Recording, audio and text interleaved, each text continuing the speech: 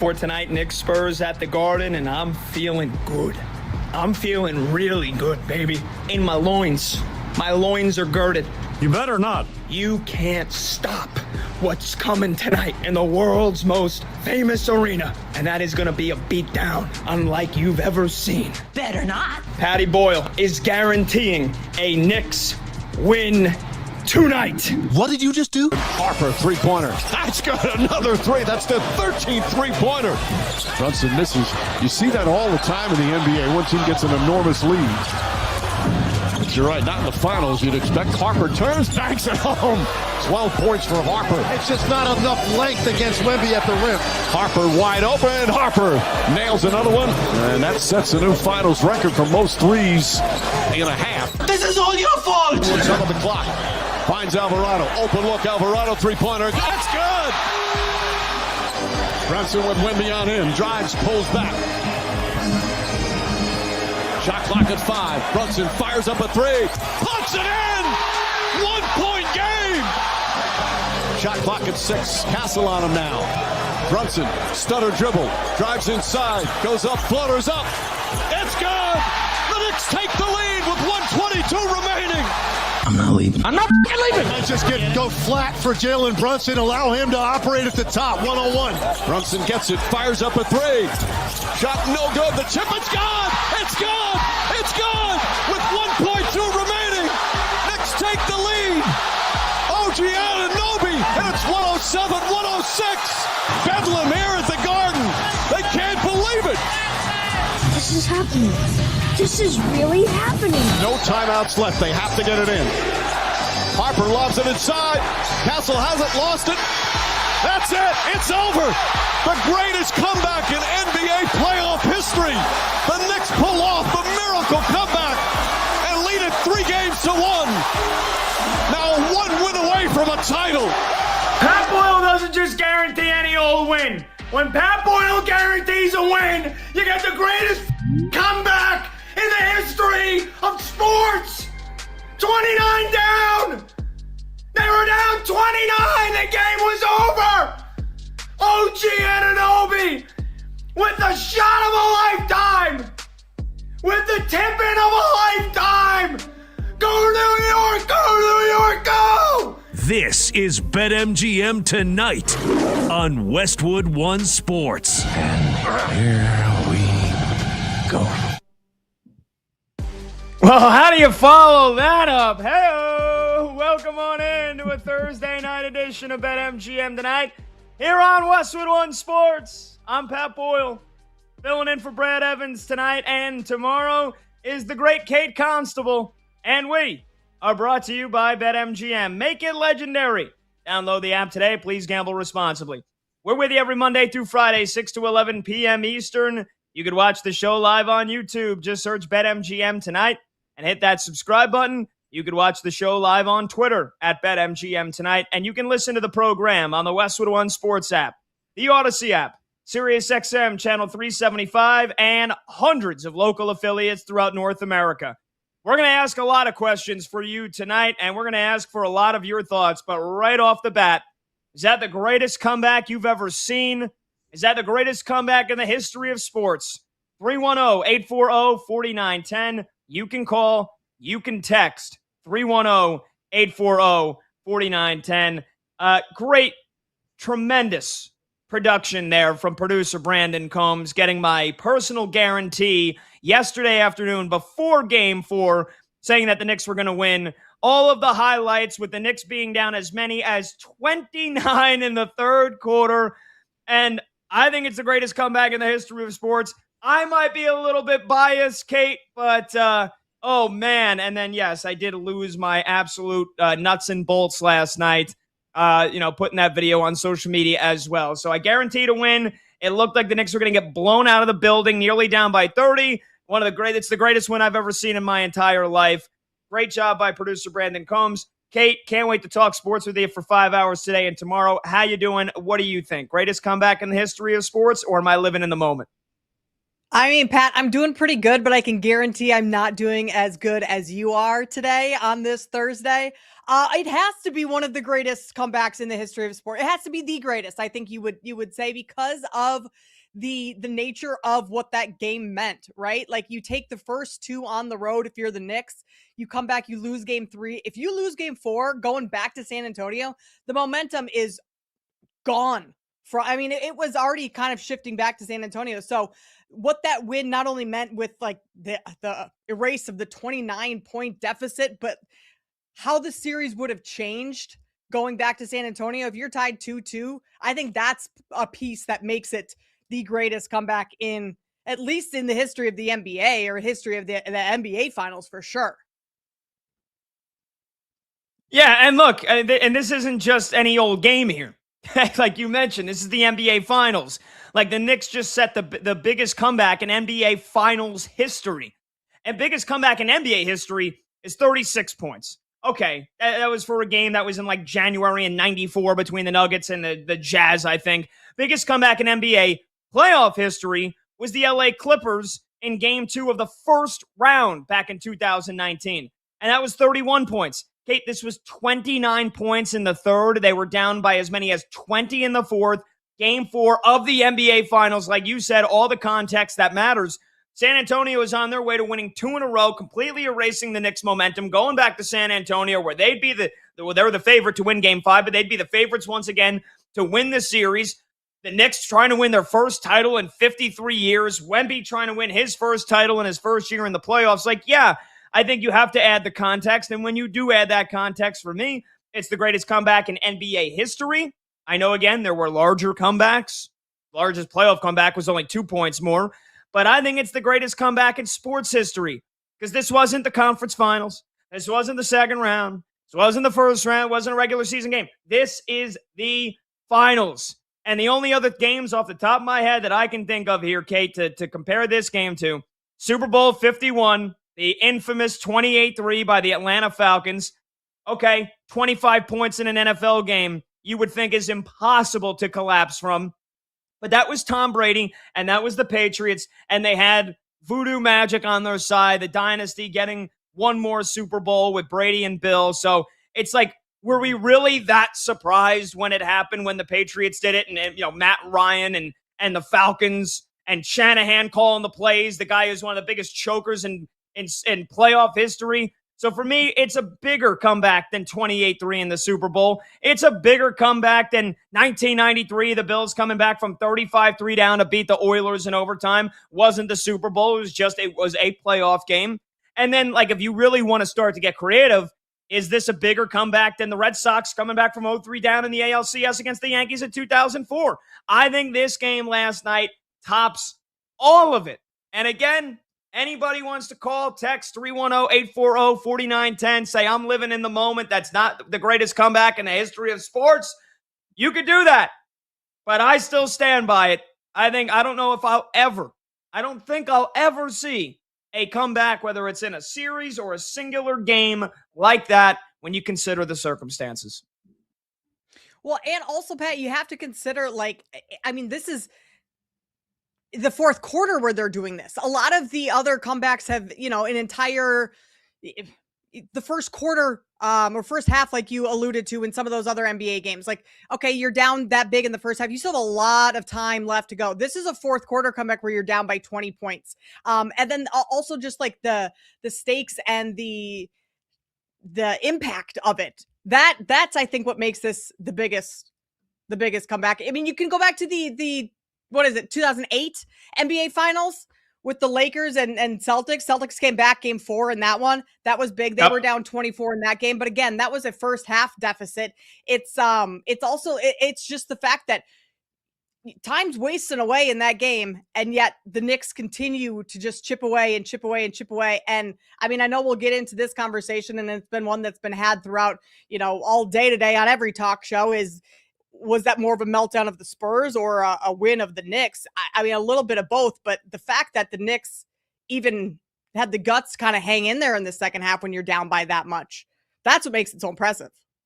Yeah, and that's a great comp too. The 2008 Finals Game 4 with the Celtics, they were down 20 in the third. The Knicks were down 29 in the third, and they were down 20 in the fourth. So, again, I fully understand that maybe I sound like a Knicks homer. Maybe I sound like I'm living in the moment. I remember what it felt like watching Super Bowl 51 with Matty Ice, Matty Ryan, and the Falcons seemingly trying to sit on the ball, wasting time. And the Patriots, they needed overtime to complete that comeback. That doesn't make it any less special. That doesn't mean it's not the greatest comeback in NFL history. I think that is, over the Bills coming back from 35-3 down against the Oilers. I think Brady and the Patriots coming back in Super Bowl 51 is the greatest NFL comeback of all time, but I think it's now been topped. I think it's now been topped by last night. 29 in the third, 20 in the fourth. And I think, to transition now, is that more of a Knicks comeback or is it more of a Spurs meltdown? Look, I'm not gonna toe the fence here. I'm not gonna ride the fence. I am gonna pick a side. But I do want everybody out there to know that you need a perfect storm to get a comeback of that magnitude. It's not 100% one or the other. But to quote Charles Barkley from last night, the San Antonio Spurs may be the dumbest basketball team in the history of civilization. And I do think when you look at last night, yes, the Knicks came alive. And Jose, you heard the highlights there in the open. Jose Alvarado coming off the bench and playing incredible defense, pressuring and forcing turnovers. Brunson with 36. OG Anunoby, I said it, shot of a lifetime, game of a lifetime. 33 points on 10 of 15, and he hit 7 threes. And he was getting rebounds over Wemby in the fourth quarter, playing lockdown defense. There's a conversation to be had about whether or not OG Anunoby can win Finals MVP. He can. He might. He can. But as great as the Knicks played in the second half, you needed the Spurs to self-destruct in order for that to happen. And so, Kate, I do think this is more of a Spurs collapse because De'Aaron Fox, I mean, there are highlight montages put together of just the brain-dead plays that he was making, throwing the ball away to nobody, wasting time, thinking he's James Harden, the step-back threes when there was like 15 seconds left on the shot clock and you're up by 20. It's like, dude, what are you doing? Wemby in the fourth quarter was a disaster. He looked gassed. He looked out of energy. He only made, 2 shots? One of them was an alley-oop, and the other was a big bucket at the time with 3 minutes left, and then he didn't end up making another shot. Bricks the free throws, can't grab getting out rebounded, and Stephon Castle turning the ball over. Mitch Johnson, I don't know what the hell Mitch Johnson was thinking.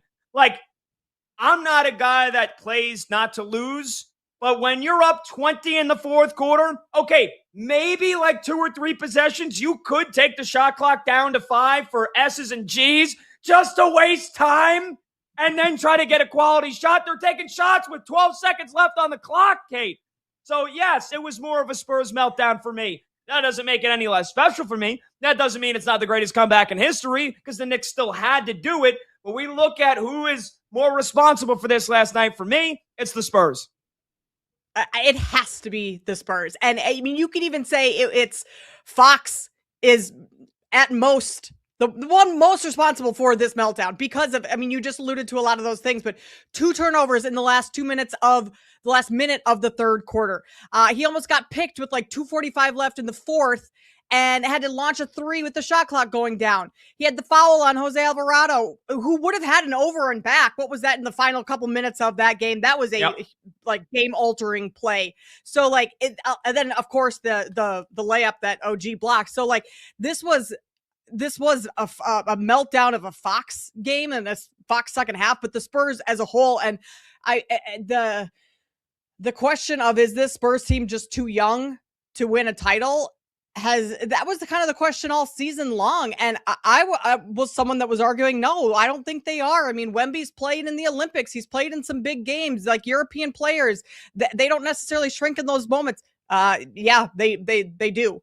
If you're in the second half of game 4 yesterday? Game 4, yeah. That's when Wemby, shrunk. He missed those 2 free throws as well, where he's been shooting 80+% from the free throw line throughout the series, and all of a sudden you get into a tighter game and your backs are against the wall with the team coming back in the second half, and Wemby misses those 2 free throws. So the Spurs just completely imploded. They shrunk. The moment was way too big for them. And Mitch Johnson, I think, yes, he's a young coach and he has a young team, but he's still the head coach of the Spurs, and he deserves a lot of the blame in how that second half went and how he managed some of his timeouts and the runs that the Knicks made. So you have to give a ton of credit to New York and what they did in the second half. OG Anunoby, Jose Alvarado, they both had huge fourth quarters, 8 points apiece in the fourth for them, 9 for Brunson. But this was all about the Spurs just completely melting down and not knowing quite how to handle the pressure mounting on them late in the game.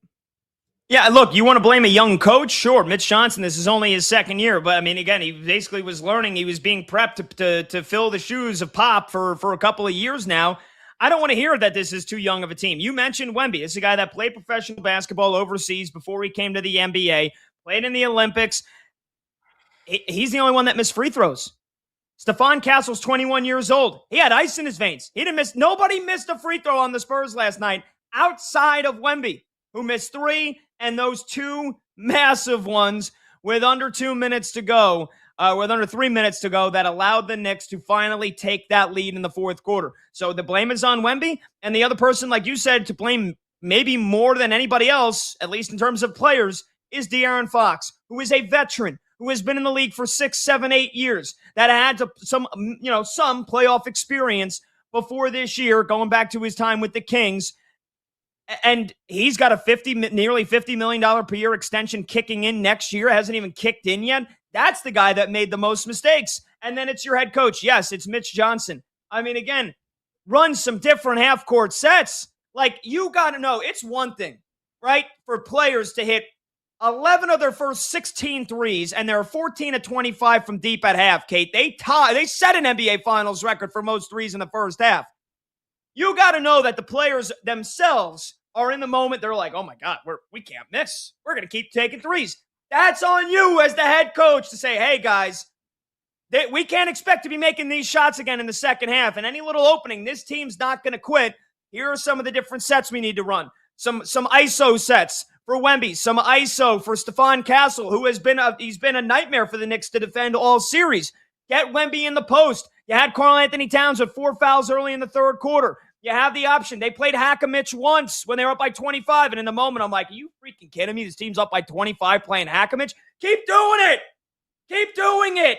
Mitch Johnson, all of a sudden, the Knicks made that first little run in the third quarter. Then the Spurs went back up by 20, and it was that point on, he was like, oh, yeah, I guess we're good. This game's settled. We're just going to, screw around, play grab ass, do whatever we want here the rest of this game. We're not going to blow this. And then it happens. It's a blur, man. Look at Kenny Atkinson. The Knicks already did this. They erased a 22-point deficit with 8 minutes in the fourth quarter against the Cavaliers in game 1. You knew this team was capable of it. So as the head coach, you've got to do everything in your power to make sure it doesn't happen. And when you lead by that many, I don't care how unconscious they were in the first half and couldn't make a 3 in the second half, you just simply can't blow that lead. How about you get your 7-6 guy down low? I mean, 17 of your 39 shots in the second half came from deep. You missed 8 in a row. Not all of those being Wemby, but you have Wemby. Jacking threes probably isn't the right term because he's got a good 3-point shot, but get him inside. And also, Pat, since 2003, when this award became a thing, we're in 2006 now. So there's only been 3 years of it, right? 2 of those years, the winners have been De'Aaron Fox and Jalen Brunson. One of those players looked like the clutch player of the year, the award. The other looked like he'd never been in a high-stakes basketball game before. Yeah. De'Aaron Fox.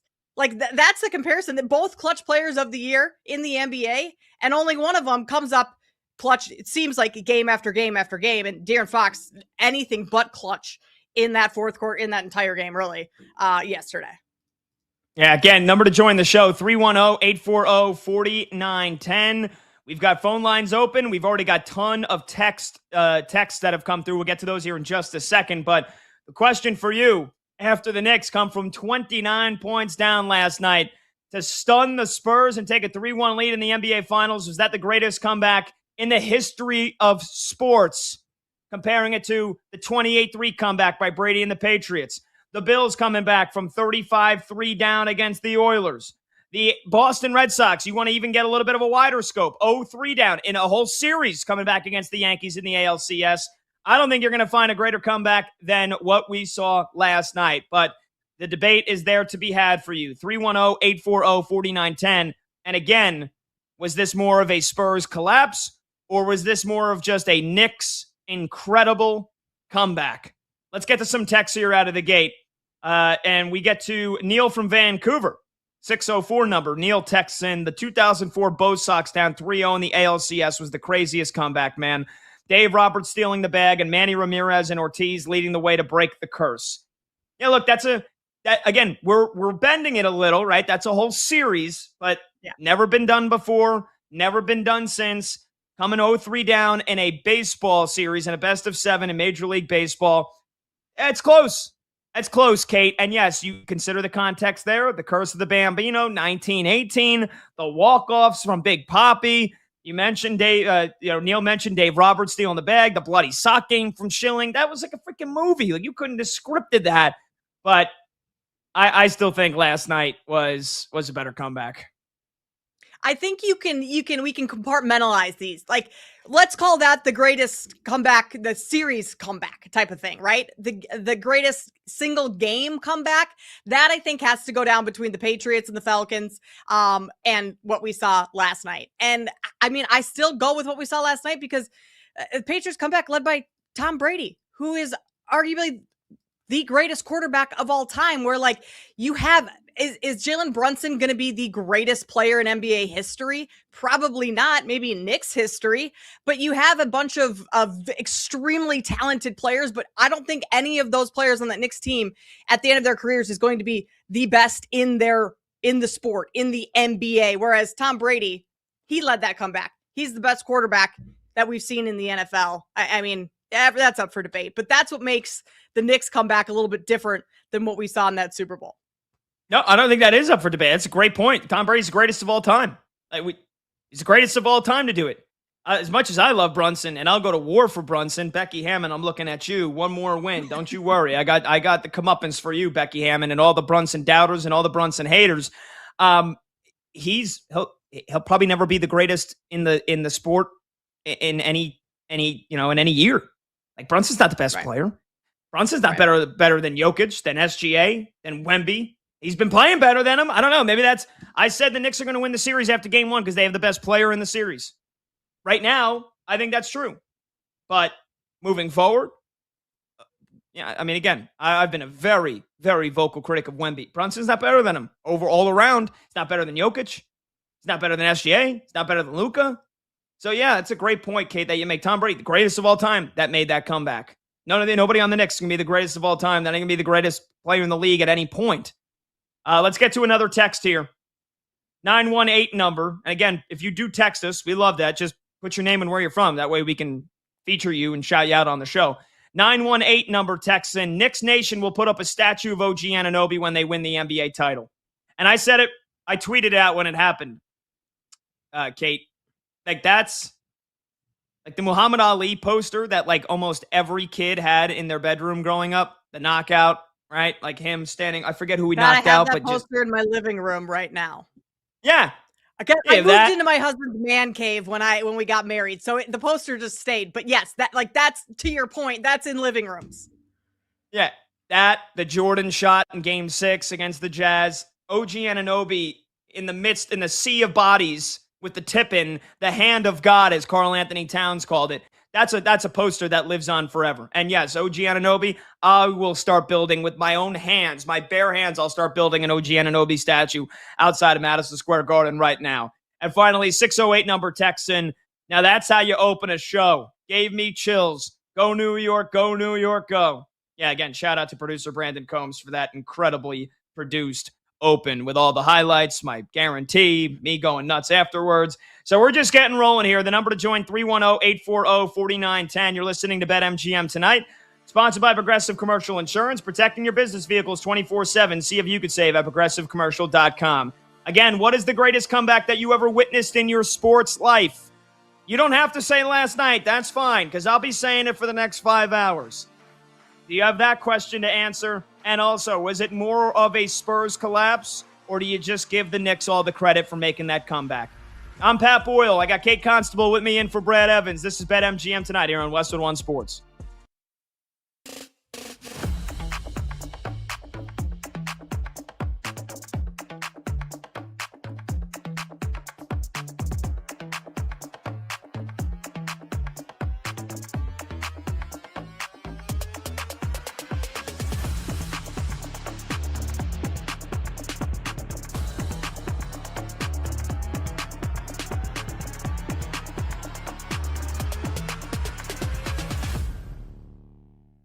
So this was, through 24 minutes, a masterclass from Mitch Johnson. And then the second half happens. Now, he was not like a bystander the way like Kenny Atkinson was. Like Kenny Atkinson, basically, I think of it like this. Kenny Atkinson's driving a car. There's a cliff in the distance. Everyone can see the cliff. You have the opportunity to hit the brakes or, turn the wheel. And Kenny Atkinson decided to just keep his foot on the gas and watched as the Knicks ate into that lead. Mitch Johnson was not quite on the Kenny Atkinson scale of blowing leads. I wouldn't say this was that. It was not that bad. He did take a couple timeouts that I thought were really smart in the second half. The Knicks would start to make a little bit of a mini run, cut it to 17, cut it to 21. Mitch Johnson will call timeout. I thought that was really smart. Look, the fact that you oversee that type of collapse has to be a black mark. And the fact that you watched your team settle for all these three-pointers has to be a black mark. Now, the people that are saying, and I thought, and we'll get into a couple things Charles Barkley said on Inside the NBA last night after the conclusion of the game on ESPN. Barkley saying, like, you can't let a team shoot that many threes when they're up in the game. So, like, my opinion, and look, Charles Barkley has forgotten more about basketball than I know, and I know that. Just giving you my opinion, right? Human nature. The Spurs were firing away in the first half, and they were making everything. They were cavalier in the first half, and I'm not talking Cleveland. They were cavalier in the first half with the way they were shooting the three-pointer, and they were all going in. So it's like, you dance with the partner that got you there. They were nuclear from downtown in the first half. So do I blame them for shooting a million threes in the second half at least to start it? No, because they were so good in the first half. And they're a young team. Maybe they do just catch lightning in a bottle and shoot 65% from three for the game, and they win. But there does reach a point, right, where the offense is so bad and so stagnant, and they can't make a shot. They can't hit water if they fall out of a boat. They can't hit the broadside of a barn. And you end up only scoring 30 points in the second half where you have to do something different. You have to. It's like anything in life. If you're failing at anything in life to the extreme that the San Antonio Spurs were failing at scoring the basketball, and the defense was good. I understand the Knicks came back. The defense at points for San Antonio was excellent. They couldn't score. That was the problem for the Spurs. At what point do you try something different? To collapse. And Mitch Johnson is the coach of the team, and he deserves a ton of the blame. And this is now an NBA Finals where we have seen 4 basically coin flip games, and 3 of them have gone the way of the New York Knicks. And yes, you can say that the Knicks are more experienced, and you're right. And you can say that the Spurs' 3 best players are all kids, and I don't say that in an insulting way. They're 22, 21, and 20. I'm 43. They're kids to me. In the grand scheme of life, these are kids, and they're way beyond their years, and they're all tremendous. All of them. Wemby, Castle, Harper, they're all studs. But they're inexperienced. And you can say that inexperience and the youth has cost them, and you're right. Also, he's the coach of the team.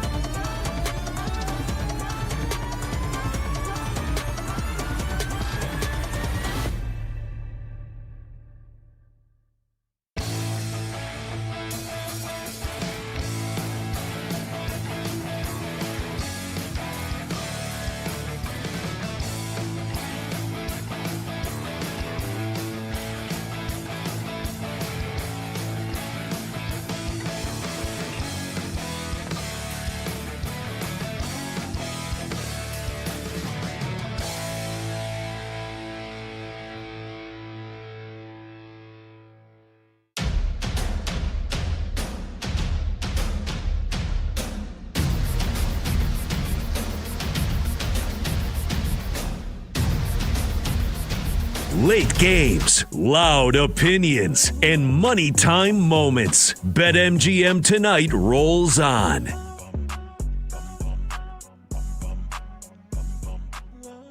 Welcome on back. BetMGM Tonight, Westwood One Sports. I'm Pat Boyle. Kate Constable in for Brad Evans the next two nights. Rocking and rolling with me right here on Westwood One Sports. Phone number to join the show, 310-840-4910. Again, in the opening segment, talking about, of course, the greatest comeback I've ever seen with my own two eyes. The greatest comeback in the history of sports, in my opinion. The Knicks coming back from 29 down in an NBA Finals game in Game 4 last night to stun the Spurs and beat them 107-106. The Knicks now up 3 games to 1. Question for you on the phones, on the text line. What's the greatest comeback you've ever witnessed in your lifetime? In your sports life? Greatest comeback that you've ever witnessed. If it was last night, awesome. If it was anything else, great. Kate and I debated this versus Super Bowl 51. Patriots coming back from 28-3 down. The Buffalo Bills coming back from 35-3 down against the Oilers. And if you, again, want to get a little creative, the 2004 ALCS, yes, it was an entire series, but we did have a texter mention that the Red Sox coming from 3-0 down to knock out the Yankees and then end the curse of the Bambino and win the World Series against the St. Louis Cardinals. And also for you to consider, was this more of a Spurs collapse, or do you give the Knicks more credit for the comeback itself? 310-840-4910. We've got a couple of texters here. You guys are lighting up the text line. We do have open phone lines if you want to get in for a phone call. But you guys are lighting up the text line here. Let's get to another text, Kate. Caleb from Bama weighs in and says, we're blaming Mitch and Fox, meaning Mitchell Johnson and De'Aaron Fox, and giving OG and Alvarado credit. All rightfully so, but Mike Brown should get a ton of credit for last night. Tom Thibodeau loses that game last night, along with 90+% of coaches. Made incredible first and fourth quarter adjustments, which in my opinion are harder than halftime. Kept his guys focused and energized. Had as much to do with the comeback, I think, last night as anybody with the Knicks. Yeah, the fourth quarter adjustments for sure. The first, there wasn't really any first quarter adjustments that got made, Kate. I mean, Karl Anthony Towns got into foul trouble 65 seconds into the game. They had to go to Mitchell Robinson, and then we saw Ariel Huck-Porty in the game. Those aren't adjustments. That's just like, oh my gosh, this is like red alert in the first quarter. The fourth quarter adjustments was more so, I think, the lack of adjustments that the Spurs made, and they stopped making shots. The Knicks played their game.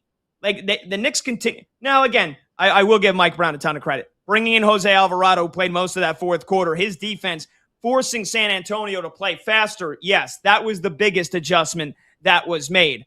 But, again, I love giving Mike Brown credit for last night, but I think it was kind of, like, out of necessity, this is what we have to do. Bringing Jose Alvarado in, yeah, Tom Thibodeau Tibbs probably doesn't do that, but again, I think this is still more of a Spurs collapse. The first half, I don't think those were like adjustments at all. You were kind of handcuffed if you're Mike Brown in terms of what you were able to do because of the foul trouble that Cat was in.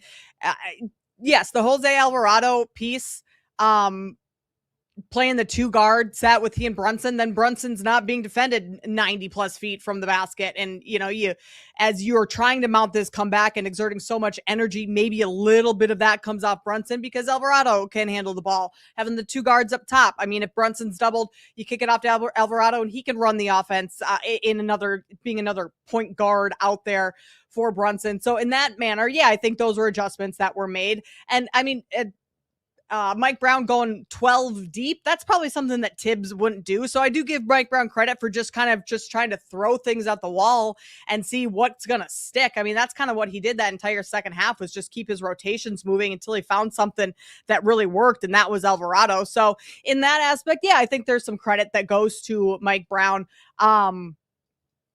but and also I guess you could also add this into the credit of Mike Brown is just keeping his players believing that they can come back in this game. I think that's also just a reflection of the leadership of Jalen Brunson and Karl-Anthony Towns and Josh Hart and those players. So I'm not sure that, really goes all towards Mike Brown, but as the culture that he's built is part of what allowed this team to believe that they could still come back being down that much. So that's where credit goes to Mike Brown a little bit more. Yeah, I mean, Mike Brown's not Newt Rockne, right? Firing up the Knicks in the halftime locker room. They stayed focused and energized because that's who they have dogs on this freaking team. That's Jalen Brunson, the captain, the leadership you mentioned, Kate. That's OG Anunoby. That's Josh Hart. Like, that's the guys that are the leaders on this team are the reason why the Knicks never gave up and never give up. And that's why they did the same exact thing against the Cleveland Cavaliers in game 1. But again, I agree with Caleb from Alabama. Tom Thibodeau Tibbs does lose that game because he's not going 12 deep.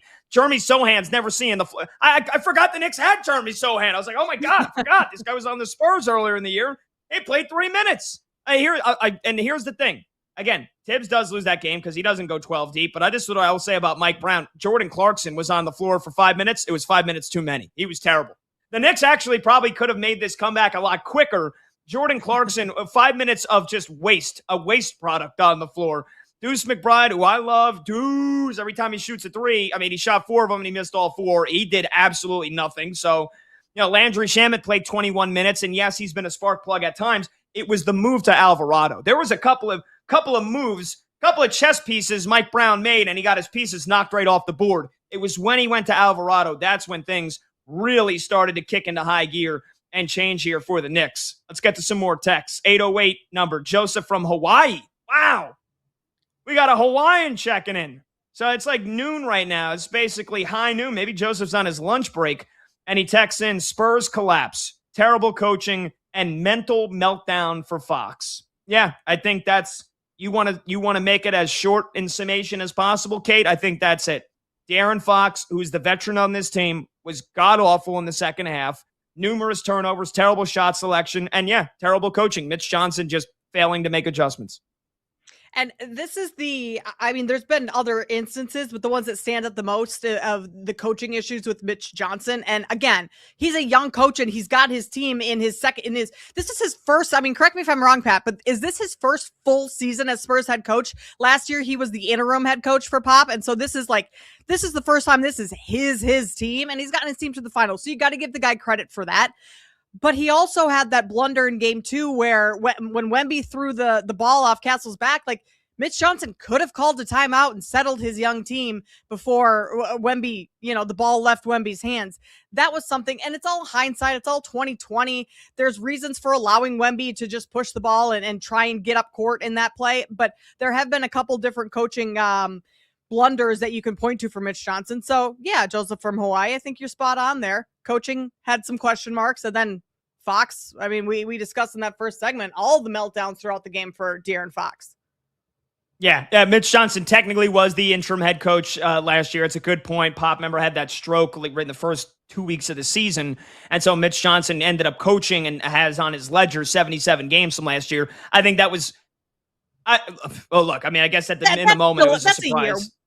We could say this is his second year. Yeah, that's 77 games. That's a full season, basically. Yeah, and in the moment, I guess it was a surprise that oh, wow, Pop's got to step aside. I think that people in the Spurs organization probably knew that was not a long time away from happening, and so I think he was kind of handpicked. It was just a matter of when, not if. So yeah, first actual season as head coach, but again, this is his second year. If we are, if we're being real about it. One more text, 240 number, text in Adrian from Maryland. Hey, Pat and Kate, great game, but I think it was more of a Spurs collapse because the Knicks really didn't start the fourth on fire. The Spurs scored 30 points in the second half, which is crazy, and OG is no doubt MVP. He's been the most consistent in this series. That's another good argument to have, Kate, is it Brunson no matter what happens in game 5 and a potential game 6? Or does OG Anunoby actually have a legit shot to win the finals MVP?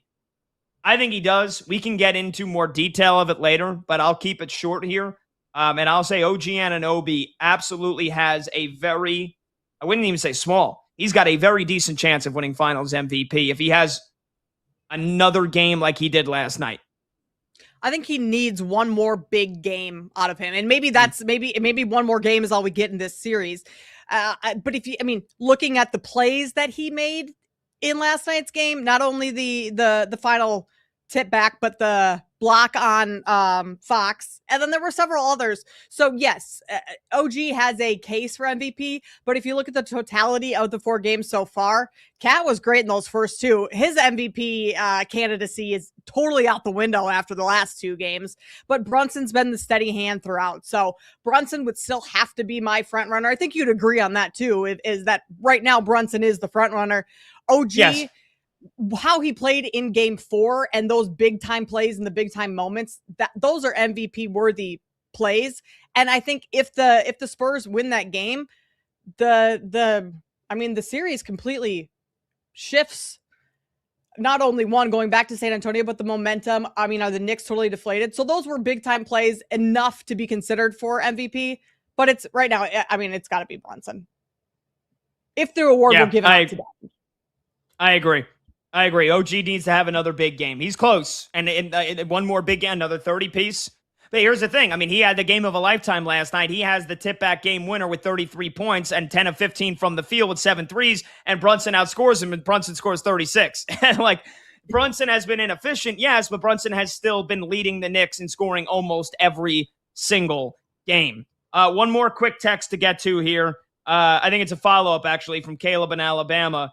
Who mentioned the credit Mike Brown, and Caleb follows up with whatever game plan they had going into the game got thrown out in the first quarter. Yes, he was pigeonholed, but going 12 deep in the first and sitting Bridges and starting Alvarado in the fourth was more what I was talking about. Yeah. Again, Caleb, good points.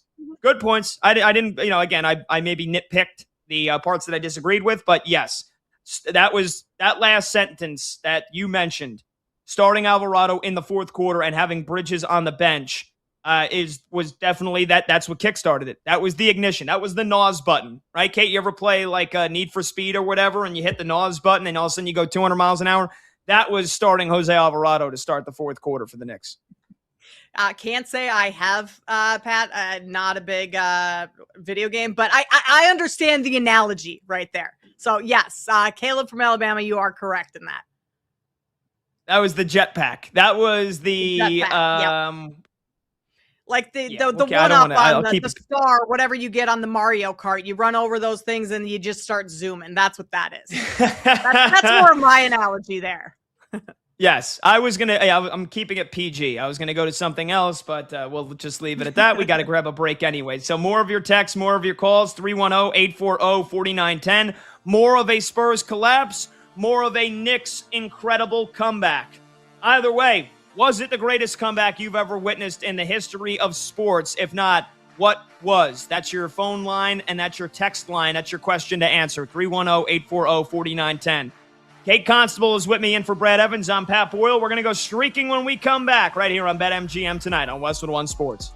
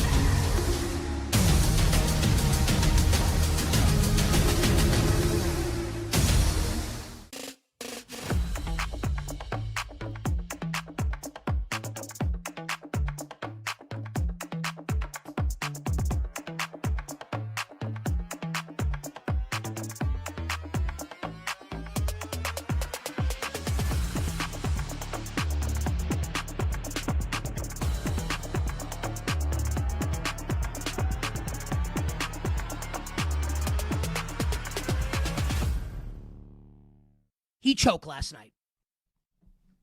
He choked. There's no way around it. And yeah, Mitch Johnson deserves a lot of blame. I'll get to that. And yes, De'Aaron Fox was so bad down the stretch of this game last night that I kind of think the Spurs should trade him. We'll get into that.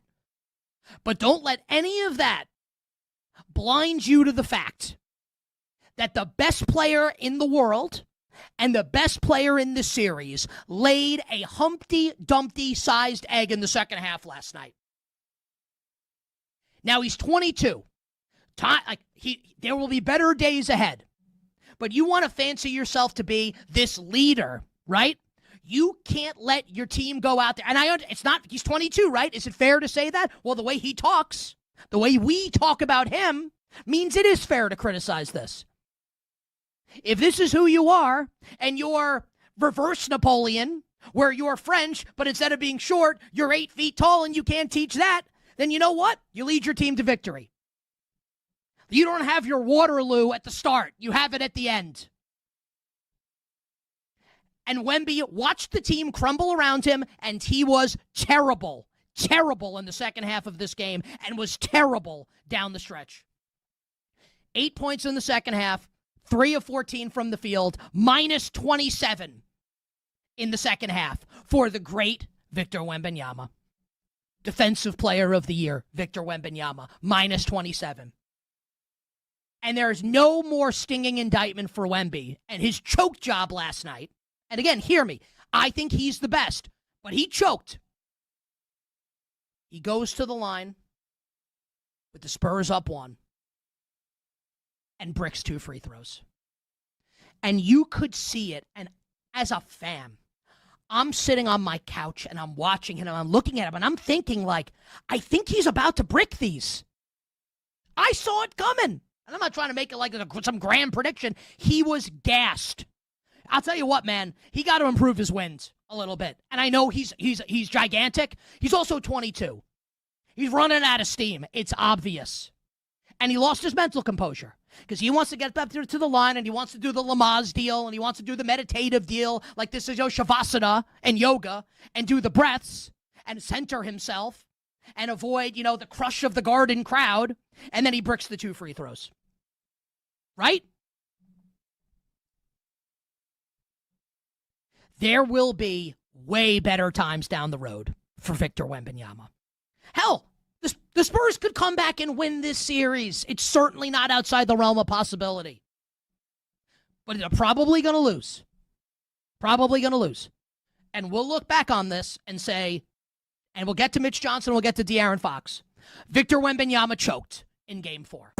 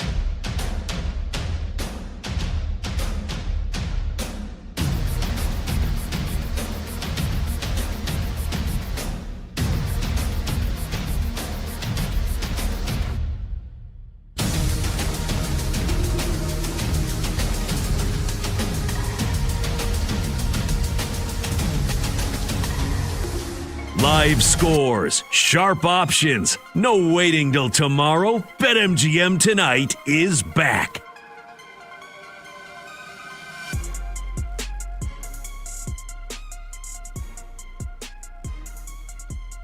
Welcome on back. BetMGM tonight, Westwood One Sports. I'm Pat Boyle.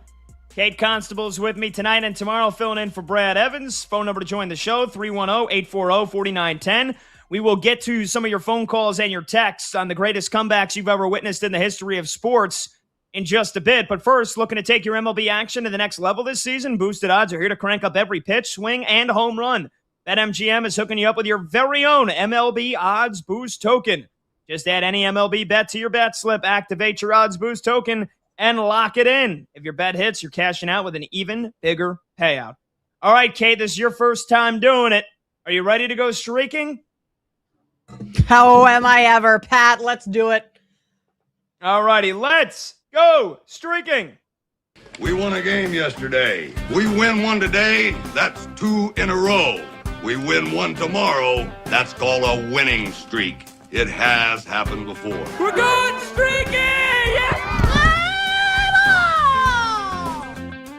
Alrighty, obviously we don't literally mean streaking. This is the game we play every day around 6:45 p.m. Eastern. We go around the crew, everybody picks out one batter that they think will correctly get a hit. And Kate, you're jumping right into the fire because a lot of matinee baseball today, a lot of teams that had the days off. So there are only 2 games for us to choose from. But we've got a lot of active streaking going on right now. We went 4 for 4 last night. All 4 guys that myself, Brad, Brandon Combs, and VP Monty pick got a hit last night. So I'm at 2 in a row. Combs is at 2 in a row. Monty's got a streak of 1. Brad is off. He's not selecting anybody. He'll take his 8-game streak into next week when he is back. So I'm trying to make it 3 in a row. I'm going to the Braves-White Sox game tonight. Give me Michael Harris to get a knock off of Anthony Kay or any of the White Sox relievers. Michael Harris hitting second in the lineup tonight. He's hitting 306 on the season. And yes, Anthony Kay is a lefty, and Michael Harris is a lefty. That's fine. He's basically got identical splits against lefties or righties this year. He's hitting 294 against left-handed pitching. So even if he doesn't get a hit off Anthony Kay, I'm pretty confident Michael Harris will get a hit off of anybody in the White Sox bullpen. So give me Michael Harris from the Atlanta Braves. Kate, who are you rolling with here on your debut? I'm going to the Seattle Mariners. I'm going to go Luke Raley to get a hit tonight. He's been great against Kyle Bradish, who he's facing tonight. Hitting 444 against him. His slugging and OPS, those numbers are phenomenal. So I know he hasn't been performing all that great at the plate as of late. Only, I believe, 2 hits in his all month, basically. But I'm going Luke Raley for my first streak, hopefully first streak of the show. Beautiful. All right, let's get to producer Brandon Combs. Combs, you hit with Hunter Goodman yesterday. You're at 2 in a row. Who is it to make it 3 in a row? I am going to go with one Ozzie Albies going up against the Chicago White Sox tonight, even though the White Sox are hot.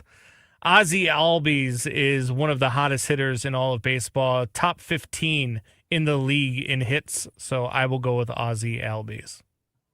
Okay, perfect. Albies, he's whatever you want to call him. Let's go to video producer Michael Montgomery, a.k.a. Monty, the owner and operator of batters-box.com, a.k.a. the hyphen. Monty, you still have the best record out of any of us, but only a streak of 1. Who makes it 2 tonight? Hopefully Miguel Vargas staying in that game on the south side.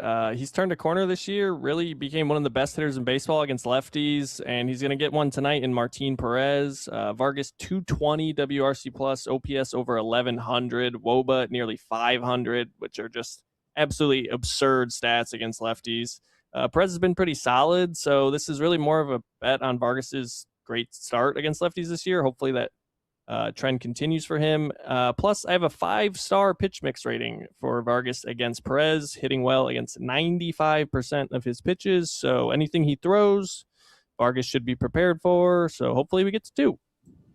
All right, beautiful. And Combs, if the folks listening at home think that we're going to go 4 for 4 again tonight, Michael Harris gets a hit, Ozzie Albies gets a hit, Miguel Vargas gets a hit, Luke Raley gets a hit. You want to parlay those 4 guys to get a hit? What are the odds on BetMGM? Plus 341. Fade or follow, that's not up to you. It's mandatory. You better follow. Ooh.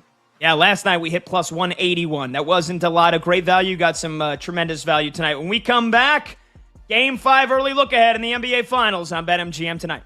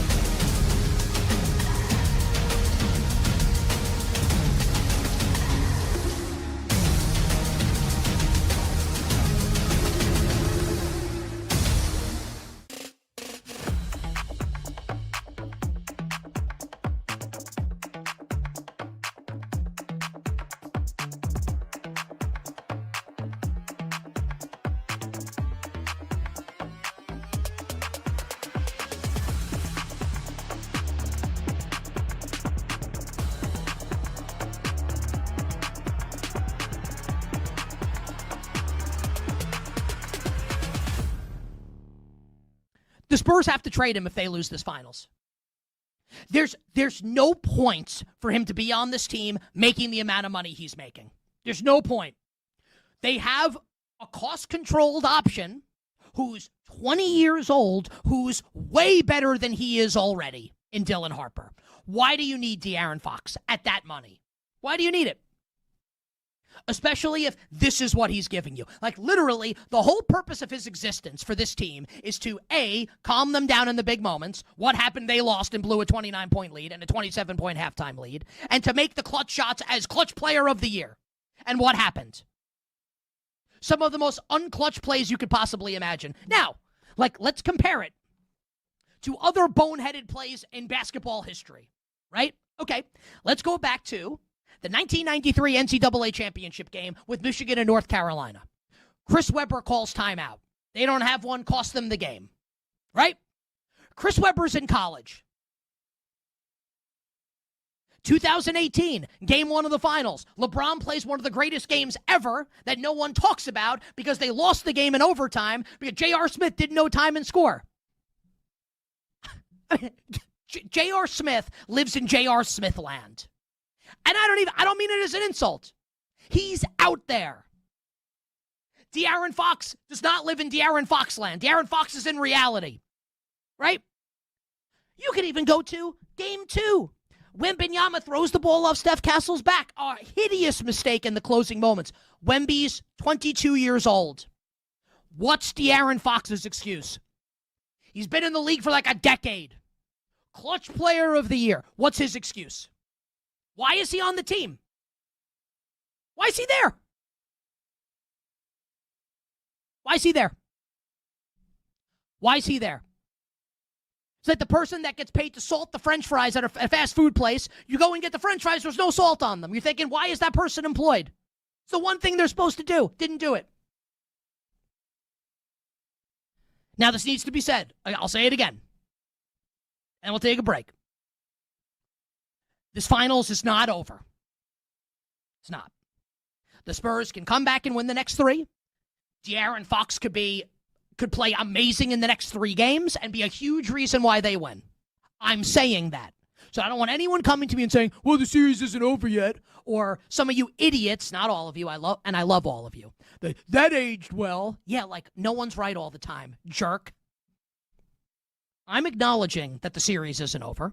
The Knicks can absolutely still lose, and Fox can play a big role in the Spurs coming back, and Mitch Johnson can play a big role in the Spurs coming back, and Victor Wembanyama, obviously, if the Spurs come back and win, will be Finals MVP. Right? There's no way anyone else can possibly win, because if they're going to come back and win, he needs to be the best player. But at this point right now, 3-1, feels like the Knicks are going to win. And if they do, if they do, I don't know how De'Aaron Fox is a member of this team next year.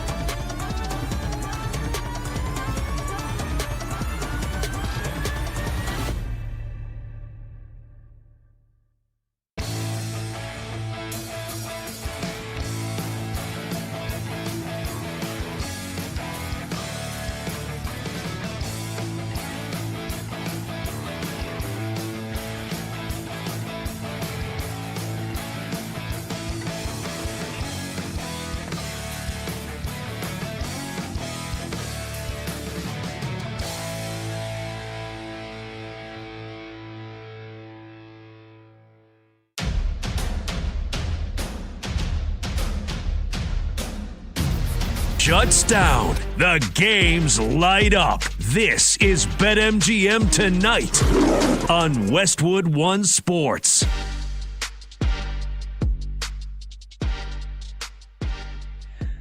Hey, welcome on back to BetMGM Tonight here on Westwood One Sports. I'm Pat Boyle. I got Kate Constable with me tonight and tomorrow filling in for Brad Evans. as we rock and roll to 11 p.m. Eastern every Monday through Friday, and we are brought to you by BetMGM. Make it legendary. Download the app today. Please gamble responsibly. Hour number 2 of this Thursday night kicks off right now. We are 60 minutes away, by the way, from Game 5 of the Stanley Cup Final. Get ready for more chaos, more electricity. So we'll have a little mini live watch party. We'll obviously keep you posted throughout that game as it's going on. That's a big one tonight, the big sporting event of the night. But you can watch the show live on YouTube. Just search BetMGM Tonight and hit that subscribe button. You can watch the show live on Twitter at BetMGM Tonight. You can listen to the show on the Westwood One Sports app, the Odyssey app, SiriusXM Channel 375, and hundreds of local affiliates throughout North America. The talk and text line to join the show, 310-840-4910. We'll get to your calls here in just a moment. You guys lit up the text lines in the first hour of the show. So, again, we'll reset it here quickly off the top. We spent most of the first hour talking about it. The Knicks' 29-point comeback win last night in Game 4 of the NBA Finals. Not only historic on its own, and in my opinion, and Kate agreed, the greatest comeback in the history of sports.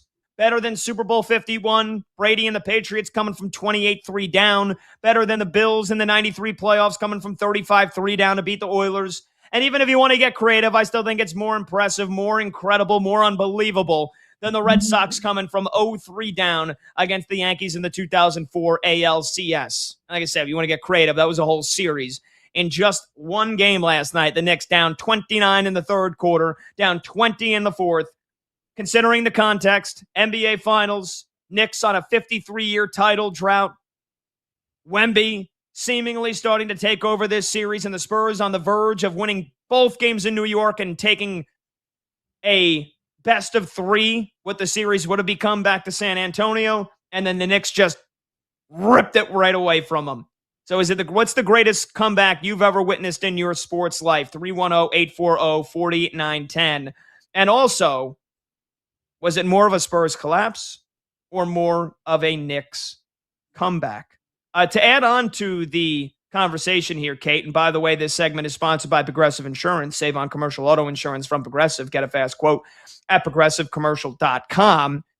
We're going to talk way more about last night, but just to start to look ahead here, because I think the initial thing that everybody's now thinking on this Thursday, once the euphoria and the just absurdity has maybe even started to wear off from last night, is this series is over, right? I mean, you give the Spurs any chance of coming back and winning this series, Kate, or do you think this thing is toast?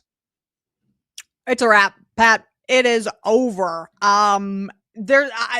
There's no way that the Spurs come back. I mean, the Cavs coming back and winning down 3-1. Again, you had LeBron James. You had a superstar on your roster, and that's not to say that Victor Wembanyama is not going to become a superstar, but this is a young team. That's the narrative for this team the entire time. So you have this super young team. They're not coming down back down 3-1, especially with the manner that they've lost a lot of these games, and most importantly, Game 4. So this one is a wrap to me. It's just the question now is, in how many games do the Knicks win? Is it Game 5 on the road? Do they win it back in Game 6 at the Garden? I would be absolutely shocked if this series goes 7 games. So again, it's just how many games. It's when, not if, the Knicks win this series. Yeah, I agree, and I kind of have to agree because I said the series was over after the Knicks won both games in San Antonio. And so when it was 2-0, I said Game 2 was a must-win game for the Spurs. I didn't think they had any chance of winning the series if they didn't win Game 2, and they lost Game 2. Now, did I nearly look like a fool in more ways than one last night? Almost. I almost did. Not only because from 0-2 down, I said they have no chance to win the series. They were about to make it 2-2 going back to San Antonio. They have home court advantage if there is a Game 7. But also, Kate, because I guaranteed a win for the Knicks last night. And they were down 29 in the third. So thank you to Jalen Brunson and OG Anunoby and Mike Brown and Jose Alvarado and the entire Madison Square Garden. Thank you to Mitch Johnson and the Spurs and De'Aaron Fox for blowing that game. Yeah, look, I think it's over. Now, before the series began, I said Knicks in 6. Admittedly, as a diehard Knicks fan, and we've talked about this, that has to fly to Spain on Sunday night for a wedding, Am I fully prepared for there to be a game 6? I am, because it's not going to be easy. My life will not be easy. I will be tortured until the very last moment. I will be forced to watch game 6 at 3 o'clock in the morning, 4 o'clock in the morning Spain time, which would be early Wednesday for me, late Tuesday night here back in the States. I'm fully expecting the Spurs to win a game 5. I really am. And you might think, well, how do they come back from that, Pat? Well, this is why. Kate and everybody else and me, who just asked that question to myself, we talk about the last couple of games. Oh, the Spurs youth, right? They had a 14-point lead in game 1. They had a 12-point lead in game 2, 29-point lead in game 4. It's the youth. It's the inexperience. Oh, mind you, that wasn't a factor when they beat the Thunder in game 7 in Oklahoma City. Anything that you want to say as a negative about the Spurs youth and their inexperience, Kate, I honestly think it's a positive for them in game 5. They have 2 days off. And this team, sometimes you're too young and dumb to realize what hits you. You still have that resilience. You don't have that scar tissue from maybe some veteran players that have blown 3-1 leads, that have blown massive games, and it's just a knockout. Like, it was a knockout punch for the Cleveland Cavaliers because they have James Harden and they have a bunch of mentally weak bozos. That's what the Cleveland Cavaliers are. It wasn't a surprise that when the Knicks came back and won game 1 that they swept them. And also because the Knicks couldn't miss a shot. The Spurs, it's almost like, oh wow, like we're how do we come back from that? It's like, no, I think they're so young and naive. They don't know that. All they know is this is a team that's been so arrogant and cocky that blowing that game, like, the Spurs are not going to come out in front of their home crowd in game 5 and just lay down. They're going to play their asses off. They're going to, and with 2 days off to have that sour taste in their mouth from blowing that game, like, I fully expect the Spurs to almost convincingly win game 5. So then it comes down to, can the Knicks win it? Can the Knicks close it out in game 6 at the Garden? But I mean, what kind of effort, what kind of game are you expecting from the Spurs, at least in game 5 on Saturday? The naive piece is a great point, Pat. I mean, Wemby even said after game 2 when they were down 0-2, he's like, this is exactly where we want to be right now. Like, that was a dumb comment by Wemby. That's where you want to be right now. But like, he doesn't have the scar tissue. He doesn't know exactly where he is. And Wemby's the positive puppy, whatever you want to call it. Like, he's always upbeat, but like, no, that's not where you want to be. I think that is a good point of this team is so young, they don't really know any better. But at the same time, I don't like that they have 2 days off. I would love it if the Spurs could turn around tomorrow and go play a game and kind of get this out of their mind, get back on the court and kind of put that last game to rest. The thing that makes me worried about the Spurs in game 5, and I think the Knicks are going to win it in game 5, Pat. So you might be hanging a banner before you even go to Spain, is that, I mean, Mitch Johnson even said after the game yesterday, he feels like their team's decided the outcome of all 4 games, and they really have. But how much longer can that go on, right? Like, how much longer can the Spurs build a massive lead and blow it type of thing? Like, at some point, you're not going to build that massive lead. And granted, the Spurs have been unbelievable in the first quarter. Like, if you were to bet the Spurs first quarter throughout the entire playoffs, you would have made a ton of money. But I feel like at some point the wind is out of the sails, and blowing a 29-point comeback in the manner that they did yesterday, that's enough to blow the wind totally out of the sails. And I think that it's a wrap. I think the Knicks go on the road and win that one. Well, from your lips to God's ears, on the Knicks winning game 5 on Saturday night, and then me not having to watch in the middle of the night or the butt crack of dawn in Spain next week on late Tuesday, early Wednesday. I hope that happens. I disagree. And I disagree. I do think that it's very easy to imagine that a team like the Spurs can't come back from blowing that game. How do you do that? And look, you could say, like, how many times, and here's the thing, to steal Kenny Atkinson's words, well, analytically speaking, we're up 3-1. Analytically speaking, the Spurs are up 3-1. Yeah, well, again, maybe you hold a lead and learn not how to blow a lead every single time, right? So that's, I like the 2 days off for them. Not as a Knicks fan, but if you're a Spurs fan, I think you do like the 2 days off. Sure, as much as, like, I feel like I've heard hockey players in the Stanley Cup Finals say all the time, we wanted to get right back on the ice because we were just so pissed. Yeah, but you also need to let that pain sink in. You need to learn those lessons. Sometimes you don't learn lessons just by being dealt them. Like the Spurs, yeah, you could say, well, they'll never make that mistake again. Well, also sometimes, yeah, but you need another day for it to sink in, to watch the film, to be back home. They have a full day. Like I'm assuming they flew back either late last night or early this morning. And so now they had a day of practice today. They have a full night to sleep in their own beds at home, have a full day of practice tomorrow, have a regular routine Saturday morning shoot around, do whatever. And all the meanwhile, that loss is still sitting. It's on their tongue. They're tasting it. It's stinging. And on top of that, you've been able to watch film. You know the adjustments you need to make in the third quarter, in the fourth quarter, where the Knicks take these games over. And so I could say the same thing. As a Knicks fan, how many freaking times are they going to get off to terrible starts in the first quarter? Maybe we don't see that, but maybe this time we actually see a Spurs team be able to close out a game. I know they did it in game 3, but I mean, come on, these massive leads they've blown. So I love your confidence, and I've been very confident about this series. And again, I still think it will be Knicks winning at the Garden in game 6, but I'd be shocked if the Knicks win a game 5. I don't think that this thing is going to get wrapped up on Saturday. That being said, Kate, I would be very surprised if San Antonio finds a way to win at home and then go on the road and win again. Not that it can't happen, because they nearly just won back-to-back games on the road. And you can make the argument the home team shouldn't have a win yet in this series. Yeah.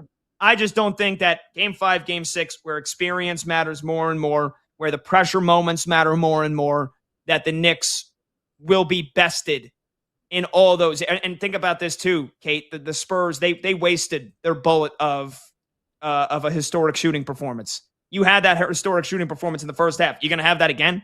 If they do it again, hats off to them. We'll see you game 7, right? If they do that in game 6 in the Garden, but I don't think it's going to happen. So I just don't see the Knicks getting bested back-to-back games. Do you feel at all, Pat, like the Knicks feel like they got a gift yesterday?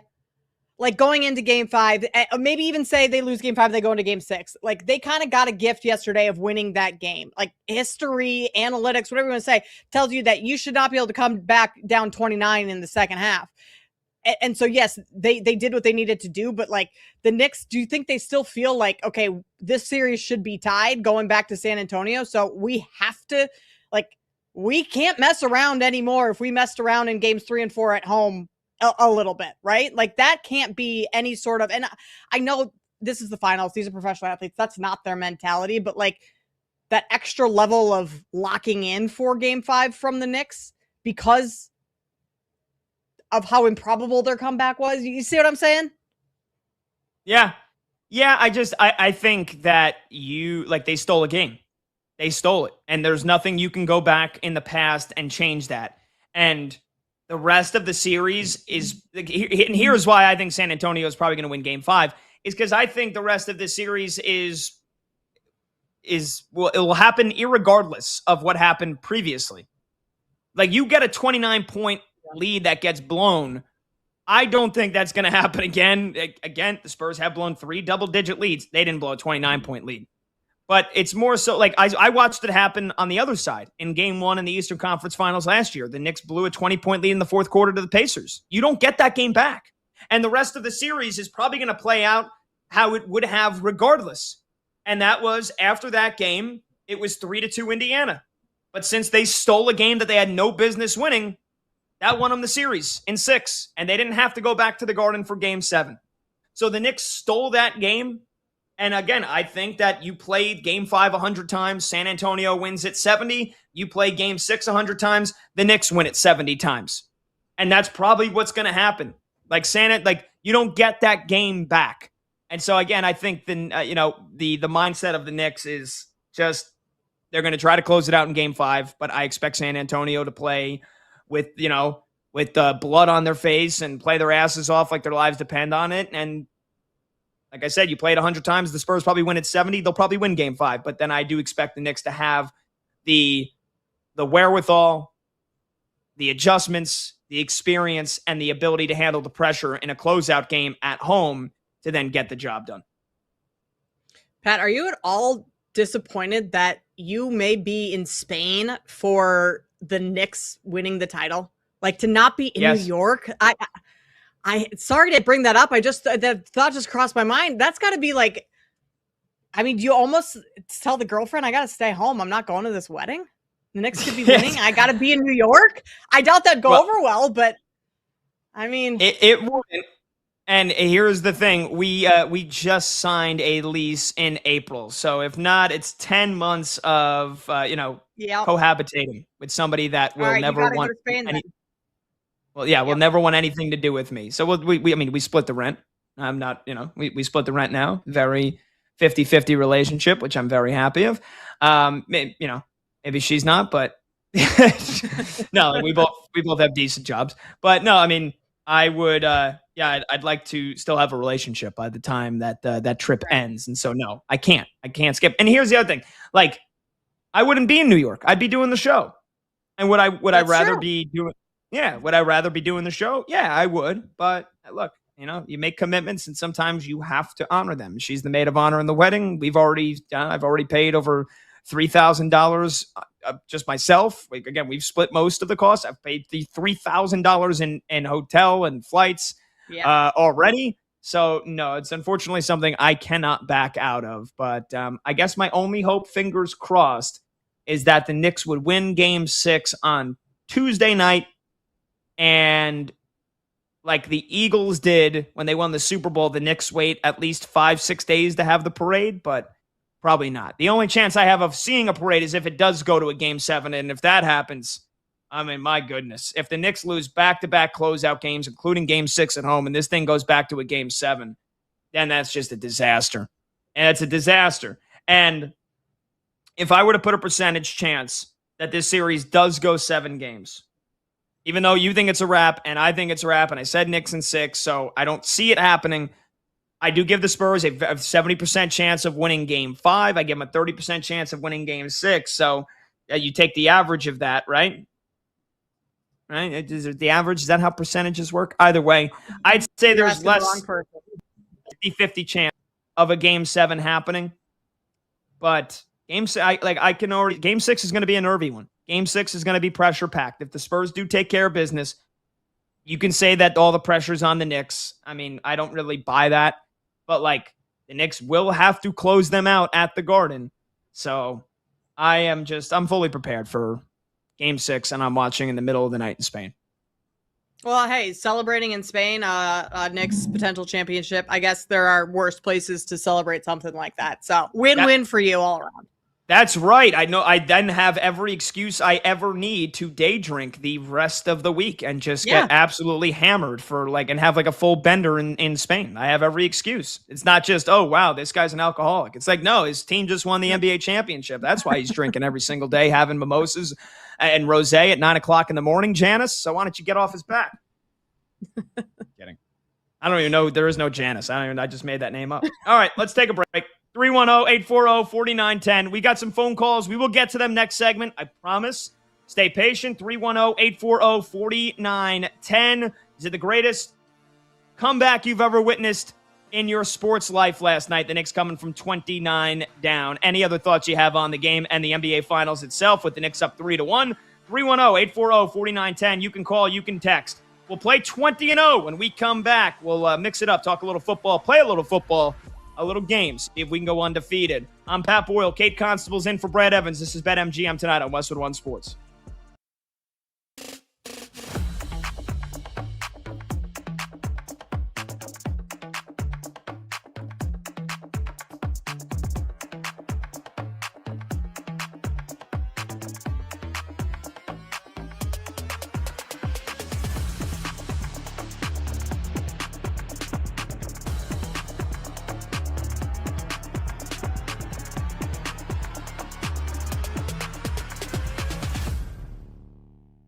So this was, through 24 minutes, a masterclass from Mitch Johnson. And then the second half happens. Now, he was not like a bystander the way Kenny Atkinson was. Kenny Atkinson, basically, I think of it like this. Kenny Atkinson's driving a car. There is a cliff in the distance. Everyone can see the cliff. You have the opportunity to hit the brakes or, turn the wheel. And Kenny Atkinson decided to just keep his foot on the gas and watched as the Knicks ate into that lead. Mitch Johnson was not quite on the Kenny Atkinson scale of blowing leads. I wouldn't say this was that. It was not that bad. He did take a couple timeouts that I thought were really smart in the second half. The Knicks would start to make a little bit of a mini run, cut it to 17, cut it to 21. Mitch Johnson will call timeout. I thought that was really smart. Look, the fact that you oversee that type of collapse has to be a black mark. And the fact that you watched your team settle for all these three-pointers has to be a black mark. Now, the people that are saying, and I thought, and we'll get into a couple things Charles Barkley said on Inside the NBA last night after the conclusion of the game on ESPN. Barkley saying, like, you can't let a team shoot that many threes when they're up in the game. So, like, my opinion, and look, Charles Barkley has forgotten more about basketball than I know, and I know that. Just giving you my opinion, right? Human nature. The Spurs were firing away in the first half, and they were making everything. They were cavalier in the first half, and I'm not talking Cleveland. They were cavalier in the first half with the way they were shooting the three-pointer, and they were all going in. So it's like, you dance with the partner that got you there. They were nuclear from downtown in the first half. So do I blame them for shooting a million threes in the second half to at least to start it? No, because they were so good in the first half. And they're a young team. Maybe they do just catch lightning in a bottle and shoot 65% from three for the game, and they win. But there does reach a point, right, where the offense is so bad and so stagnant, and they can't make a shot. They can't hit water if they fall out of a boat. They can't hit the broadside of a barn.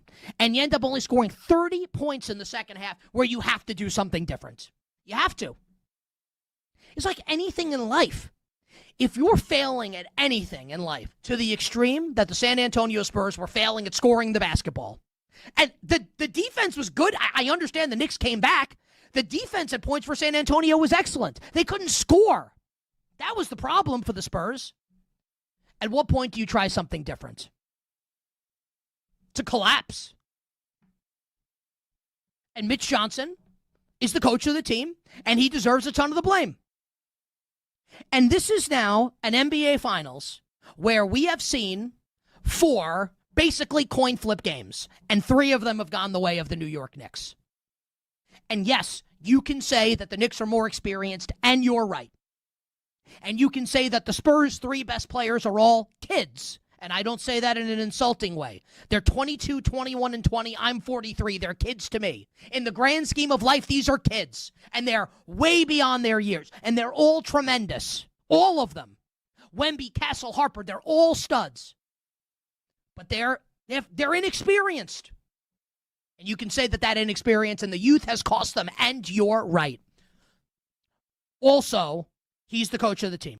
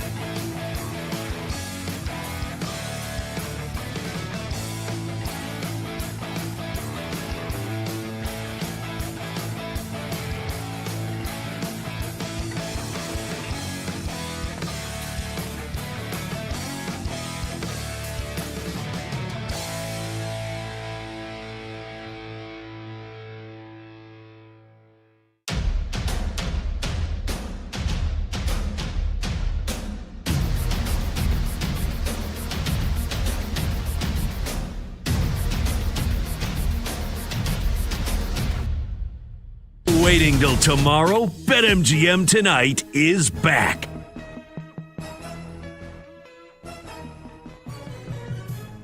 Wow, a little chameleon air coming back from break. Okay. Welcome on back. BetMGM Tonight, Westwood One Sports. I'm Pat Boyle. Got Kate Constable with me here tonight and tomorrow, filling in for Brad Evans. Phone number to join the show, 310-840-4910. Before we get to a little 20-0, let's get to a phone caller here. I promised that we would get to your phone call, so let's do that. Jeff is next up in Atlanta on line 1 here on BetMGM tonight. Jeff, what's up, dude? Hi, bro. I owe you an apology. I said the Knicks weren't a true contender and figured they fold when it mattered most, and now they're up 3-1 on the Spurs in the finals and completely proved me wrong, man. You've been backing this team up the whole time, and I got to give you credit. You saw something I didn't. The Knicks have played tough, stayed composed, and put themselves one win away from a championship. So congratulations on what is looking more and more like your championship. And enjoy this victory lap. I'll take my L on this one and admit you were right. And shout out to my Nake, Fritiling Jesus, and Schmegma Burrito. Schmegma Burrito. That sounds like something I never want to have touch my lips. But look, Jeff, that takes a big man. That takes a big man to do that, to call up and admit that you were wrong and give me my kudos and congratulate me. And I don't care if that's even on the inside, if that is the slightest last attempt at a reverse jinx. I don't care. I don't believe in jinxes. I don't believe in reverse jinxes. So, look, man, I appreciate you.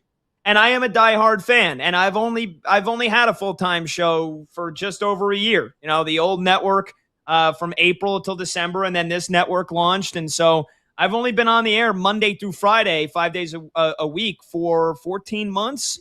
But I don't normally say my favorite teams are going to win the title. I only really do it if I have some real conviction in it.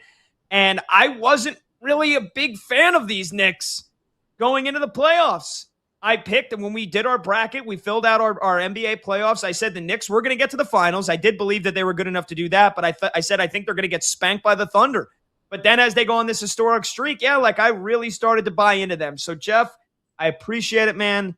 Thank you very much for calling up. That means a lot. Kate, I don't know. Can we just copy and paste that and play that back over and over again? Because that was music to my ears.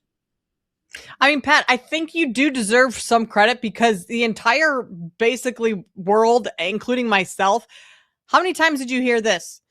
The NBA champion is going to be out of the West. The East is weak. Yep. The East is down this year. No one in the East can beat the Spurs or the Thunder. And yes, it hasn't been done yet. But it's looking like it's pretty good for the Knicks right now. So, yeah, I think you do deserve a little credit. And your point of you're not, it's your team, but not every year are you saying that you think the Knicks are going to win the title. So I'll give you a little credit, too. Thank you, Kate. And I don't know how you felt about the current iteration of the Chicago Bears last year, but I was a big doubter of them until they made me a believer. And then I actually thought they were going to be able to beat the Rams, but hey, DJ Moore never finished that round. Iceman was, I guess he wasn't too cool that night. So the ice melted. The ice melted that night. Yeah. Yeah, the ice did melt. But yeah, I mean, the ice did melt. Yeah. Hey, I mean, the Bears are on the up and up, so I'm feeling pretty good with my teams as well. We can both be happy. Yes, no, but I don't know how did you feel going into those playoffs? Did you think that the Bears, were you convicted that they could have went all the way to the Super Bowl, or were you I don't know about this team?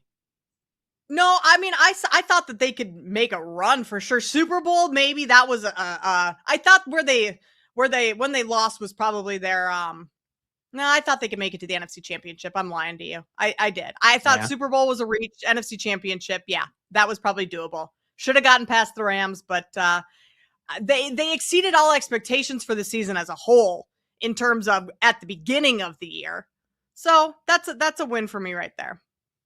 And that's where I was with the Knicks a couple of years ago. And sometimes you have to learn, you have to fail a few times, right? The Knicks had to fail against the 8th seed Heat in the second round, which I still will never get over that series.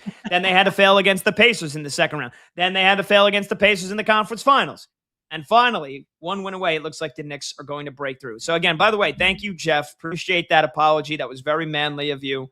I don't know what all those shout-outs were at the end, but, you call in, we'll take them as long as you don't curse. 310-840-4910. All right, let's play a little 20-0, shall we? Now, Kate, we did this earlier in the week, Brad and I and Combs and Monty, and all these games that have gone viral here over the last couple of weeks, 82and0.com, 20and0.com, 162and0.net. Basically, you spin the spinner, you get a team, you get an era, and you have to try to build, in this regard, in this example, the NFL game, you have to build a football team with, I believe, 7 offensive players, 7 defensive players, and see if your team would be good enough to go 20-0. So without further ado, let's get Combs in here. Let's get Monty in here. If you're watching the show live on Twitter or on YouTube, you can watch and play along. Let's get this puppy underway. Combs, you want to lead us? Kate, no, Pat, I got to call you out. Kate, don't let him do that to you. Don't let him patronize you like that. He was not a believer in the Bears when they came into the playoffs. He was not. He was a hater the entire way, and the only reason why he wanted to bring that up because he wanted to bring up the DJ Moore play because he's a big fat jerk, and that's what this guy does. Don't let him make you think that he was trying to be nice there because he wasn't trying to be nice. He was trying to talk smack to me through you. Okay. Hey, it's my first time on the show with Pat. Like, I gotta learn these things, the back and forth of this. So, Pat, I'm kind of seeing I'm peeling back the curtain on you a little here. It's not gonna fly going forward. Yeah. Okay. Yeah. All right. I'm just, we're talking. I wanted to get you involved. Jeff in Atlanta talking about my Knicks, and I know the Bears had a pretty good run as well. But like you said it best. I mean, the ice melted. Yeah. And Jeff, don't be soft. Don't be apologizing to Pat because there's still time for the Knicks to collapse. Still plenty of time. You stop. I mean, how many? You can't dig yourself any deeper of a hole, Combs. The Spurs lose game 1. The Spurs are going to win game 2. Spurs lose games 1 and 2. Oh, the Spurs are going to win games 3 and 4. The Spurs lose game 4. Oh, the Spurs are going to win this in 7. Mm-hmm. Okay, Mr. Guarantee. And look.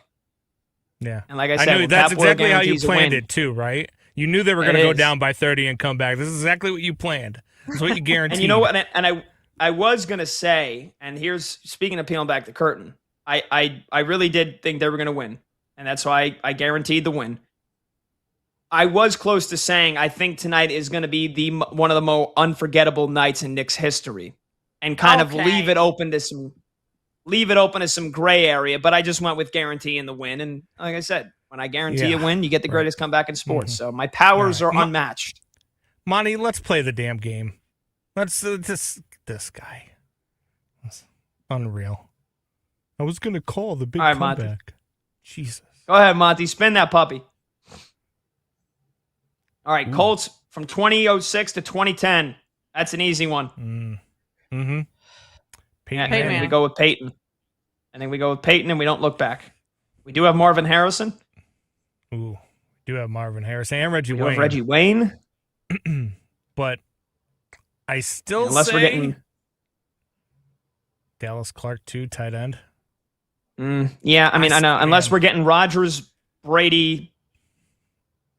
That's probably about it. I think we got to go. Yeah. I think we got to go Peyton. What do you think? What do you think, Kate? We going Peyton? I'm going here? Peyton. Yeah. Take the quarterback. Agreed. All right.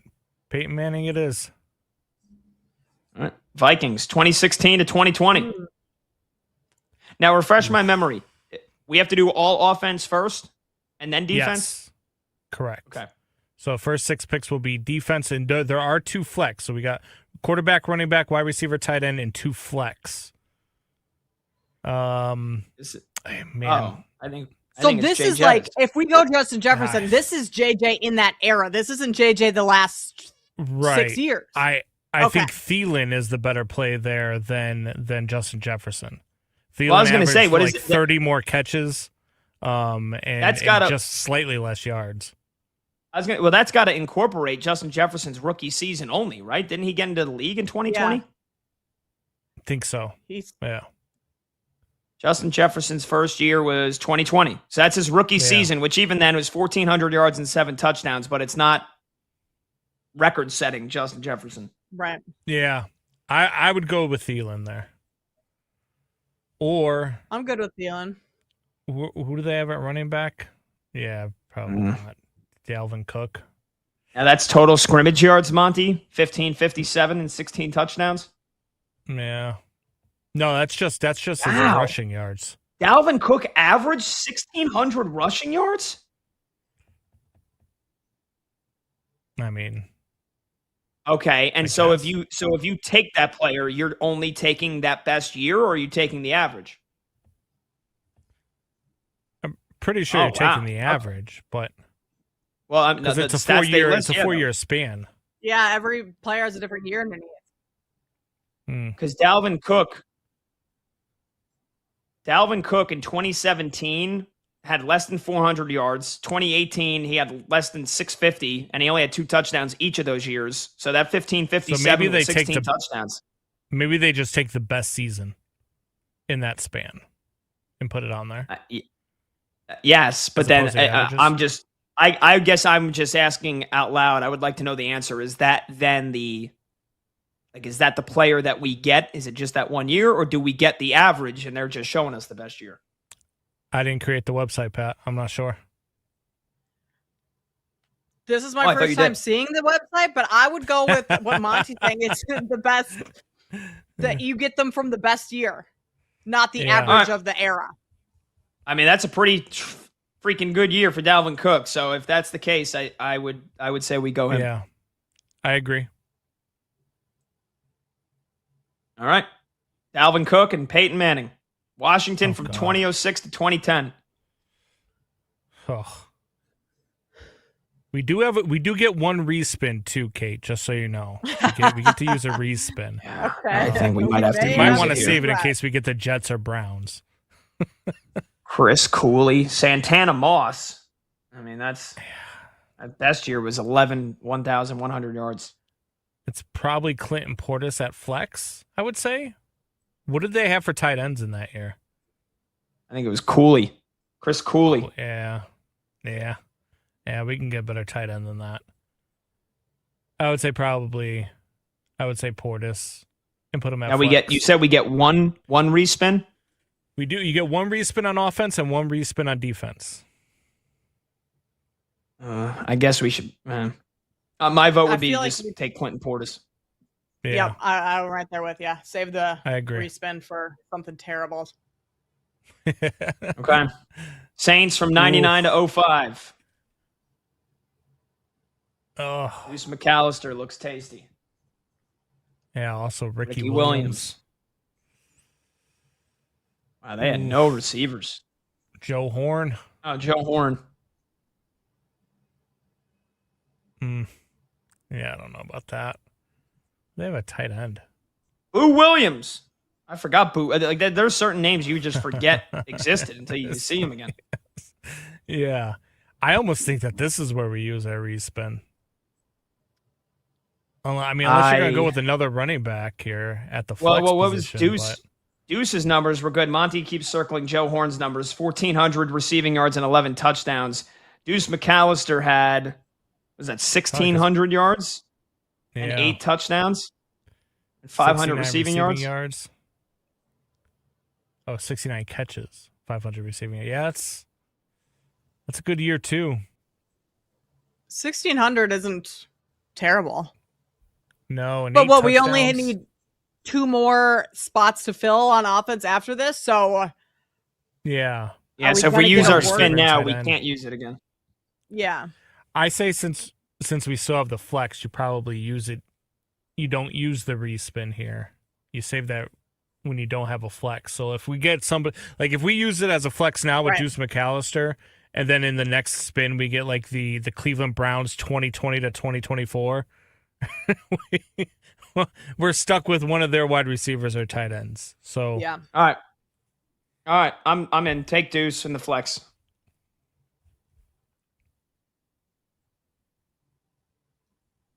Monty, Deuce, flex. That's a good point. Chiefs from 2011 to 2015. God. I'd take Deuce McAllister again. Or is That's that Deuce? Dexter Is McCluster. that somebody else? Yeah, McCluster. Dexter McClutherness. McCluster. I mean Kelsey, right? I guess. Yeah, I mean that's early Kelsey. Yeah. Do we want to respin Best here? season was only his best season was only 875 and 5 touchdowns. Yeah. Who was their wide receiver? I guess Dwayne Bowe. That's not that good. I would respin. No. Yeah. Let's use it. All right, respin it, Monty. Vikings 2021 to 25. There we go. JJ. Yep. Jettas. Easy. Yep, 1,800 yards and 8 touchdowns. Done. Mm-hmm. Well, good thing we didn't pick JJ before. All right, we're stuck with the tight end of the Colts from 2011 to 2015. Notre Dame. I probably have one of 4 Notre Dame tight ends here. Ooh. Probably looking at, Kobe Fleener. Kobe Fleener, and those aren't the great of numbers. There goes 20-0. Yeah. Not gonna lie, I'm not super familiar with Kobe Fleener's play back in the day. Kobe Fleener's all right. very. Kobe Fleener doesn't know who Kobe Fleener was. On to defense, Dolphins from 99 to 05. Jason Taylor, edge. Yep. And I don't think. I mean, what? I don't think we think twice. They did have linebackers too on that team.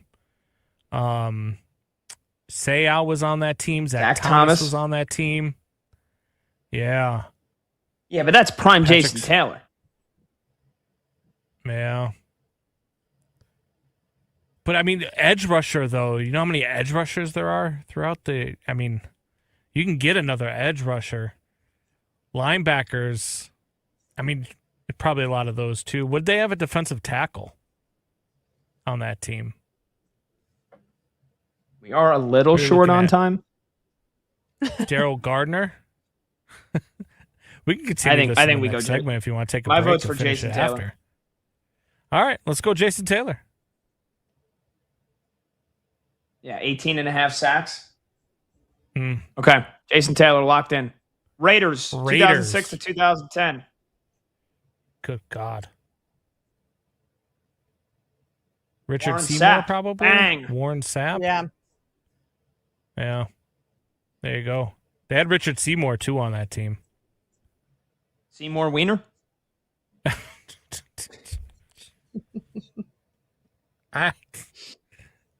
I can't with that. My vote's for Warren Sapp, the big fella. Yeah, Warren Sapp. Warren Sapp. You go with that, Kate? Not too late. I'm good with that. Easy. Cowboys, 99 to 05. God. DeMarcus Ware. You've got, they had some linebackers too, right? What was it? Trying to think of his name. Hardy. Deion Sanders? Hardy was on that team. I don't know how good he was. You got Roy Williams, and I think we have Dion. Oh, Deion. Yeah, there's Deion. Yeah, but that was late. But those Deion, numbers though, right? Yeah. Yeah. That was no longer prime time. That was bedtime, Dion. We should probably finish this on the other side, Pat. Yeah, let's take a quick break. We'll finish our defense, and I don't know if we're going 20-0, but we'll see how close we can get. All right, don't go anywhere. We're coming right back. BetMGM tonight, right here on Westwood One Sports.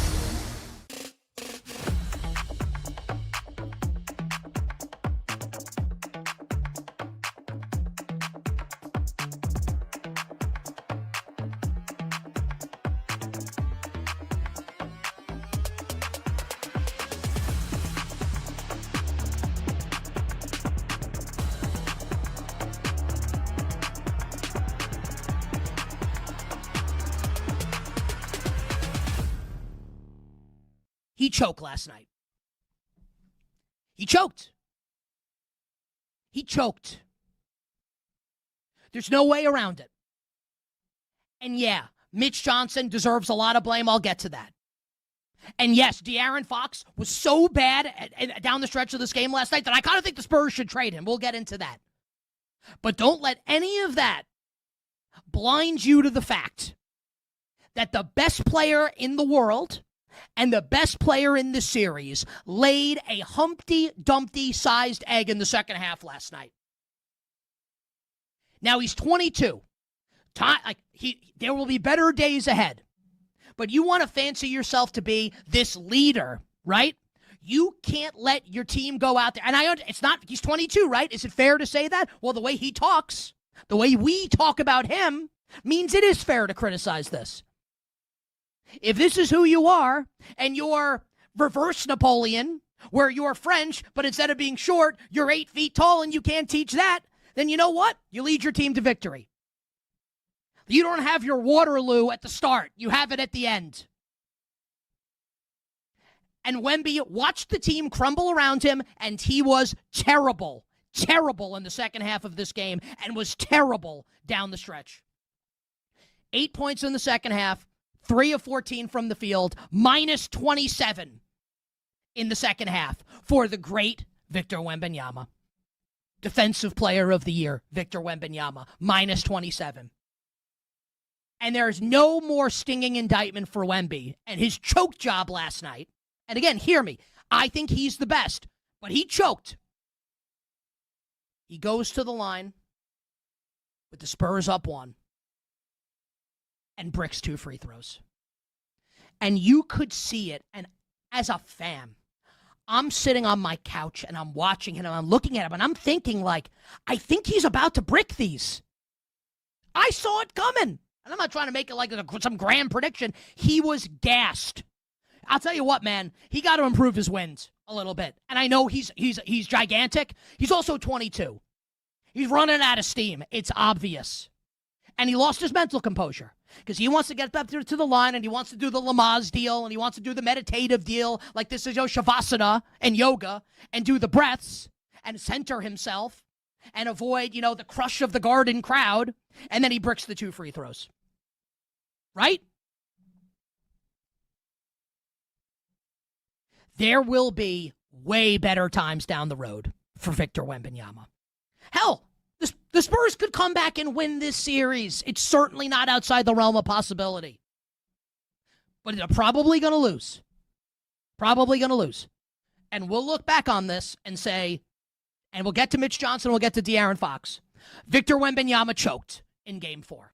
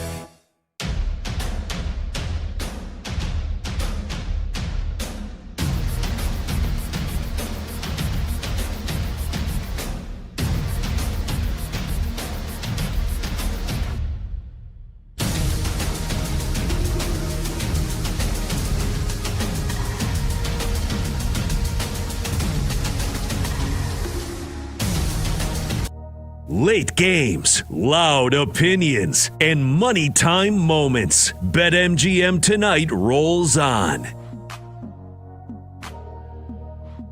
All right, welcome on back. BetMGM tonight, Westwood One Sports. I'm Pat Boyle. Kate Constable's with me hanging out tonight and tomorrow. She's in for Brad Evans. The phone number to join the show is 310-840-4910. You can call, you can text 310-840-4910. Let's get right back to our attempt to go 20-0 at 20and0.com, the NFL game where you got to try to build a dream team.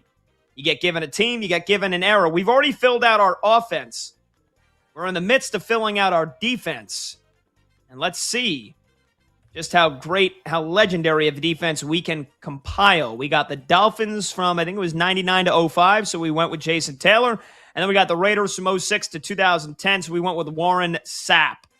So we were in the midst, I believe, of trying to find a Cowboys defender, a defensive player on the Cowboys in the early 2000s. And let's see if we can get Brandon Combs and video producer Monty back in the mix here. And if you're watching live on YouTube or Twitter, you can see our screen and play along with us. We're still on the Cowboys, right, Combs? Yes. As far as I know, waiting for Monty to pull the screen back up. I mean, Monty. Bueller? Bueller? Now, Monty, last maybe break, Monty's frozen. Yeah, last segment, Monty was he was ruining the fact that he lost power. Monty lost power. Yep. Okay. Yep. Uh-oh. So Combs, you just want to text him back and say Monty. no problem. We'll get to our NFL game. Here's how you run the 2-minute offense, baby. We'll get back to our 20-0 game next segment. Let's talk a little World Cup here for a couple of minutes. Kate, I don't know if you caught any of Mexico, South Africa, or how into the World Cup you are or will be. I did happen to catch the second half. Pretty much as expected. Mexico is ranked 14th in the world coming into this tournament. They are the favorites to win Group A. They're playing at home, obviously hosted the Tri-Nations, us, the United States, Mexico, and Canada hosting. It was at Estadio Azteca, which is their most famous stadium in Mexico City. They played South Africa, who's not very good, and Mexico handled them. Not without some craziness, though. Like, you got a goal in the 9th minute. Perfect start for them. Second half, you got a red card from South Africa. Then you got another red card from South Africa. Then you get a Mexico goal to make it 2-0 from Raul Jimenez, which is a halfway household name. It came on a tremendous cross, great header. Then you got a Mexico red card. So you got a 2-0 win for Mexico, but you got 3 red cards. And all in all, I thought the pageantry, Fox is obviously, they got the broadcast rights here in the States. I think they do a pretty nice job. I can't stand Alexi Lalas. He pisses me off to no end. But all in all, I think a tremendous start to the World Cup. And then we got Czechia and South Korea tonight, 10 p.m. Eastern. Yeah, hell yeah. Hell yeah. I watched the first half-ish. Yeah, I had it on the TV while I was doing stuff around the house, and so I had my eye on it, Pat. Great start by Mexico, like you alluded to. The atmosphere where this game was being played in Mexico, with them being a host city, like that was phenomenal for the World Cup to kick off in that regard there. And then what's with South Africa? They go down to 10 men in the second half. Like, how do they allow that to happen? It went down to 9. They got 2 red cards. I mean, the first one was pretty... Yeah, the first one, so 10 outfielders, 1 goalie, 11 players. They were down to 9 players, 8 outfielders and the goalies. They were down to 9. They got 2 red cards. The first one was pretty blatant. Mexico was on basically a breakaway, and the South Africa defender kind of just, bumped into him from behind, took him out, tripped him. So that's you stop somebody on a breakaway, that's an automatic red card. I forget off the top of my head what the second red card, they VAR'd it. And they went back. Oh, I think he punched the guy. He basically punched the guy. Like, he took a little swing at him. So they were like, yeah, you can't do that, man. So you're out of here. Yeah, probably can't do that. But I mean, you got arms swinging in the first game of the World Cup. That's kind of an exciting start.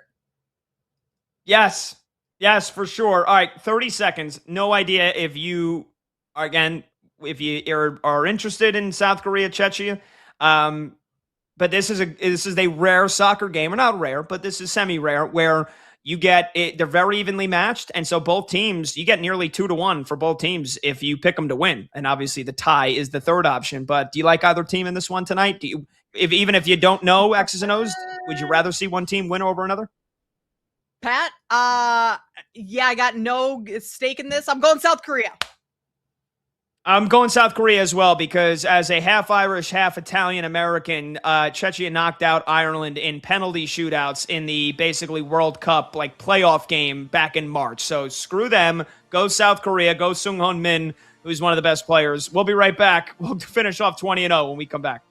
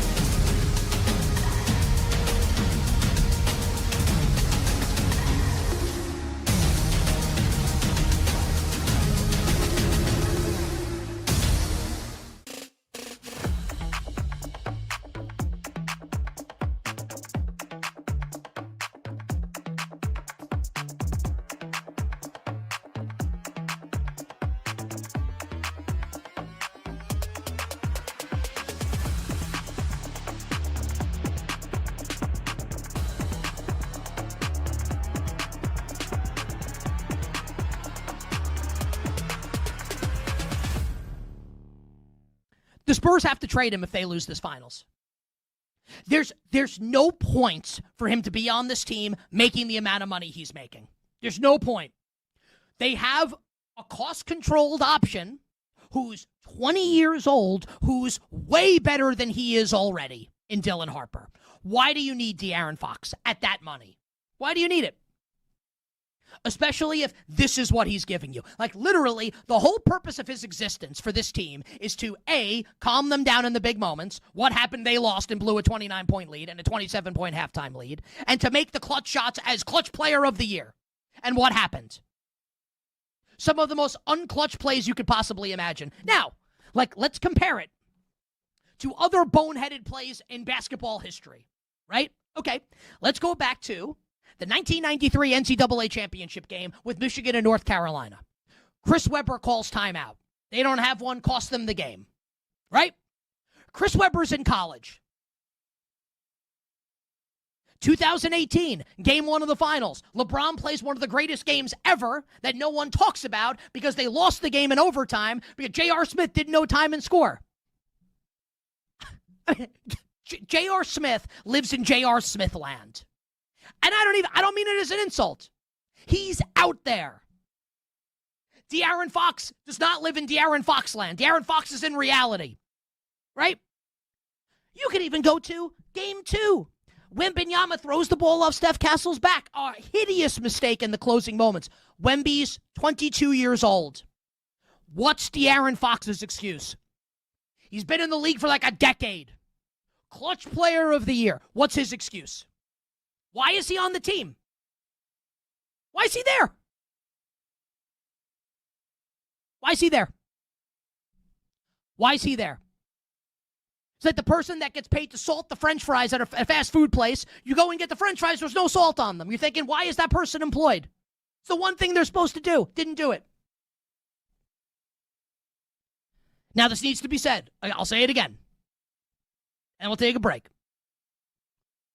This finals is not over. It's not. The Spurs can come back and win the next three. De'Aaron Fox could play amazing in the next 3 games and be a huge reason why they win. I'm saying that. So I don't want anyone coming to me and saying, well, the series isn't over yet. Or some of you idiots, not all of you, I love all of you. That aged well. Yeah, like no one's right all the time, jerk. I'm acknowledging that the series isn't over. The Knicks can absolutely still lose, and Fox can play a big role in the Spurs coming back, and Mitch Johnson can play a big role in the Spurs coming back, and Victor Wembanyama, obviously, if the Spurs come back and win, will be Finals MVP.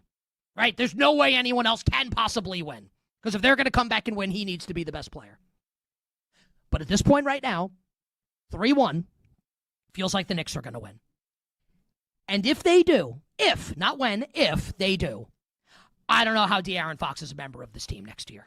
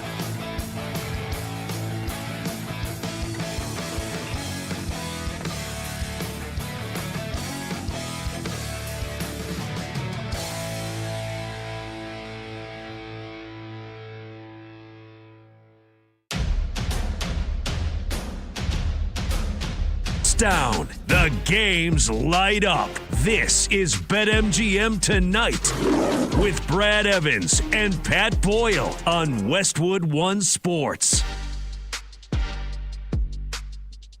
Hey, welcome on back to BetMGM Tonight here on Westwood One Sports. I'm Pat Boyle. Kate Constable's filling in for Brad Evans tonight and tomorrow. We're hanging out.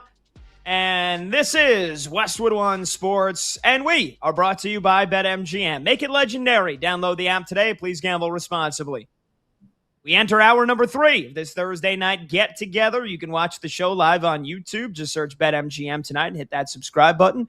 You can watch the show live on Twitter at BetMGM tonight. You can listen to the show on the Westwood One Sports app, the Odyssey app, SiriusXM channel 375, and hundreds of local affiliates throughout North America. We'll get a little soft reset here of the main topics of the show right now. You want to get involved on the talk and text line, you can call, you can text 310-840-4910. Obviously, we've been talking a whole lot about the Knicks. Historic, unforgettable, jaw-dropping, breathtaking, heartbreaking for the Spurs. 29-point comeback last night in Game 4 of the NBA Finals. A stunning win. Down 29 in the third, down 20 in the fourth. The Knicks with a furious, magical comeback, 107-106, to take a 3-1 lead in the NBA Finals.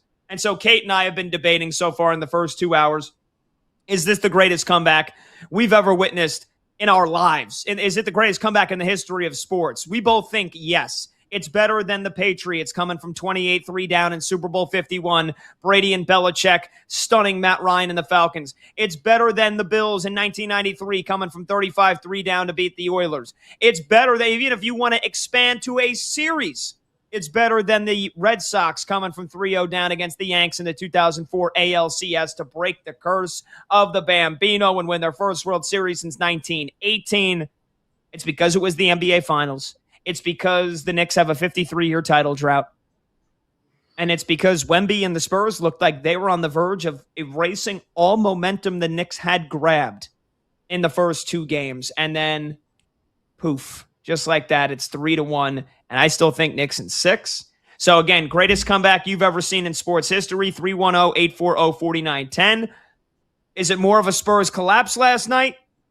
Do you fault San Antonio, De'Aaron Fox, their head coach Mitch Johnson, Wemby, or do you just give the Knicks all the credit for making that comeback? It does take 2 to tango, but if you're picking one side, what would that be? 310-840-4910. Kate and I also debated whether or not the Spurs actually have a chance to come back, and we both think, no, this thing's over. So anybody that's hanging on to a thread, I think the Spurs are about to pull a LeBron and the Cavaliers 3-1 down to win the NBA title. We'll take your calls and your texts, 310-840-4910. Kate, I want to add some more nuance and some more topics to this game last night because, like I said, we've been talking about this game for the better part of 2 hours now. We still haven't gotten to, I think, a play that's going to get forgotten in the annals of history. Everybody, and we talked about the OG's tip-in, the putback with the second left, that's going to be millions of posters on little kids' bedrooms in New York City and around the world, around the country growing up. Anybody that jumps onto the Knicks bandwagon. It's like the Muhammad Ali poster. It's like the Jordan Game 6, the jumping fist pump. But like right after that, Karl Anthony Towns probably also helps the Knicks win the game because I didn't even realize it until literally this morning. And I was up till like 1:30. I couldn't sleep. I was scrolling social media. I'm going through all the different... I didn't even realize Karl Anthony Towns got a piece of that inbounds pass. Otherwise, Stephon Castle is running wild for an alley-oop attempt with 1.2 seconds to go. And because Cat perfectly times that jump, blocks the inbound, tips the inbound pass, like he deserves a ton of credit. I think that's going to get lost in the shuffle of everything, Kate. Pat, that's so funny. Okay, that is the play you're bringing up because I'm scrolling Twitter right now too. And this clip just popped up, and it's the inbound play. And yes, Cat does get a finger on it, but it looks like he tells 2 fans that are courtside to kind of scoot a little bit towards Dylan Harper on the inbound and kind of impede Harper from having a whole lot of room. So like New York City won this the entire, well, I guess, the courtside seats of Madison Square Garden helped with this win. But like Dylan Harper being a young rookie, he should have asked to for the fans to step back so he could take a step back off of the sideline, have more room because it was tight right there. He had no space to get that off. And then with Cat and those arms going up, he didn't have a shot. And yeah, Cat got a finger on it. If Cat doesn't get a finger on it, that's probably a bucket there for the Spurs. So credit to credit to Cat for getting a hand on it, and also credit to Cat for shrinking the sidelines where Dylan Harper was. I'll send this clip in the chat if you haven't seen it. It's. No, I haven't. Let me shoot this over to you. Yeah, do that, please. That's mastermind stuff. I mean, it really Karl is. Anthony Towns. I mean, I have Go ahead. Well, for him to think about that in the middle of this play, like, you're locked in on the game. You're not thinking about the fans right next to you, but he kind of scoots them along. Yeah. Karl Anthony Towns was the guy that I was giving the most heat to, that I was the most critical of as a diehard Knicks fan that, throughout this season wasn't always the most confident that they were going to win a title. And it was because of Karl Anthony Towns and his shortcomings in the last 2 years since he's joined this team, since they made that big trade. You know, getting Cat and sending Julius Randle and Dante DiVincenzo to the Minnesota Timberwolves. And there have been times last year, where I'm like, damn, I kind of wish we had that trade back. And I've doubted Leon Rose with other things. You know, Mikal Bridges, he's the other one. Bridges and Cat, those are the two guys that they have taken their games to another level here. And that's why the Knicks went on the historic 13-game winning streak run. That's why the Knicks are up 3-1 in the finals. It's largely because of those guys now playing to their ceiling. And I didn't think Karl Anthony Towns was capable of it. And especially with how Wemby dominated Chet Holmgren in the last series. Chet Holmgren was the runner-up to Wemby for Defensive Player of the Year. Third-team All-NBA. Chet Holmgren had an 18-10 game with 5 blocks in Game 7 of the NBA Finals last year for the Thunder to win. Wemby dominated him.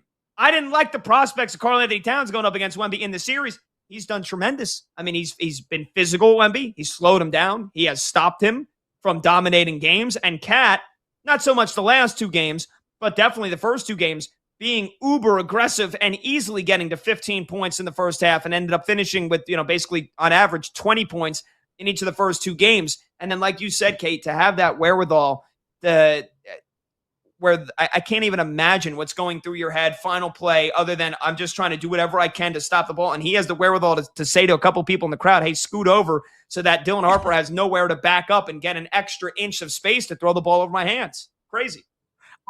After the first 2 games of this series, Pat, I am a Timberwolves fan. I grew up in Minnesota, so the Timberwolves are my team.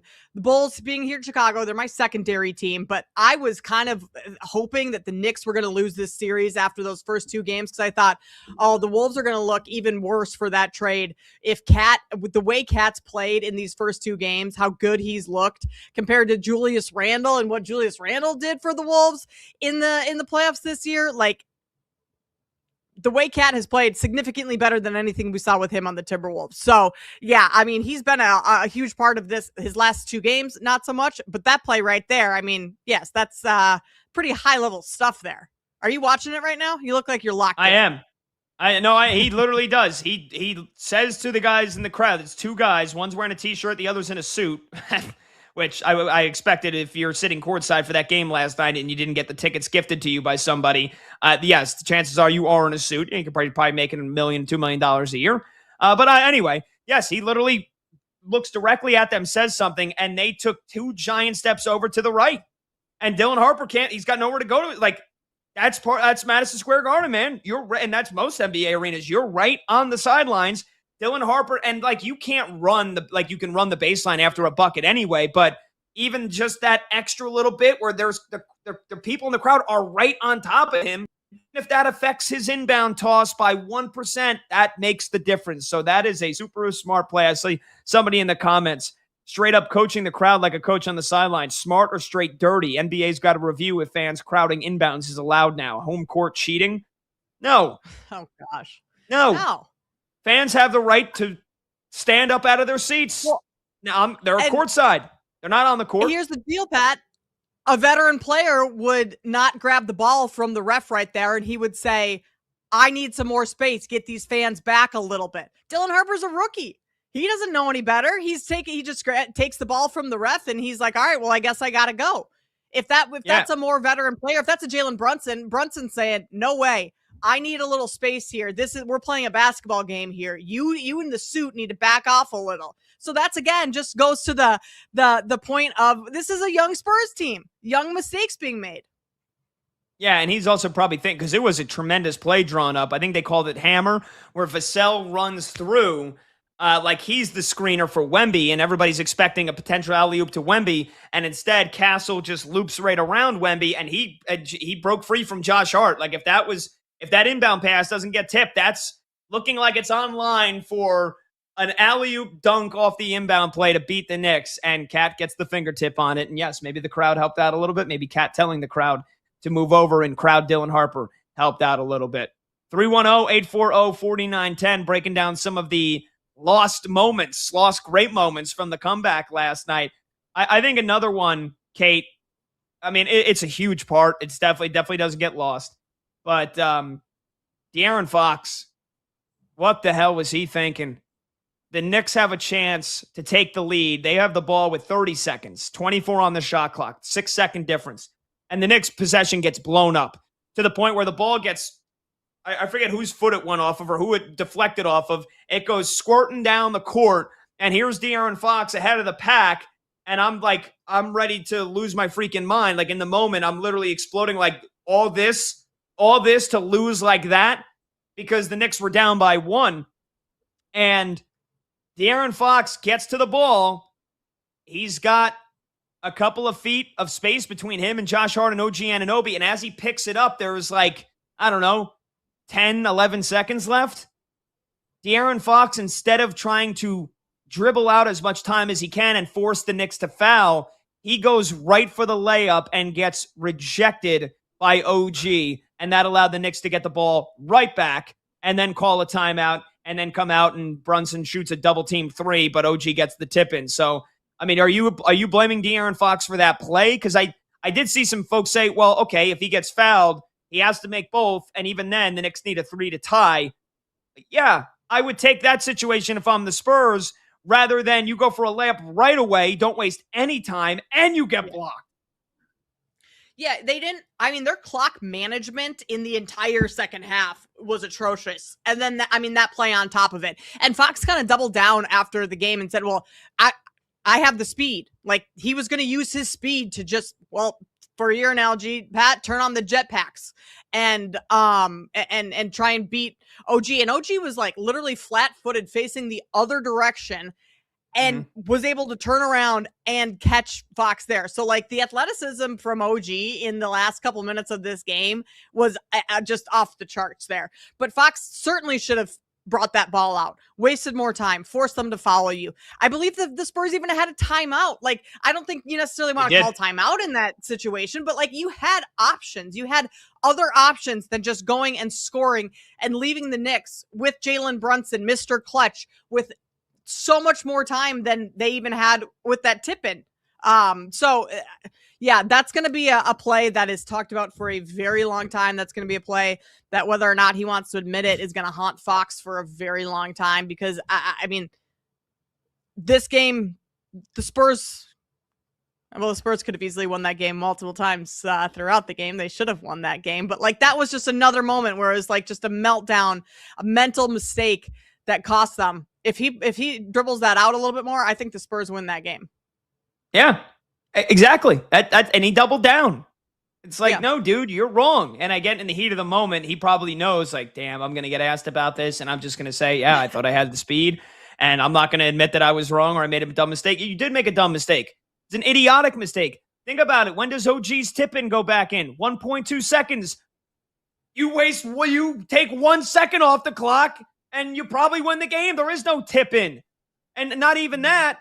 Like, he picked the ball up. I would have dribbled baseline or just hold the ball, force them to foul you. Trust that you're going to hit your free throws. You have a 3-point lead. The Knicks have to hit a 3 to tie. And even then, the Spurs still had a timeout. They could have then had a chance to win it or at worst go to overtime. And instead immediately tries to go up with the layup. Yeah, he said he thought he had the speed. Yeah, well, OG Anunoby's got some speed too, brother. And you found out the hard way last night. So he doubled down. I thought that was laughable that he kept doubling down. He thought he had the speed. He thought he made the right decision. No, it was the wrong decision. Even if you only took a second or two off the clock, that ends up being the difference because after Brunson's missed 3, there would have been no time for OG to then get that tip in. 310-840-4910. Kate, one other thing that I want to bring up is, I mean, I feel pretty good as is. The Knicks up 3-1.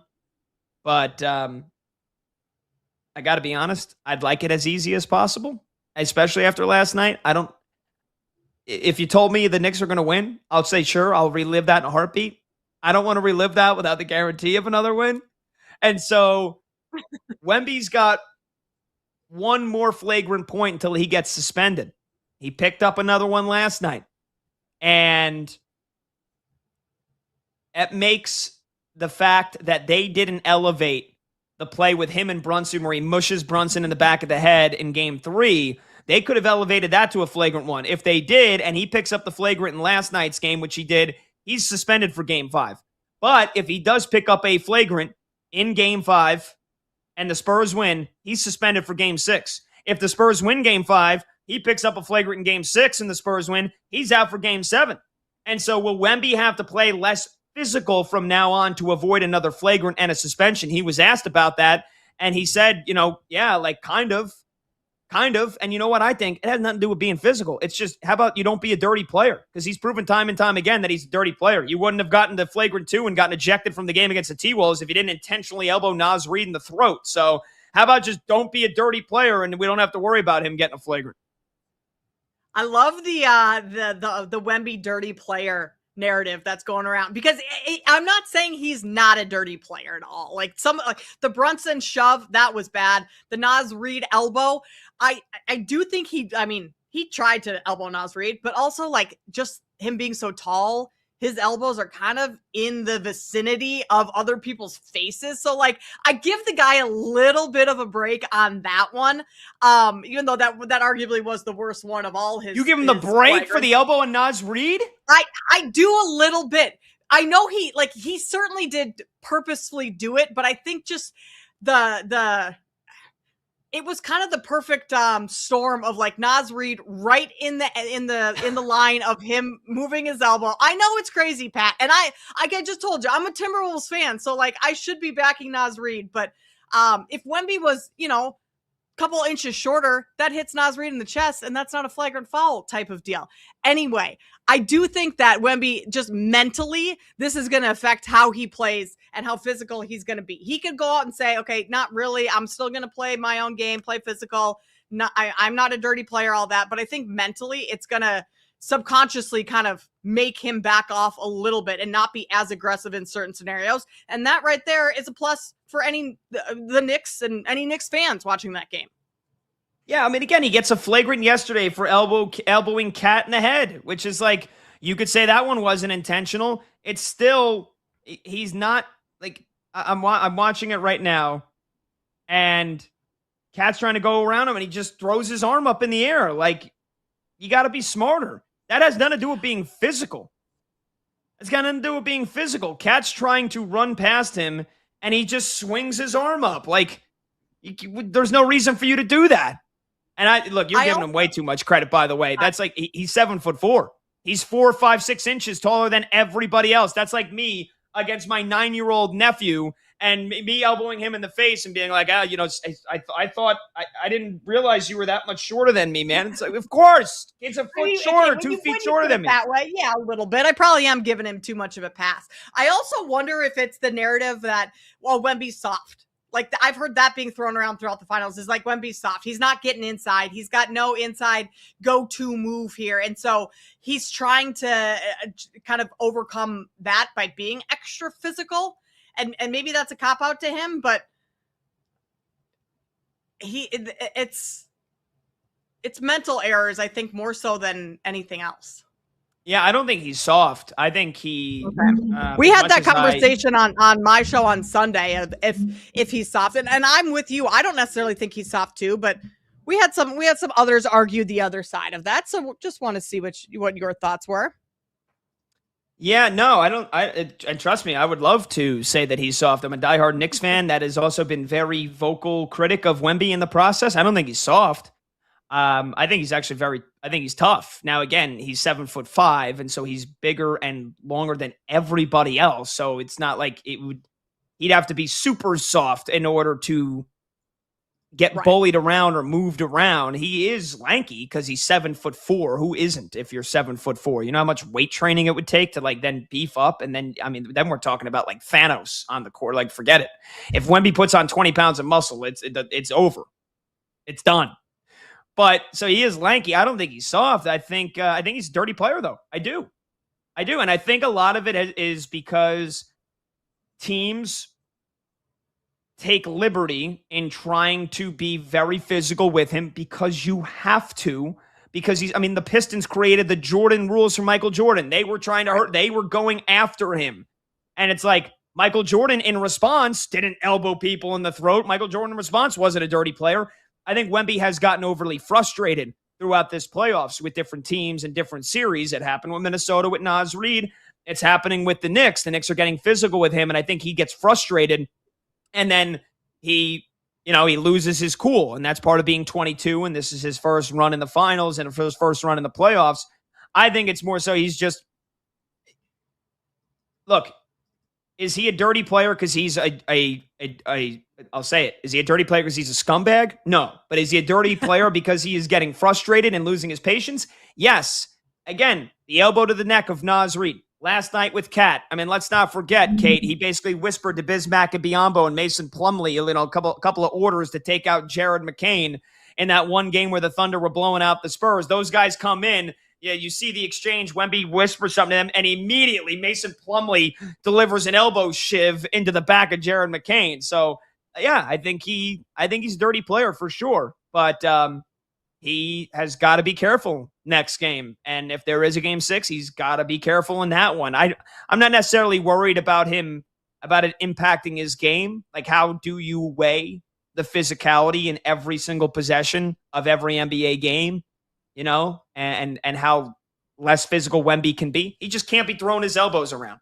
That's just basically what it comes down to. And here's the other thing, Kane. Adam Silver in the NBA, they're going to give him the benefit of the doubt. Unless he does what he did against Naz Reid, they ain't giving him a flagrant. That's the last thing. There's a lot of people throwing around NBA, and it happens every year. NBA's rigged. The refs want this. Adam Silver wants this. That was me in the first half last night. Adam Silver wants this 7 games. That's why meanwhile, the Spurs just can't miss from threes. But, like, let's be honest. If it's a 50-50 call, you think Wemby's going to get assessed a flagrant one in a game tomorrow night for something that happens that's questionable? There's no shot. Even if Wemby were to get a flagrant tomorrow night in game 5, whenever that is, it'll be redacted afterwards. The league will go back and review it, and that flagrant will get taken off, and he'll be playing. You're right. There's no way Victor Wembanyama, the future face of the league, is going to be suspended for a potential game 6 on the road in the world's most famous arena. Like, that's just not happening. 100%. 310-840-4910. All right, we will finish 20-0 when we come back. Our VP, Monty, is having a little technical difficulties. He's back. We're going to finish 20-0. We'll build a legendary defense, and we'll get you caught up on the first scoreboard update.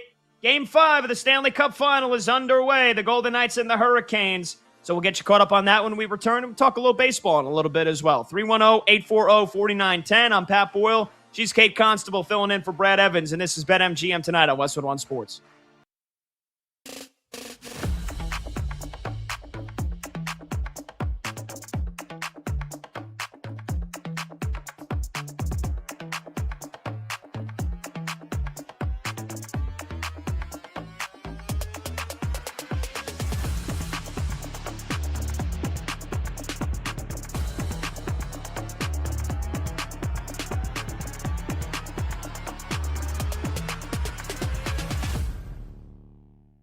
So this was, through 24 minutes, a masterclass from Mitch Johnson. And then the second half happens.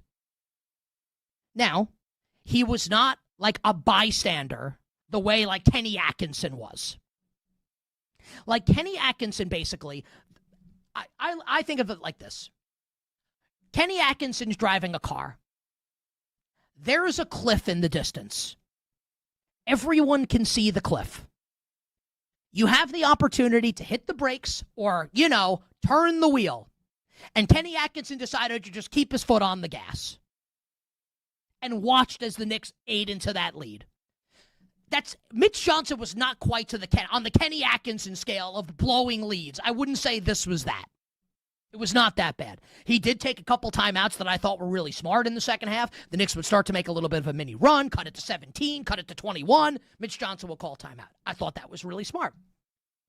Look, the fact that you oversee that type of collapse has to be a black mark. And the fact that you watched your team settle for all these three-pointers has to be a black mark. Now, the people that are saying, and I thought, and we'll get into a couple things Charles Barkley said on Inside the NBA last night after the conclusion of the game on ESPN. Barkley saying, like, you can't let a team shoot that many threes when they're up in the game. So, like, my opinion, and look, Charles Barkley has forgotten more about basketball than I know, and I know that. Just giving you my opinion, right? Human nature. The Spurs were firing away in the first half, and they were making everything. They were cavalier in the first half, and I'm not talking Cleveland. They were cavalier in the first half with the way they were shooting the three-pointer, and they were all going in. So it's like, you dance with the partner that got you there. They were nuclear from downtown in the first half. So do I blame them for shooting a million threes in the second half at least to start it? No, because they were so good in the first half. And they're a young team. Maybe they do just catch lightning in a bottle and shoot 65% from three for the game, and they win. But there does reach a point, right, where the offense is so bad and so stagnant, and they can't make a shot. They can't hit water if they fall out of a boat. They can't hit the broadside of a barn. And you end up only scoring 30 points in the second half where you have to do something different. You have to. It's like anything in life. If you're failing at anything in life to the extreme that the San Antonio Spurs were failing at scoring the basketball, and the defense was good. I understand the Knicks came back. The defense at points for San Antonio was excellent. They couldn't score. That was the problem for the Spurs. At what point do you try something different? To collapse. And Mitch Johnson is the coach of the team, and he deserves a ton of the blame. And this is now an NBA Finals where we have seen 4 basically coin flip games, and 3 of them have gone the way of the New York Knicks. And yes, you can say that the Knicks are more experienced, and you're right. And you can say that the Spurs' 3 best players are all kids, and I don't say that in an insulting way. They're 22, 21, and 20. I'm 43. They're kids to me. In the grand scheme of life, these are kids, and they're way beyond their years, and they're all tremendous. All of them. Wemby, Castle, Harper, they're all studs. But they're inexperienced. And you can say that inexperience and the youth has cost them, and you're right. Also, he's the coach of the team.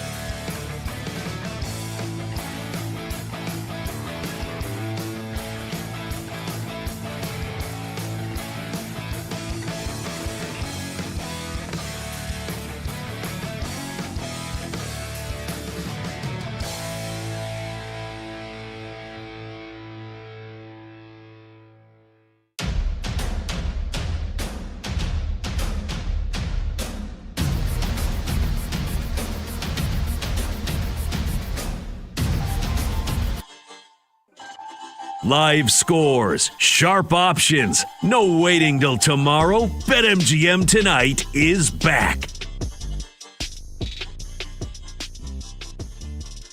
All right, a little logic. Combs showing off the range here on BetMGM Tonight, Westwood One Sports. Welcome back. I'm Pat Boyle. Got Kate Constable hanging out with me tonight and tomorrow. She's in for Brad Evans. Phone number to join the show, 310-840-4910.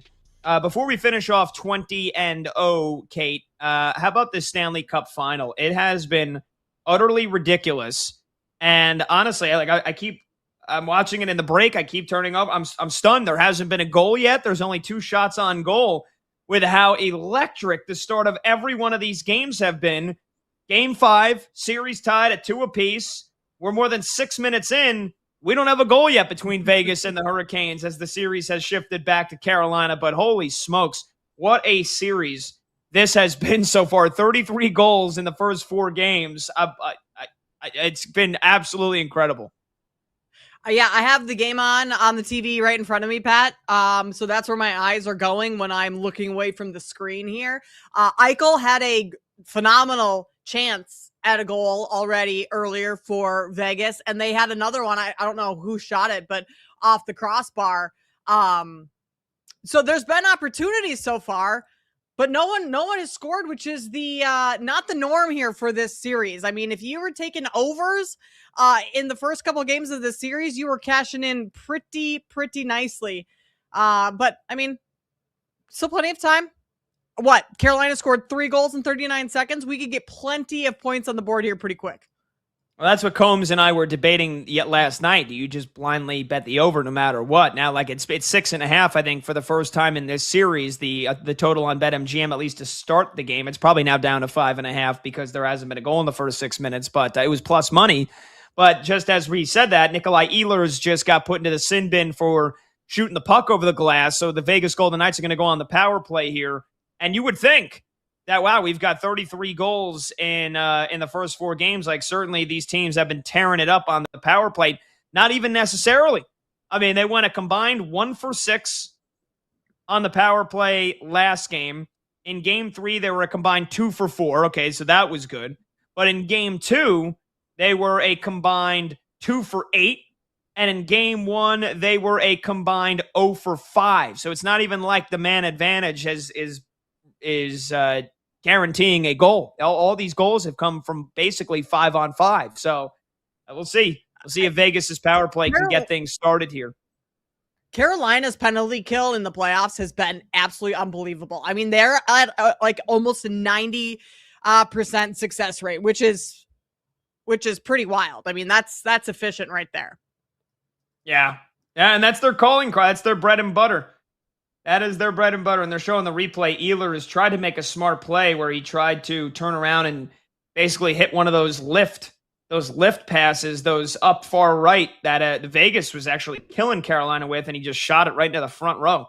So, all right, Golden Knights power play again. We'll keep you posted. Game 5 Stanley Cup Final, Vegas and Carolina scoreless so far, nearing midway through the first period. Let's get back to the game that we started a couple segments ago here. 20-0. Viral game that has swept many sports fans' hearts here over the last few weeks. You got the NBA iteration, 82-0. You got the baseball iteration, 162-0. We went 161-1 last night, Kate, when we played the baseball version. And it turns out the weakest player on our roster was actually Jackie Robinson. So that's how stacked that's how stacked of a team we had. But we're trying to go 20-0 here on the NFL version. Before we do that, again, there you go, right on cue. Mitch Marner with a goal for the Vegas Golden Knights. Or at least I think Marner had the assist, but Vegas has scored on the power play and they're up 1-0. Like clockwork. I think it was Dorofeyev. Yeah, Eichel with the assist. Marner might have had the secondary assist, whatever they call it in hockey. The hockey assist? The hockey assist. That's a good name for it. Yeah, I mean, it's just too easy. I mean, that was too easy right there for Vegas. I mean, they just right through the zone. You get a pass that goes right through the slot, and Pavel Dorofeyev scores his 11th goal of the playoffs, but his first in the last 8 games. It was not Marner, by the way. Maybe he was on the ice, but the assists were to Tomas Hertl and Jack Eichel. Eichel's 19th assist of the postseason. So, again, offense easy, defense seemingly optional. Vegas leads 1-0. All right, let's finish off 20-0 here. Go ahead. Sorry, Kate. Let's go ahead. 20-0. Nope. Here we go. Combs, where were we at? We were at the Cowboys. We have two defensive players down. We have the Cowboys here from 99 to 05. So we needed to make a selection or hit a respin, right? Yes. We were talking about whether or not we respin or whether or not we take somebody from this team. I mean, look, they had a couple linebackers. I know they had Deion Sanders at cornerback, but again, that wasn't. Yeah, I made the joke that it wasn't prime time; it was bedtime Sanders at that point. I think you look at guys like your linebackers. You got Kevin Hardy. You got Dat Nguyen. Man, they had some defensive tackles on that team too. Who were their defensive tackles there? You had. I don't know if you really want to use a flex on a defensive tackle though. So it's up to you guys. I mean, edge-wise, DeMarcus Ware is probably the pick. We already have. Respin. Monty's going respin. Monty's saying respin. Monty All says right, respin respin. it, Let's Monty. respin. Why not, right? Why not? That's fair. Giants 2006, 2010. Let's go, baby. You got a Super Bowl Goes your team there. wheelhouse. I think we still Strahan. have Strahan. You got Justin Right. Tuck. You should have OC. Oh, yeah. So linebacker, cornerback, safety, and flex is what we have left. Oh, damn. So literally Antonio the entire Pierce. strength of that team is the pass rush. Oh, you get JPP as a linebacker. JPP, Antonio Pierce as a linebacker too. I think Antonio Pierce is probably better numbers, right? I would assume from that. Yeah, Pierce had better than JPP. Yeah. What did Strahan have? What was his best year? Well, we have the flex, so we could do Strahan. Oh, okay. That wasn't his best year in That's that not his. era. Was that 9 was, sacks. That's it. What's his name? Umenyiora? OC Umenyiora. OC Umenyiora. He was the better edge rusher. Justin Tuck, too, off of that team. Yeah, we might need to go. Yeah. I don't know. I mean, if I we're would getting say- a pass rusher, like we should be aiming for like 18 plus sacks. Yeah, I think you're looking 20 at. QB hits, though. Yeah. I don't think that's But bad. what about Or Pierce. what about Antonio Pierce? had What are 100 we level looking at? tackles. Yeah. I think Antonio Pierce, because he also had. Is that 9 tackles for a loss? 111 one- tackles, 1 sack. It doesn't have any tackles for loss. 9 passes Yeah. defended. It's pass breakups. Which is Yep. good. Damn. This is actually, Yeah. they were so well balanced. There wasn't really one superstar. I say it's Pierce or it's Umenyiora, since we already used our respin. Where are you going? What do you think, Kate? Let's go Umenyiora. So we're going to go the pass rusher? Oh, Let's no, do it. no, I no. think You that's- said if we were going to go pass rusher, we are going to get 18 some sacks. Let's go. I'm blanking on who the other guy was. Either And let's go JPP or Pierce. Antonio Pierce. What were JPP's Yeah. numbers, Monty? Let me see. Just scroll down real quick. No, other way. Oh, wow. Yeah, I think we got to go Antonio Pierce because Jason Pierre-Paul, they have him as a linebacker, but he was basically a pass rusher. All right, go Antonio Pierce. That's my vote. Yep. I'm with you. Let's do it. All right, we're on to the Dolphins of the 70s. 62 There and you 0 go. Dolphins. I was going to say, this is the undefeated Dolphins, isn't it? Yeah, what year was that? 72. 1970, 72, yeah. So we literally just got a gold mine. Who's their corner from that team? Oh, my God. Nick Bonaconte, 162 tackles in one season. Oh, jeez. Dick Anderson, is that 8 picks? Yeah. 8 interceptions, 14 passes defended. What's the 80, Monty? 80 tackles? Tackles. Yep. Okay. That might be a good choice. Might be harder to do better than that at safety. Yeah. Otherwise, 162 tackles. It's either him or, yeah, I was just going to say. And 4 Him or picks Bonaconte. and 3 sacks. That's pretty good. We'd have to use him at flex, though, because we just took Pierce at linebacker. Yeah. What about Dick Oof. Anderson, safety?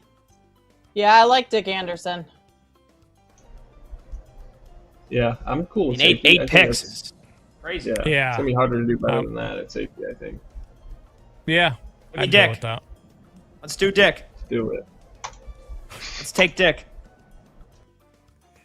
All right, the Buccaneers at 99.05. We need a corner, we Simeon need a Rice. Simeon Rice. Who were the corners of that team? Rondé? Is Rondé still on the team? Derek Brooks. Oh, God, that's right. They had Derek Brooks. Wow, that's a monster season. 115 tackles, That 4 is. picks. Yeah. See who their cornerbacks is, and then maybe it's Brooks as your Brian Kelly. Brian Kelly, He had 8 a good picks. year. Yeah. 21 pass breakups is a bunch. That's Yes. yeah, that's absurd. Donnie Abraham had more pass breakups and just one less interception. Man.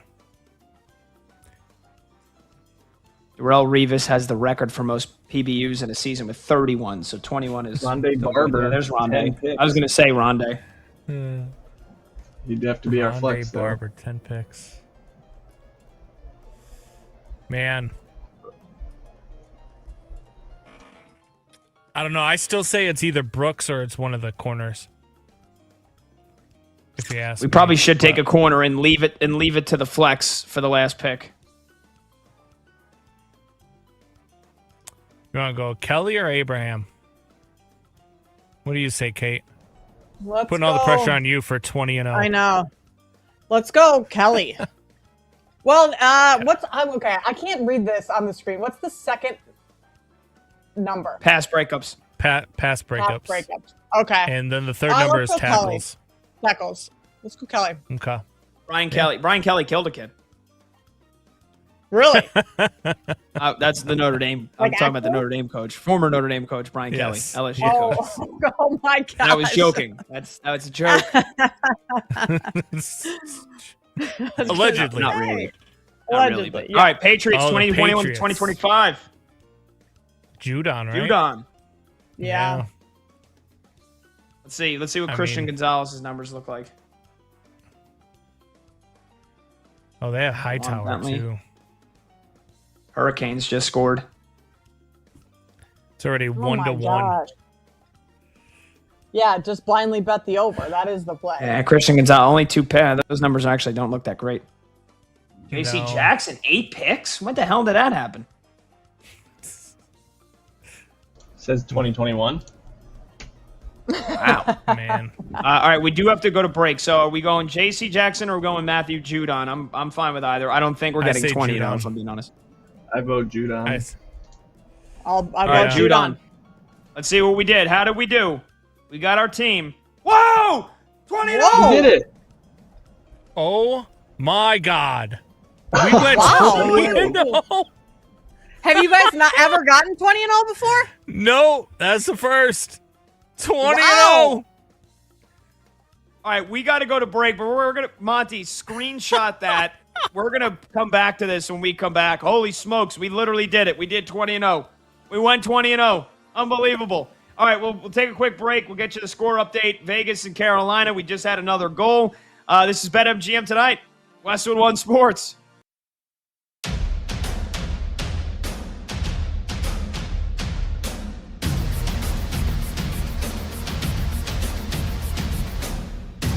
Me either. That's crazy.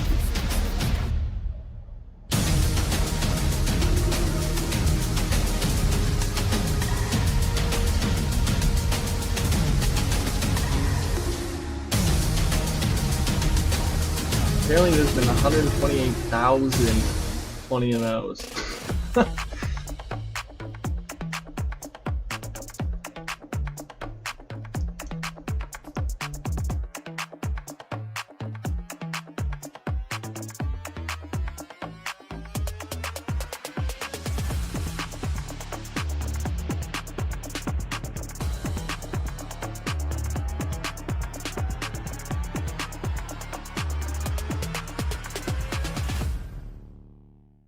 He choked last night. He choked. He choked. There's no way around it. And yeah, Mitch Johnson deserves a lot of blame. I'll get to that. And yes, De'Aaron Fox was so bad down the stretch of this game last night that I kind of think the Spurs should trade him. We'll get into that. But don't let any of that blind you to the fact that the best player in the world and the best player in the series laid a Humpty Dumpty-sized egg in the second half last night. Now he's 22. There will be better days ahead. But you want to fancy yourself to be this leader, right? You can't let your team go out there. And he's 22, right? Is it fair to say that? Well, the way he talks, the way we talk about him, means it is fair to criticize this. If this is who you are, and you're reverse Napoleon, where you're French, but instead of being short, you're 8 feet tall and you can't teach that, then you know what? You lead your team to victory. You don't have your Waterloo at the start. You have it at the end. And Wemby watched the team crumble around him, and he was terrible in the second half of this game, and was terrible down the stretch. 8 points in the second half, 3 of 14 from the field, minus 27 in the second half for the great Victor Wembanyama. Defensive Player of the Year, Victor Wembanyama, minus 27. And there's no more stinging indictment for Wemby and his choke job last night. And again, hear me. I think he's the best, but he choked.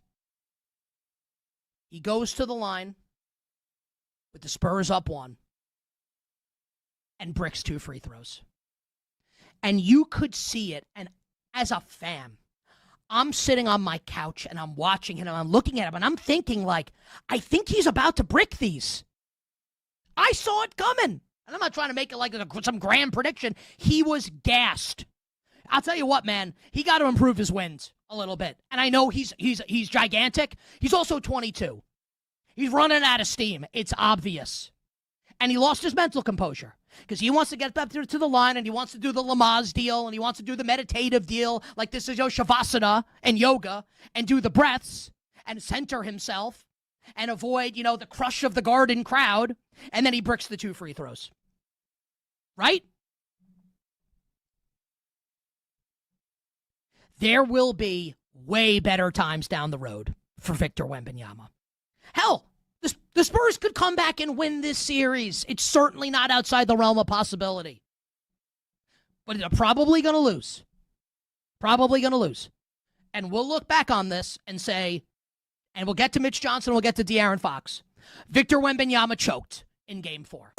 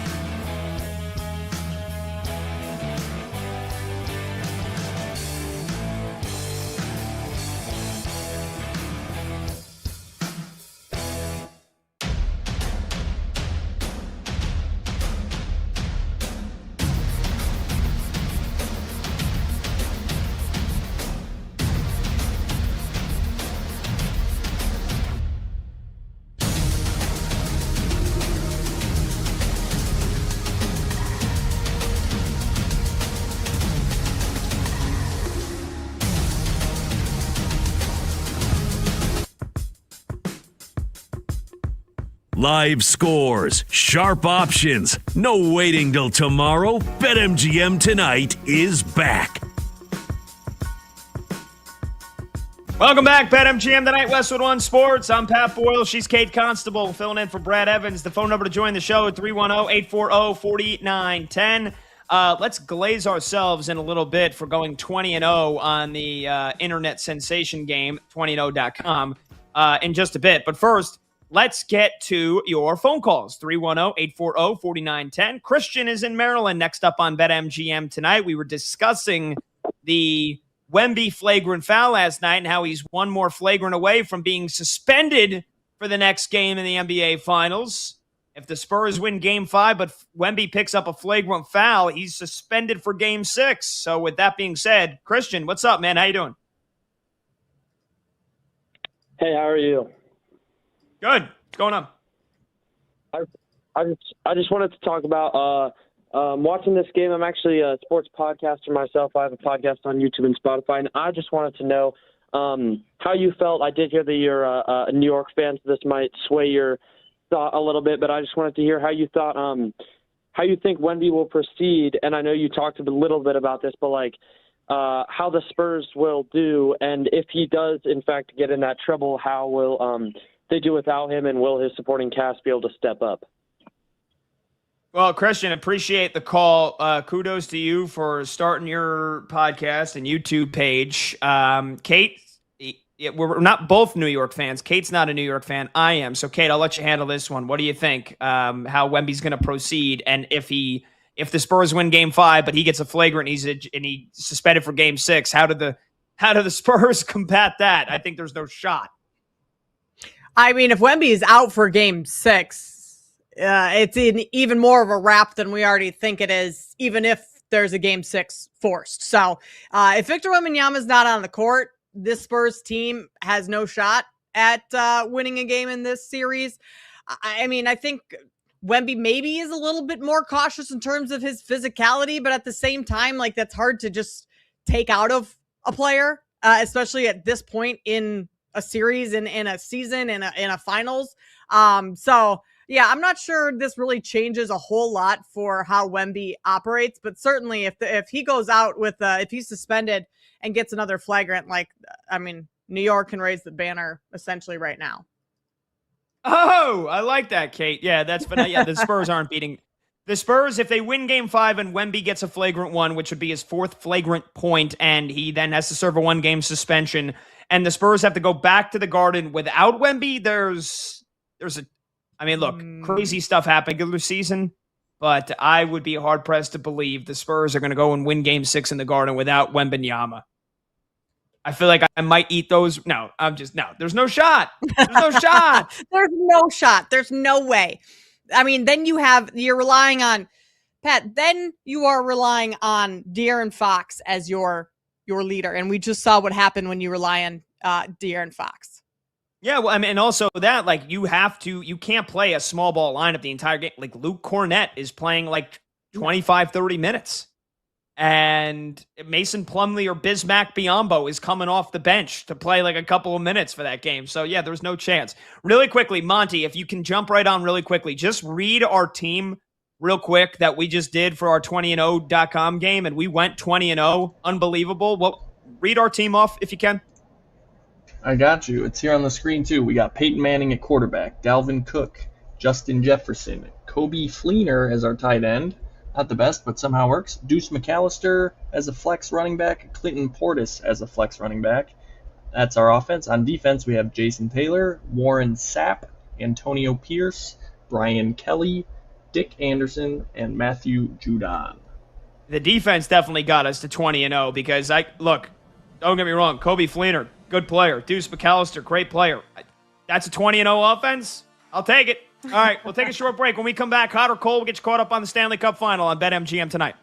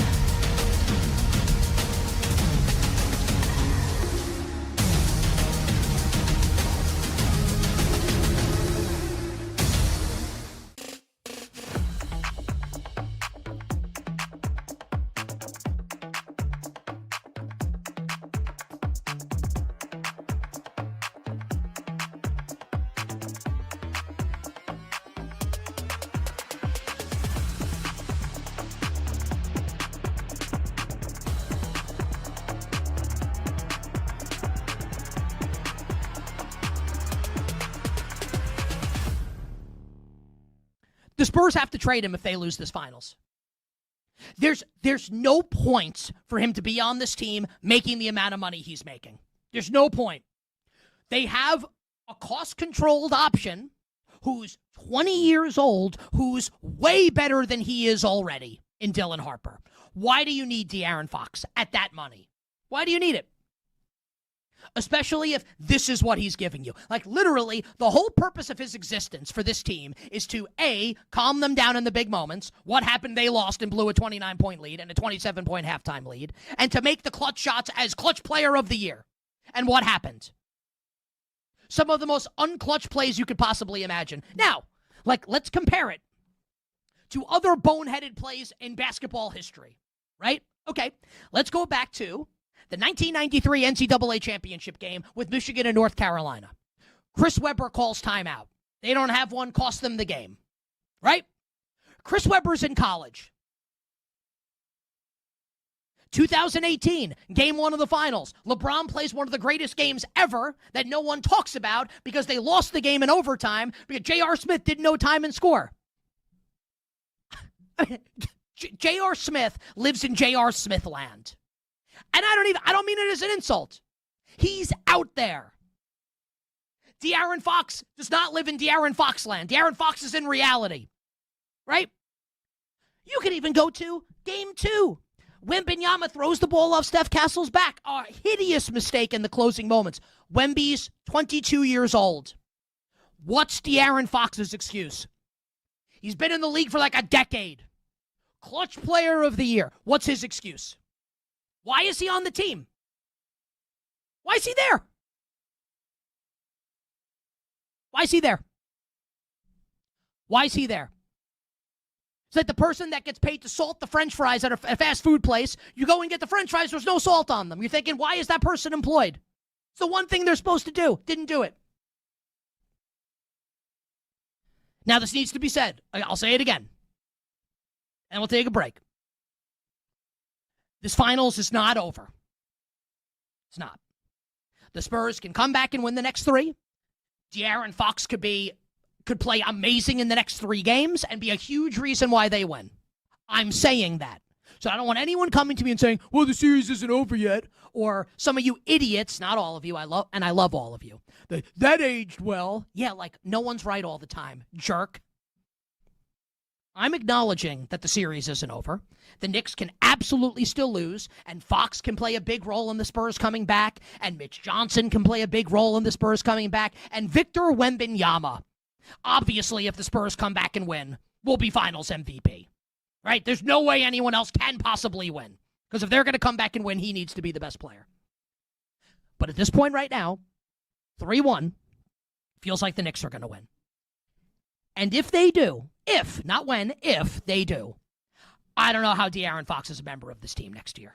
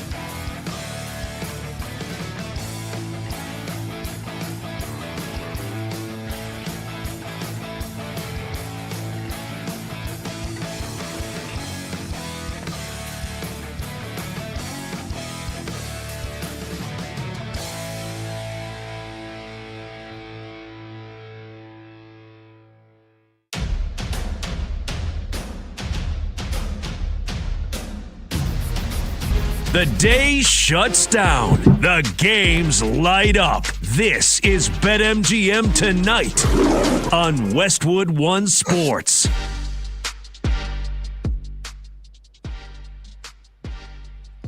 Hey, welcome on back to BetMGM Tonight here on Westwood One Sports. I'm Pat Boyle. She's Kate Constable filling in for Brad Evans tonight and tomorrow. This show is flying by. And we are brought to you by BetMGM. Make it legendary. Download the app today. Please gamble responsibly. Hour number 4 kicks off already here on this Thursday night. And you can watch the show live on YouTube. Just search BetMGM Tonight and hit that subscribe button. Watch the show live on Twitter at BetMGM Tonight. And you can listen to the show on the Westwood One Sports app, the Odyssey app, SiriusXM Channel 375, and hundreds of local affiliates throughout North America. Phone number to join the show, you can call or simply just text your thoughts on the show or any of the topics we dive into at 310-840-4910. The biggest topic so far of the show, not a surprise, the Knicks' unforgettable, jaw-dropping, heartbreaking, breathtaking comeback last night in Game 4 of the NBA Finals, down by 29 points in the third quarter. It's the largest comeback in NBA Finals history. And that was after the Spurs made a little history themselves with 14 threes in the first half. That was an NBA Finals record. They went cold in the fourth. They went cold in the second half. Wemby, not a great fourth quarter. Oh, my God. Fox, who the hell cares? all of the entire sporting world cares, Combs. It's okay. It's okay. The Knicks are going to win a title for the first time in 53 years, and I'm going to never let you hear the end about it. Even though you said the Spurs and Wemby was going to dominate the Knicks, yeah, you can try to play all your noises you want, Combs. But De'Aaron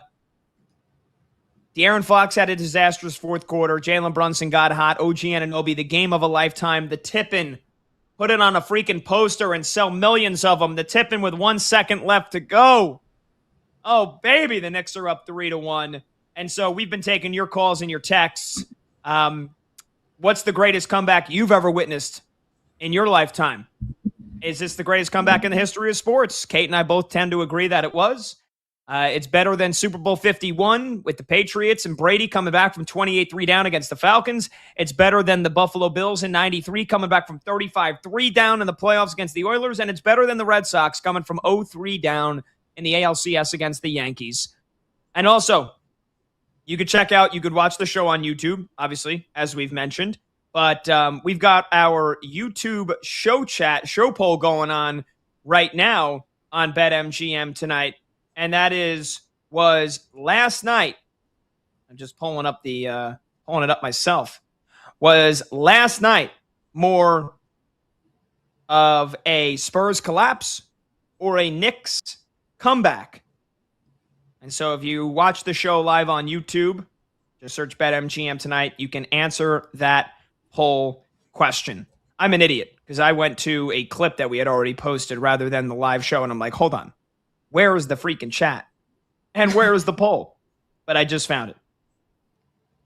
So, and by the way, West Coast 250 weighs in on the YouTube chat and says, insane, absolutely clutch tip-in of the ages. Yeah. Karl Anthony Towns referred to it afterwards as the hand of God from OG Anunoby. So again, weigh in on the YouTube show poll, and you can weigh in on the phone lines, 310-840-4910. Was last night more of a Spurs collapse or a Knicks comeback? Let's get to a little hot or cold, shall we? Let's get producer Brandon Combs in the mix. Combs, I know you're salty. I know you're upset. I know you bet the Spurs last night. Hopefully you hedged out of that. Sorry, not sorry. But how you doing tonight, brother? Sometimes that early payout option is really, really good. And when your team goes up by 20 and you get paid out regardless, it was a good night for both of us, buddy. It was a good night for both of us. Your guarantee paid off for both of us. But you know what? Look, I'm not even that mad about it. Like, if the Spurs lose, the Spurs lose. They're not my team. My team's been losing since Derrick Rose lost his kneecaps. Like, so I don't look at this at basketball like, oh my God, the Spurs have to win this thing. I just want the Knicks to lose because I like to watch you suffer. Yeah, and I know you were enjoying watching every second of me suffer. And I put, by the way, not getting enough credit. Karl Anthony Towns, the tipped inbound on the last play, that's not going to get enough credit. Jose Alvarado is going to get lost in history. You know what also is going to get lost in history? Pat Boyle putting the rally cap on when they went down 15. Pat Boyle putting the rally shades on when they went down by 20.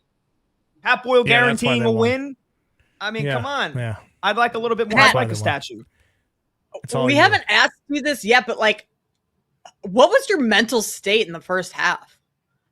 Like, I honestly, I thought of you last night. I was nervous for you. Depression. Were you just a roller coaster? It was just straight depression. Like, they got down early by 10, and I was like, oh, all right, not a great start. And then they got down by 18, and they were down by 20, and they were down by 29. And I think Combs can probably attest to this. Monty said it was a very sad show, and that's unfortunately the case. I tried to be a pro, and I tried to do a show, but it was written all over my face. I mean, I was Sadville, population 1. That had to be one of the more tough shows you've had to do. That's like a family member dying during a show right there. Like you're not locked in. I wasn't. And again, I wanted no part of having to do the show. I didn't want to do the show.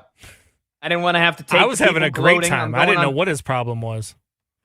Yeah, shut up. I'm going on Twitter and seeing people, this didn't age well. Stupid, loser, idiot. And I'm just taking it. I got the backwards hat on, inside out, looking like a jack wagon. I got these stupid Oakley douche shades on that made me look like an idiot. And everybody watching is probably just laughing along. And the one thing that I am mad about, Kate, is that the game took so damn long that we signed off the air when the game was going into the fourth quarter. And the Knicks, I think, were down 15 brutal. going into the fourth. Your victory lap. You didn't get a comeback. I didn't know. No. Yeah. And so it's like, I got like this. I was like, all right, I guess we're hoping for a miracle. The Knicks are down 15. They were down 29. And I didn't really believe. I mean, I thought there was a chance, of course, because they had already got it down to 15. And I was like, all right, well, they're not the Cavs, but if they can come from 22 down against the Cavs in 8 minutes, they can come from 15 down. We've seen it before. Yeah. But yeah, I didn't even really get to have my victory lap. So like from the second quarter until midway through the third, it was a very sad show. And I appreciate everybody that listened throughout that time, because I probably was not very good at radio during that time last night. From the time that I left here, I went to the Metro station to get back home. By the time I get to the Metro station, I'm like, all right, that game was over. So I just turned the Cubs game on my phone because I had heard that they hit a home run or something to tie it. And I was like, all right, let me check it out. And then as I do that, I get a buddy that texts me. He's like, I can't believe that the Knicks are going to come back. And I was like, shut up. So I have my DirecTV app on my phone, and I pull it up, and I'm like, what is going on? I pulled it up just in time to watch the comeback. It was the most amazing thing I've ever, I don't know how the hell they came back from that. I really don't. It was a lot of fun. Top 3, maybe top 4 single game comeback I've ever saw. Whoa, hold on. Wait, we've had this debate all show long, and now you're just chiming in that this is your top 3 or 4 comeback, Brandon? Yeah. Not number 1? No, it's not. No, not number 1. Teams come back from 30 points down in the NBA on like a weekly basis. No, they don't. They set the finals record. About regular season, but NBA finals, not even like a first, second round playoff, like right. Finals. But this isn't. That's what makes it more impressive than, because you're right. Like during the regular season. That's like when like the dog days of the NBA, when you're like in January and February and guys are just screwing around for the first half and then decide to play. This is the finals. Yeah, but it doesn't touch like 28-3 for me. It doesn't touch Buffalo and Houston back in the day. Like it just doesn't. It doesn't do that for me. Like there's no like those comebacks, all of that. It's just not the same for me, because basketball, you get a possession every like 20 seconds, right? Football coming back, you might not touch the ball for 5 or 6 minutes. So it's a much different scenario for me when I look at it. I'll give you this. It was the best basketball comeback I've ever seen in my life. Combs, because you're so quick to be a basketball hater whenever it suits you. In the regular season, you think, 30-point comebacks happen all the time. Let me actually, you know how many times there has been a comeback? And again, I'm going off of Wikipedia, which they're usually pretty damn good. So I'm going to lean on them.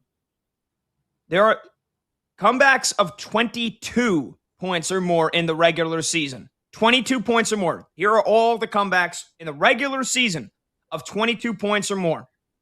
There was 1, 2, 3, 4, 5, 6, 7, 8, 9, 10, 11, 12, 13, 14, 15, 16, 17, 18, 19 in NBA history. 22 points or more. There's only been 19. Wow. That surprises me. But maybe this is teams that, teams can come back from them, but do they win the game? Yes. The Bulls, in my experience watching the Bulls the last couple of years, they get down early. They get down 20 in the first half and climb back in, but they don't ever win the game. Yeah, the game against the Lakers, how they were down by, I don't even remember how much. When Giddey hits that shot to beat the Lakers this year, they were down by like 20, 25 plus points or something like that. Like, look, you can say what you want. For me personally, like, it's not. Remember the Boston Bruins when they were down 4-0 heading into the third period of a Game 7 against the Toronto Maple Leafs. That comeback to win that game was by far better than watching that Knicks comeback last night. I'm sorry, it just was. It's a harder thing to do. So I found another source. NBA Hoops Online lists exactly 30 instances of teams overcoming deficits of 25 points or more in the regular season.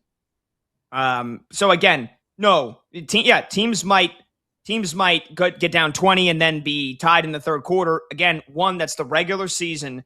Two, it doesn't happen as often as you think it does. And this was the NBA Finals, Combs. This was the Knicks, and you have to add the context. This is a 53-year title drought. The Knicks won the first 2 games on the road. It was on the verge of being 2-2. You got Wemby in his first finals. Like, the Spurs broke the record for the most 3.5 in the NBA Finals, and they lost the game. So how are you telling me that this is the third or fourth best single game comeback you've ever seen? You're being a hater. You're being a hater. It's not being a hater. There's just other games. There's other things that are harder to do. Like I just told you about the Bruins versus the Maple Leafs a few years back. Down 4-0 heading into the third period and coming back to win that game in a Game 7 on the road. Like, that's harder to do. When you're talking about we did just see Carolina come back down 4-0. Yes, we just saw it in a Game 7 on the road. No, but in the Stanley Cup final. Thank you. Yeah, Pat. sure.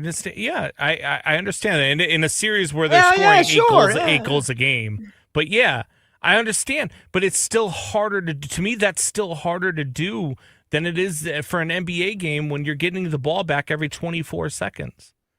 Like, you're not getting that in any other sport. You're not getting that many opportunities to come back in any other sport. Kate, I got a monster salad. I'm just going to enjoy this and let Combs blabber on. Is that a trough? Is that a horse trough of salad?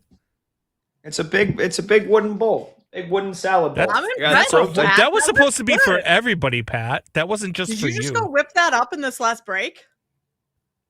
Yeah, well, so I meal prep the chicken, I season the chicken, and I toss it in the oven, 350 degrees, 6 minutes on each side, and the chicken comes out magnifique. And then the rest is honestly not any credit of my own. It's just it's a bag salad. It's a bag salad, dill pickle. This is what I got in the break. A little protein bar. That's my dinner. Yeah, I've got a Pop-Tart. This guy. So Combs, you can keep hating all you want. 1, 2, Brandon 3 for dinner tonight. Pop-Tart doesn't cut it. No.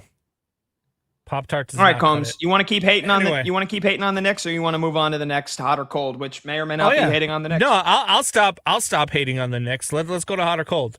Hot or cold, Knicks fans do not deserve a title with how they are acting in the streets. Kate, hot or cold? That's cold.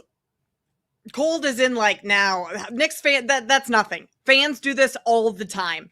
And I don't know if it was Pat that said this earlier. I think it was Pat earlier in the show. My days are long, guys. I told you guys I got a newborn, so like I'm up at the crack of dawn, and so days just run together. I have no idea. It was our pre-show meeting. where I heard it. There you go. Thank you. 9 million some people in the city, and only a couple are doing these. Like, this isn't all Knicks fans. This is a couple of whack job kids that are doing stupid things. And granted, it's very stupid, and they shouldn't be doing it. But that's not all Knicks fans. Not all Knicks fans. They still deserve a title, even with the few that are acting like jackasses. Thank you, Kate. That was a very sensible answer. I agree. I concur 100%. There are 9 million people that live in New York City. 9 million. If you have 5,000 people that attack Spurs fans, and it's not that much. I mean, there's 21 reported incidents after game 3. There was 8 arrests. I'm sure there was maybe, let's call it, let's even say there was 500. Let's say there was 500 of these incidents. Divide that by 9 million people. That is a fraction, that is 0.005%. That is a half of 1%. Or a half of 1%. Whatever. Like, because we live in the social media era comes where everything is online. And by the way, I see there are some idiots, some morons, some people thirsty for clicks, like streamers. There was a kid that went out in the streets, put on a Wembanyama jersey, and basically just waited for people to attack him. Like, knowing, like, not saying he's asking for it, but he's asking for it. Now, again, should there people be attacking somebody just wearing a Spurs jersey? No. Is it heinous? Do I condemn it? Absolutely. But, like, those aren't Knicks fans. Those are jackasses that are looking for an excuse to assault people, and they have their excuse. It's the fact that there are so many people excited about the NBA Finals and the Knicks run right now. So because of a couple of idiots, and maybe a couple, because of hundreds of idiots, the Knicks don't deserve a title? Come on. So, sorry, this isn't Oklahoma City where, like, everybody's nice, and it's like, oh, hey, good job, you beat the Thunder. Like, it's New York City, man. There's criminals. There's criminals everywhere, but there's more criminals in New York City because there's more people. So the Knicks, because of those idiots that should belong in prison for attacking people and beating them up for wearing Spurs jerseys, the Knicks don't deserve a title? Come on. Yeah, no, I'm with you. I mean, look, I think that a lot of these idiots that are out there, New York's got to be better. I mean, the people that are doing this, they've got to be better. They got to be better human beings. But it doesn't mean that just because of those idiots, the Knicks fans don't deserve a title. If there's any reason why the Knicks don't deserve a title, it's because of the idiot that's sitting in front of us right now. Anyway, all right, let's move on. Next one, hot or cold. Sorry, I'm getting emergency alerts here. We've got tornado warnings right now going on around the Chicago area. Good thing I live on the East Coast, man. Yeah. You guys don't ever have to deal with hurricanes or nor'easters or anything like that. You didn't just have to. I mean, Hurricane Sandy. Hurricane Sandy ruined the Jersey Shore. So, all right. The celebrities at the Garden are fraudulent Knicks fans. Oh, Pat, God. Hot or cold? I mean, what are we doing here? What are we doing here? You're just going to find any which way to bring down the Knicks title run that is about to finish, that is about to hit its climax in the next couple of days here. That's not what we're doing. You heard the story, when what was his name? Ben Stiller. I can't think of his Ben Stiller, where he doesn't buy these tickets. He's not a season ticket holder. The Knicks are giving celebrities tickets in exchange for them doing stuff for the franchise. So, are these really Knicks fans? You believe Taylor Swift, T Swizzle, or do you believe that Mr. Travis Swift is a Knicks fan? He wasn't there. He was not there. She was there with the actress from Licorice Pizza. I forget her name, and I don't know who the other girl was. I probably should, but I don't. Travis Kelce was not there. I that's where I thought you were going initially, Taylor Swift. Yes, I don't know when she became a Knicks fan. She was just at the Cleveland Cavaliers game against the Knicks with Travis Kelce, who is from Cleveland. So, like, okay, she was rooting in support of him. She wants to show up at the Knicks game to get the clout. Nothing surprises me when it comes to Taylor Swift. I I know Monica McNutt, who's on the Knicks radio broadcast, was actually upset about that. Like she, on a hot mic, was like, oh, get out of there, girl. You're not a Knicks fan. And it's like, see, you're going to get some hot water with that. I don't give a damn about Taylor Swift being there.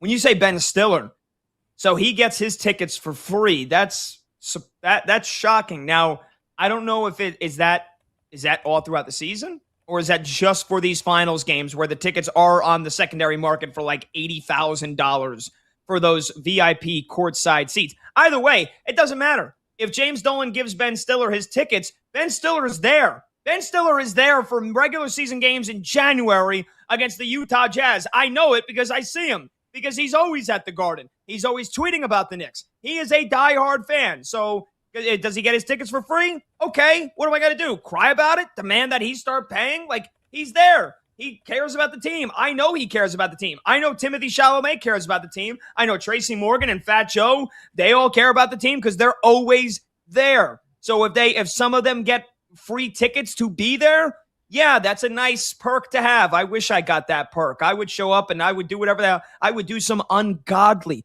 unspeakable things to get free tickets to sit courtside at Knicks games. And I'll tell you, like, whatever your mind wanders, I would do it. If I can sit courtside at Knicks games for free, I'm not going to blame Ben Stiller for doing it. This is the point Pat made, is that he's at regular season games. If it were one thing that he wasn't at games in October, in early December, but just showed up for the postseason for the biggest games, then I'm like, yeah, you're not a real fan. But if you're going to games throughout the season, regardless of how you get tickets, I'm okay with that. I mean, I don't know if Taylor Swift is. I did see some pictures of Taylor Swift in Knicks gears when she was younger. I don't know if those were AI or photoshopped or anything, but like, I don't have a problem with all the fans there. This is like Timothy Chalamet. Kylie Jenner going with Timothy Chalamet, like, she's going with her boyfriend. That's fine. That's okay for me. I don't think she's like, and of course she's going to wear Knicks gear because you're going to a game. That's what you do. So I'm okay with that. I'm not sure they're all fraudulent. I think a vast majority of celebrities in every fan base are fraudulent fans. You have your handful of real fans, real celebrities that are real fans. I understand that, but I also think that there's a lot of celebrities that are just fraudulent fans of a lot of fan bases. L.A., New York, Chicago. There's all sorts of them that, you know, when a team's playing well, they want to hop in because, you know, there's going to be a camera on their face. Yeah. Is Larry David and John McEnroe fraudulent? I don't know who Larry David is. John McEnroe's not. You don't know who Larry David? You never watched Curb Your Enthusiasm? You never watched Seinfeld, the creator of Seinfeld, Combs? Yes, I've watched Seinfeld. I love Seinfeld. I didn't know. Larry David created the show. I probably know him if I saw his face. I just don't know him by name. I didn't know he created Seinfeld. I just knew him from Curb. Yeah, he literally created Seinfeld. Jerry Seinfeld is nothing without Larry David.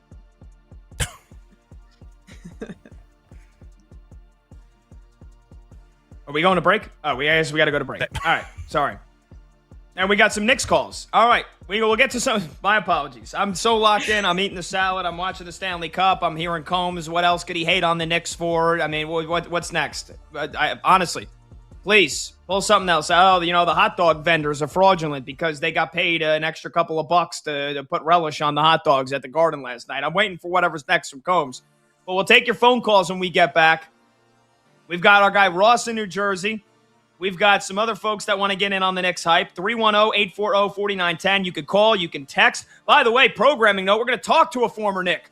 Chris Childs is coming up at the top of the hour, but we'll get to more of your phone calls and more sports when we come back. I'm Pat Boyle. Kate Constable's in for Brad Evans. This is BetMGM tonight on Westwood One Sports. You don't listen to anything, do you?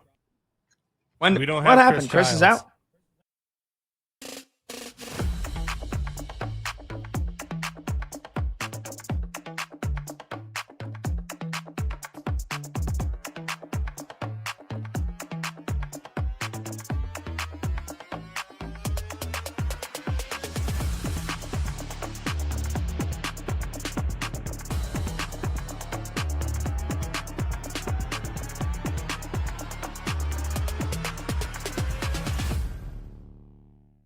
So this was, through 24 minutes, a masterclass from Mitch Johnson. And then the second half happens. Now, he was not like a bystander the way like Kenny Atkinson was. Like Kenny Atkinson, basically, I think of it like this. Kenny Atkinson's driving a car. There is a cliff in the distance. Everyone can see the cliff. You have the opportunity to hit the brakes or, turn the wheel. And Kenny Atkinson decided to just keep his foot on the gas and watched as the Knicks ate into that lead. Mitch Johnson was not quite on the Kenny Atkinson scale of blowing leads. I wouldn't say this was that. It was not that bad. He did take a couple timeouts that I thought were really smart in the second half. The Knicks would start to make a little bit of a mini run, cut it to 17, cut it to 21. Mitch Johnson will call timeout. I thought that was really smart. Look, the fact that you oversee that type of collapse has to be a black mark. And the fact that you watched your team settle for all these three-pointers has to be a black mark.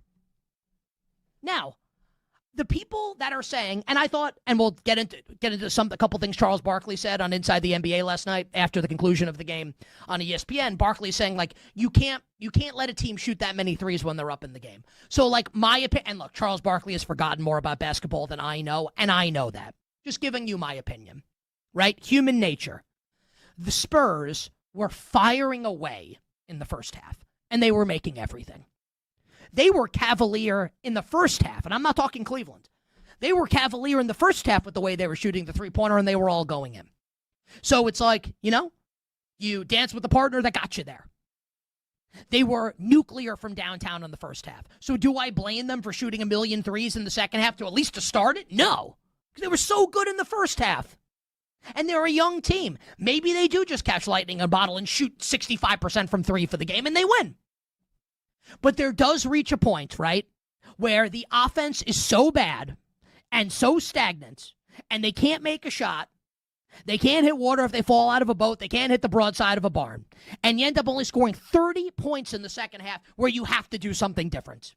You have to. It's like anything in life. If you're failing at anything in life to the extreme that the San Antonio Spurs were failing at scoring the basketball, and the defense was good. I understand the Knicks came back. The defense at points for San Antonio was excellent. They couldn't score. That was the problem for the Spurs. At what point do you try something different? To collapse. And Mitch Johnson is the coach of the team, and he deserves a ton of the blame. And this is now an NBA Finals where we have seen 4 basically coin flip games, and 3 of them have gone the way of the New York Knicks. And yes, you can say that the Knicks are more experienced, and you're right. And you can say that the Spurs' 3 best players are all kids, and I don't say that in an insulting way. They're 22, 21, and 20. I'm 43. They're kids to me. In the grand scheme of life, these are kids, and they're way beyond their years, and they're all tremendous. All of them. Wemby, Castle, Harper, they're all studs. But they're inexperienced. And you can say that inexperience and the youth has cost them, and you're right. Also, he's the coach of the team.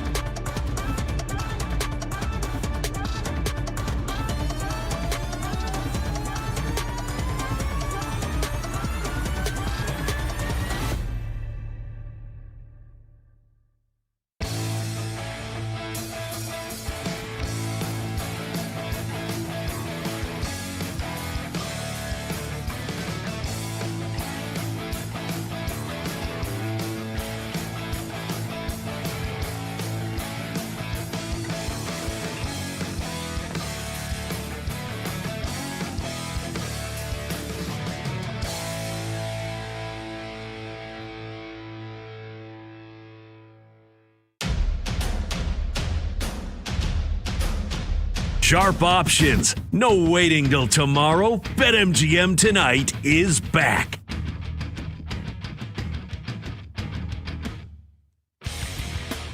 All right, welcome on back. BetMGM Tonight, Westwood One Sports. What? I'm Pat Boyle. You really got to get guttural if you're going to you're going to hit that. That's System of a Down, right? I think so. Hopefully. Well, anyway, welcome on back. I'm Pat Boyle. Kate Constable is with me tonight and tomorrow. She's filling in for Brad Evans. Ah, that's right. That's right. You know what? I knew that, and I was like, that's not System of a Down. I knew that. That's a bad job. All right, that's not the first mistake I've made tonight, by the way. I like to think I throw a perfect game almost every night on the radio, but, sometimes you serve up a couple of meatballs. So I mistakenly thought Chris Childs, former New York Knick, was joining us tonight. That is most likely, hopefully, going to be tomorrow. A little scheduling snafu. So the rest of the show, we're talking about last night, the Knicks comeback. We're keeping you posted on the Stanley Cup Final. Game 5 right now, still 1 goal apiece between Vegas and Carolina. There's 11 and a half minutes left to go in the second period. And we've got some other football topics and fun that we're going to get to. But let's get to the phone lines here because we got a bunch of callers that want to weigh in. 310-840-4910. You can call, you can text. Let's get to Tim, who's in Annapolis, Maryland, next up on BetMGM tonight. Tim, what's going on? What's going on? Thanks for taking my call, guys. Yes, sir. Listen. You asked a question. Was it a collapse on the Spurs or was it a comeback from the Knicks? Let me give you a couple of points here, okay? First half, Spurs shooting out of their mind, record number of threes, impossible to keep that up. So that's going to go down. That's not a collapse. That's just a normalization. The Knicks were flat in the first half. They brought the intensity in the second half. The Garden came alive. I know there was a couple of stupid, silly plays there at the end, but listen, if the Knicks don't put themselves in a position to win, there is no stupid and silly plays, right? So in my opinion, the Knicks 100% had a comeback. It was not a collapse on the Spurs' part. Go Knicks, baby. Wow, Tim, let's go, brother. Good stuff, man. Appreciate the call. Kate, I've been filling up the air so far this entire segment. You want to weigh in on what Tim said? Because you and I both kind of thought it was more of a Spurs collapse. Kate, you're muted. Yeah. Yep. That was my mistake. I'm not pitching a perfect game either. I still think it's like a Spurs collapse. Listen to this. Victor Wembanyama in the fourth quarter. This is all from 10 minutes, 41 seconds on to basically the end of the game. This is everything he took. Missed alley-oop layup, missed tip shot, made free throw, missed floater, missed tip shot, made two-pointer, missed alley-oop, missed jumper, made a jumper, missed 2 free throws. That's a collapse right there. Those aren't all just, regression back to shooting, being hot in the first half. Like that's really bad. He missed everything. That's what I call a collapse is the mental mistakes, the pressure mounting, and then that as a result, shooting in the way that Wemby shot. And I mean, you could look at basically everyone on the Spurs in the second half.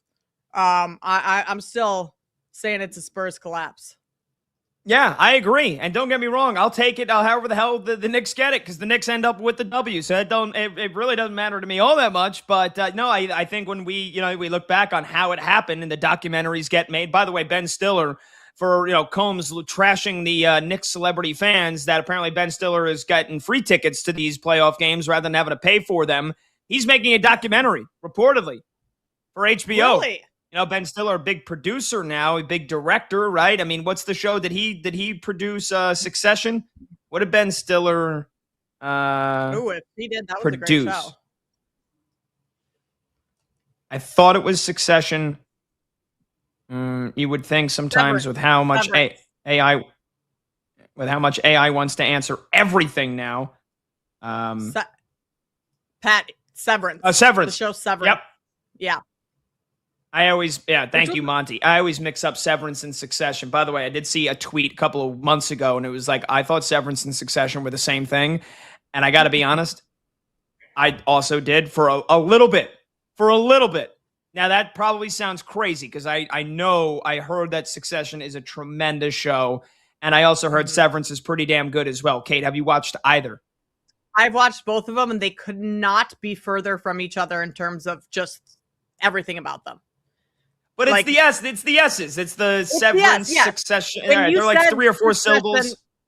When you initially said Succession, I was registering Severance, so I had to stop and go back. Yeah. Severance was good for a while, then it just got weird. But Succession, front to back, top to bottom, phenomenal show. Yeah. So anyway, Ben Stiller is reportedly making a documentary that he's filming all on his phone for this Knicks final run. So when they make the documentary and like we go back on how the hell the Spurs blew this game, I do think it was a Spurs collapse as well. And here's some other things too. Yes, it's one thing to be red hot from 3 and you expect the regression to the mean with the shooting in the second half. Okay, here's the thing though. The San Antonio Spurs went 3 for 17 in the second half. Out of those 17 threes, 12 of them, they shot with more than 10 seconds on the shot clock.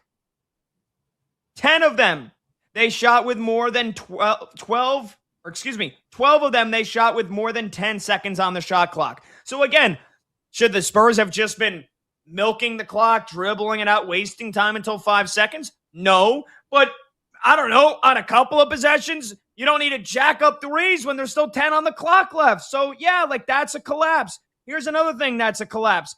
Wemby playing 23 out of 24 minutes in the second half. You couldn't find the guy 5-6 minutes to rest on the bench. And yeah, okay, if the initial reaction, if the Knicks get it down from 29 to 20 to 15, it's like, oh God, we got to get him right back in there. I don't know. Don't you want him to be 100% for the final 5 minutes of the fourth quarter? He looked like he was out of gas. And Kate, I think that's probably why he missed so many of those jumpers in the fourth quarter. Why was he playing every single second in the second half? You had no confidence, no faith in your bench to be able to close the game out. You had to have him in there for every second. That ended up doing more harm than good. And there's a chance it does more harm than good even going into game 5 too. You play your best player into the ground. I know they have 2 days of rest in between, but like that's not a recipe for success. And with those threes you mentioned, Pat, like I want to say, and I'm trying to double check this. I should have fact checked way before, but I want to say they had 8 straight possessions where they shot threes. At some point, you got to mix it up and do something else. You can't just be jacking threes the whole game, or the whole second half, especially when they're not going in.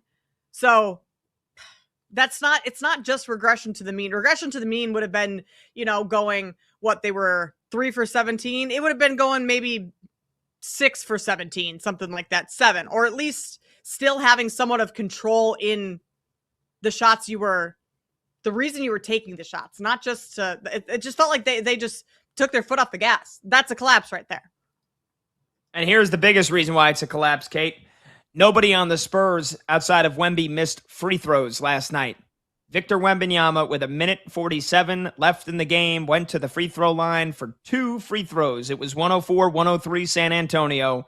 He missed them both. Missed both of them. And that's a guy that I believe is 85% for the free throw line in the playoffs. And he's a great free throw shooter. It's a collapse.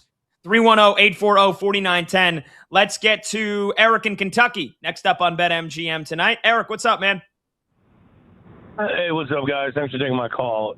Yeah, if you're a Knicks fan, which I was as a kid with Starks and Ewing, I can't root for this team. But if you are a Knicks fan, you should be counting your blessings. The Spurs, that is the worst coaching job. I'm not even going to blame players. I mean, this is 101.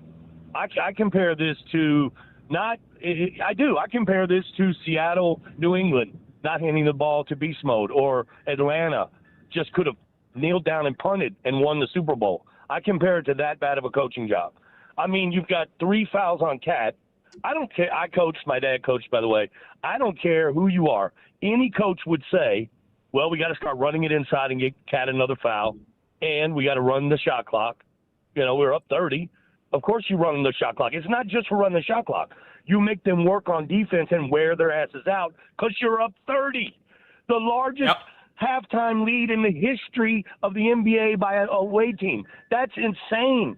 Like, to say you won as a Knicks. And by the way, you see how the Knicks tried to choke it away, too. How many free throws did they miss coming down the line? How many did they miss in the last few minutes? A ton. So I was shocked. That's all I'm saying. And anybody that takes this as a Knicks win, it's a joke. They should fire the coach. It's that bad of a coaching job. All right, thanks, guys. Wow, they should fire Mitch Johnson. That's crazy. I mean, that's a step too far. Yeah, look, Eric, appreciate the call. Made a lot of tremendous points. I don't know how you could fire Mitch Johnson after this, right? I mean, people were talking about should the Cavs fire Kenny Atkinson after they lost the series. It'll happen inevitably to one coach or another. It happened to Tibbs. It's eventually. It is ultimately why he got fired, because the Knicks lost that series, and if they don't lose that game one of the Pacers and blow a 20-point lead in the fourth quarter, then maybe he still has his job.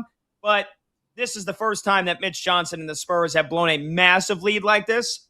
You could see it coming, though, because they blew a 14-point lead in game one, a 12-point lead in game two. I don't think he should be fired because of this. I think that is the overzealousness that we live in the times of in the moment, Kate. But, I mean, it definitely was a collapse. You and I both agreed with that. Yeah, and no, you should not be firing Mitch Johnson. I mean, young coach, but the starting lineup, the average age is 22 years old. Like, he's got the youngest starting five ever to play in a conference finals. You can only do so much with that because they're still learning to do. And there's the narrative over and over and over again that you have to have your battle scars, your battle wounds before you have to lose before you can win. So yes, a lot that he could have done differently in that game. Couple other instances throughout the series, there are plays he could have called differently or decisions he could have made, but I don't think you fire the guy over this. No, and but the other thing I will hit back on as well, the Knicks didn't miss a single free throw in the second half. So I don't know. That was incorrect. The Josh Hart missed layup I was ready to rip my hair out of my head. That was the other moment, Kate, where I thought the Knicks had blown it when they blew the comeback. When Josh Hart races down off the turnover and does the little float layup from a foot, just dunk the ball, and he floats it off the back iron. I was ready to go nuts right there. The announcers even said right after that, I think it was Richard Jefferson, he said, like, the Knicks cannot allow this to deflate them over the next, I forget how much time was left when that happens, because you miss a layup like that where you have an opportunity to take your first lead of the game, and all of a sudden, that's what it probably felt like to that entire Knicks team. It was like, oh, we worked so hard, and this is how we're going to lose it now, is a missed layup by Josh. Josh Hart also almost cost him the game in the final sequence when Castle got behind him there. Like, that was Josh Hart's defensive assignment. So, I mean, he said in his postgame that he owes a lot to OG. Otherwise, he would be regretting this game for the rest of his life. So, yeah, he got saved. It's a good thing the Knicks won. Otherwise, that would be tough for Hart to swallow. 310-840-4910. We've got 3 text messages and counting to get to when we come back. We've got 2 more phone callers. You want to get aboard? We'll be taking your calls the rest of the show. 310-840-4910. More on the incredible, historic comeback last night from the Knicks, and we'll get you a scoreboard update. We've got another goal in the Stanley Cup Final. We'll tell you what happened when we return. I'm Pat Boyle. She's Kate Constable filling in for Brad Evans. This is BetMGM Tonight on Westwood One Sports.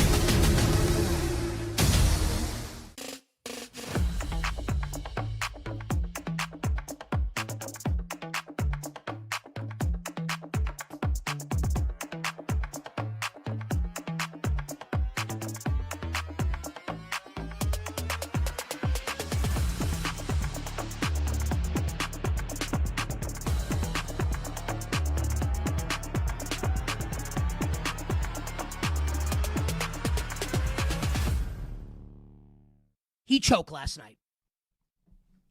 He choked. There's no way around it. And yeah, Mitch Johnson deserves a lot of blame. I'll get to that. And yes, De'Aaron Fox was so bad down the stretch of this game last night that I kind of think the Spurs should trade him. We'll get into that. But don't let any of that blind you to the fact that the best player in the world and the best player in the series laid a Humpty Dumpty-sized egg in the second half last night. Now he's 22. There will be better days ahead. But you want to fancy yourself to be this leader, right?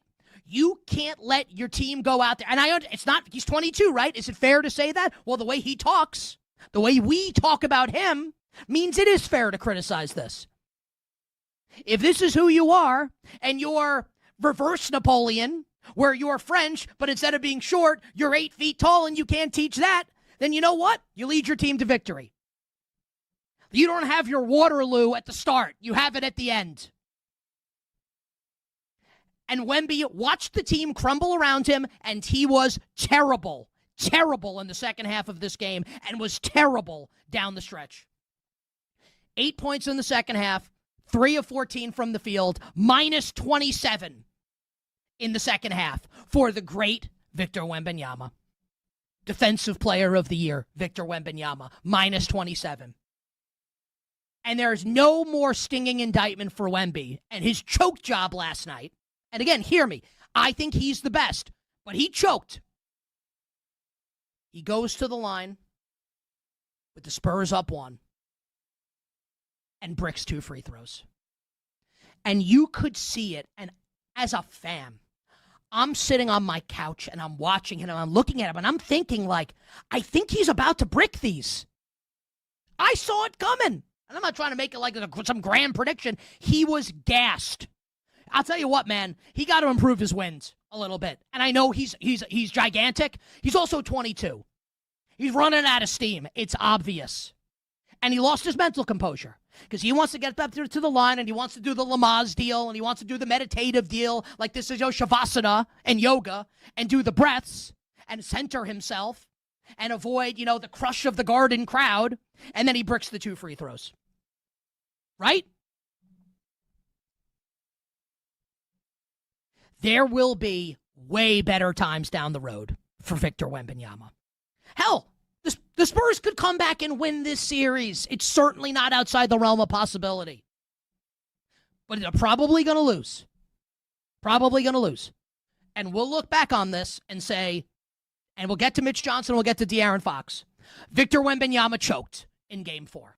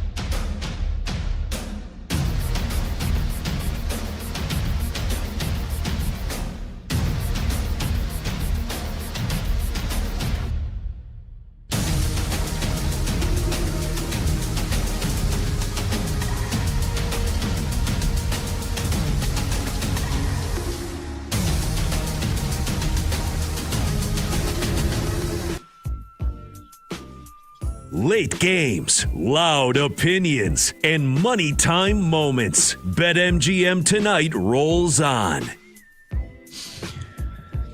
All right, welcome on back. BetMGM tonight, Westwood One Sports. I'm Pat Boyle. She's Kate Constable filling in for Brad Evans. Phone number to join the show, 310-840-4910. Well, Carolina has now scored twice in the last 5 minutes.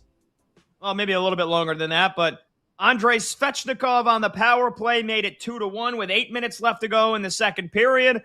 And now Carolina just got another one. They were up 3-1 with under 2 minutes left to go in the second period. Hurricanes at home in the verge of taking a 3-2 series lead. We still have at least 20 minutes. And again, there is no lead that is safe. So I don't even know why I said they're on the verge. I mean, geez, we've seen 3-goal leads, 4-goal leads get blown in this series. So would not surprise me in the slightest if we see another Vegas comeback here. They seem to do their best work when they're down. All right, I know we've got our guy Ross in New Jersey on hold. And he's a diehard Knicks fan. I'm going to ask Ross to be a little patient because I don't want to shortchange him. Because we do have a hard out at the end of every hour, which is coming up in about 3 minutes. So instead, let's get to Marshall in Milwaukee. We're debating, was last night more of a Spurs collapse or a Knicks win, a Knicks incredible comeback? Like, where do you put the slider scale on for last night's debacle that happened? 310-840-4910. Marshall, line one in Milwaukee. What's up, Marshall?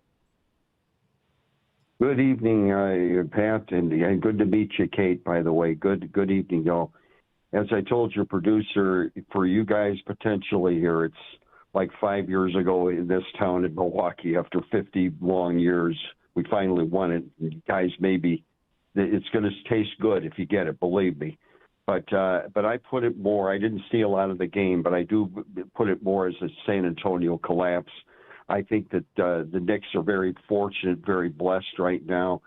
It's been difficult. It's been a good series when you get right down to it, the closeness of each game. But as you said, Kate, I think that they have to learn how to win. And I've always said winning is an art. And people forget that sometimes with young people. Yeah, and going back, dating myself, you have Tracy Austin, 16, winning the Open in 79, and some other young people, Boris Wecker, I'm a big tennis fan, winning in 85 at 17 and all that. But those are exceptions. You have to learn how to win. And I think the Knicks are going to do it in 6. I do believe the Spurs will get game 5 at home. They'll get off the mat and win one. But I think it's going to be, I don't see 3 in a row, especially their propensity to blow leads. And as you said, Wemby being winded right now. And before I go Tar Heels in Omaha tomorrow. Going to be a great game between Ole Miss and Carolina. But Knicks fans, enjoy it. I think you're going to get it, but I think it's going to be in 6. Marshall, appreciate the call, my man. Good stuff. Marshall called a couple of weeks ago when the Knicks were in the midst of the historic 13 straight win streak. Kate, your thoughts on what Marshall said? Yeah, I think he's spot on. Great to meet you as well, Marshall. The Spurs do need to learn how to win, and winning the next 3 games, asking a young team to do that when they have blown leads. I mean, this isn't the only lead that they've blown throughout the playoffs. Game 1, up 14 midway through the third, and the Knicks go on a 22-9 run for the game to be tied going into the fourth. So those types of things, it's just, I mean, maybe that's a cop-out, is that they're a young team, but there's something to it.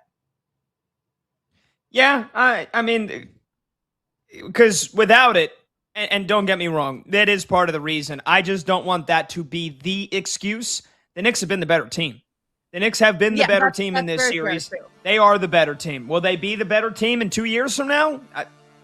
I would hope not, for the Spurs, sake of things, because in another 2 years, these guys should be seasoned vets and they should be cooking. But I just don't want that to be the excuse. Oh, because they're too young. But, I think a more veteran group would probably not blow a 29-point lead. We got more phone calls, more texts to get to when we return, an update on the Stanley Cup Final, and we'll get back into hot or cold. This is BetMGM tonight on Westwood One Sports.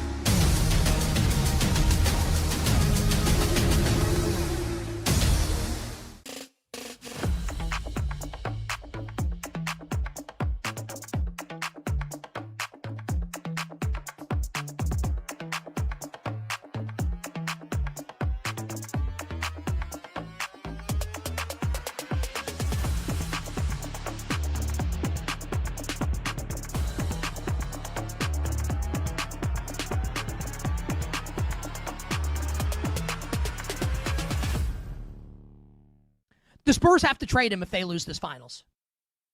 There's no point for him to be on this team making the amount of money he's making. There's no point.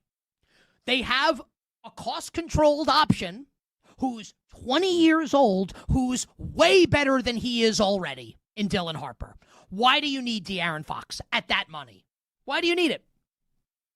Especially if this is what he's giving you. Like, literally, the whole purpose of his existence for this team is to, A, calm them down in the big moments. What happened? They lost and blew a 29-point lead and a 27-point halftime lead. And to make the clutch shots as clutch player of the year. And what happened? Some of the most unclutch plays you could possibly imagine. Now, like, let's compare it to other boneheaded plays in basketball history, right? Okay, let's go back to the 1993 NCAA championship game with Michigan and North Carolina. Chris Webber calls timeout. They don't have one, cost them the game, right? Chris Webber's in college. 2018, game one of the finals. LeBron plays one of the greatest games ever that no one talks about because they lost the game in overtime because J.R. Smith didn't know time and score. J.R. Smith lives in J.R. Smith land. And I don't mean it as an insult. He's out there. De'Aaron Fox does not live in De'Aaron Fox land. De'Aaron Fox is in reality. Right? You could even go to game two. Wembanyama throws the ball off Steph Castle's back. A hideous mistake in the closing moments. Wemby's 22 years old. What's De'Aaron Fox's excuse? He's been in the league for like a decade. Clutch player of the year. What's his excuse? Why is he on the team? Why is he there? Why is he there? Why is he there? It's like the person that gets paid to salt the French fries at a fast food place. You go and get the French fries, there's no salt on them. You're thinking, why is that person employed? It's the one thing they're supposed to do. Didn't do it. Now, this needs to be said. I'll say it again. And we'll take a break.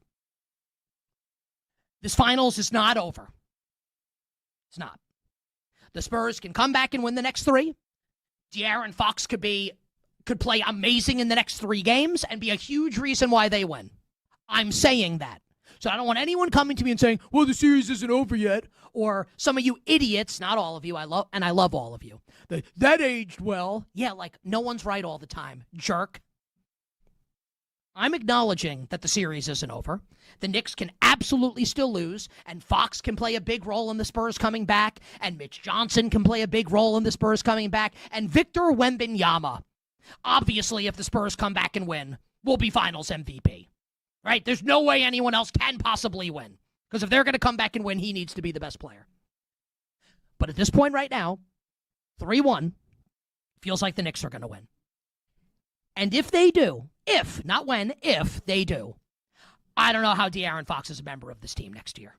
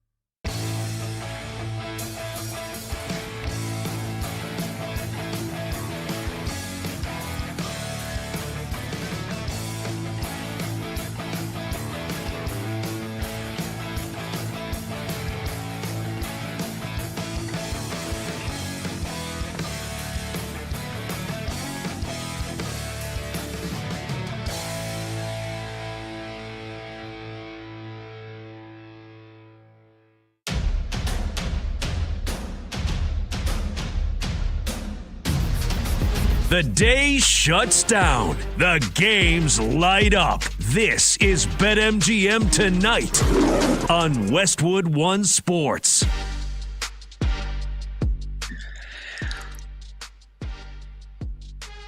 Hey, welcome on back to BetMGM Tonight here on Westwood One Sports. I'm Pat Boyle.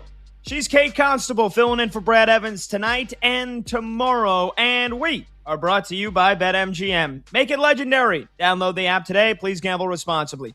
Fifth and final hour of this Thursday night show kicks off right now. The show has absolutely flown by, and that's a huge testament to you, the listener, to you, the viewer, for tearing up the phone lines, lighting up the text lines.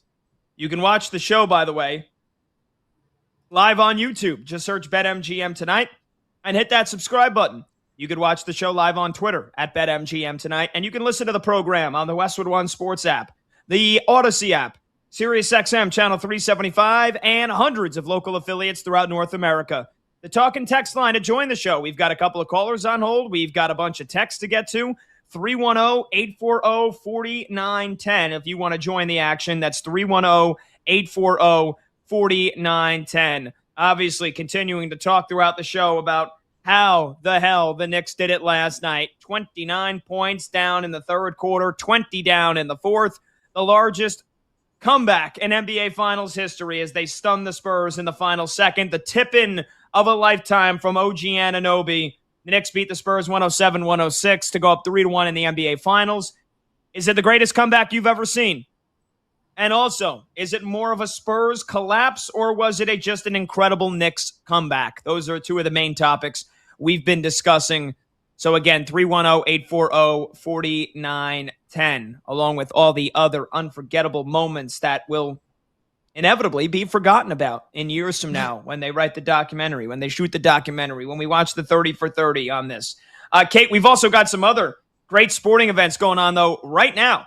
Stanley Cup Final, Game 5, Golden Knights Hurricanes. They're going to the third period in about 10 minutes from now, but Carolina with a dominant second period. They have taken a 3-1 lead on Vegas. Andrei Svechnikov, power play goal, made it 2-1, and then 5 minutes after that, Sebastian Aho, who has largely been missing in this series, comes through with a monster goal to make it 3-1 Carolina. But again, we've seen 3-goal leads be blown. We've seen a 4-goal lead get blown in this series, so nothing is safe. Everything's still to play for. And then the game that I got on my screen right now, World Cup, game number 2. Mexico beat South Africa earlier today, 2-0. And now you got Czechia versus South Korea, also squaring off from Mexico. Team USA, by the way, plays Paraguay tomorrow night, 9 o'clock Eastern. So it's all happening right now.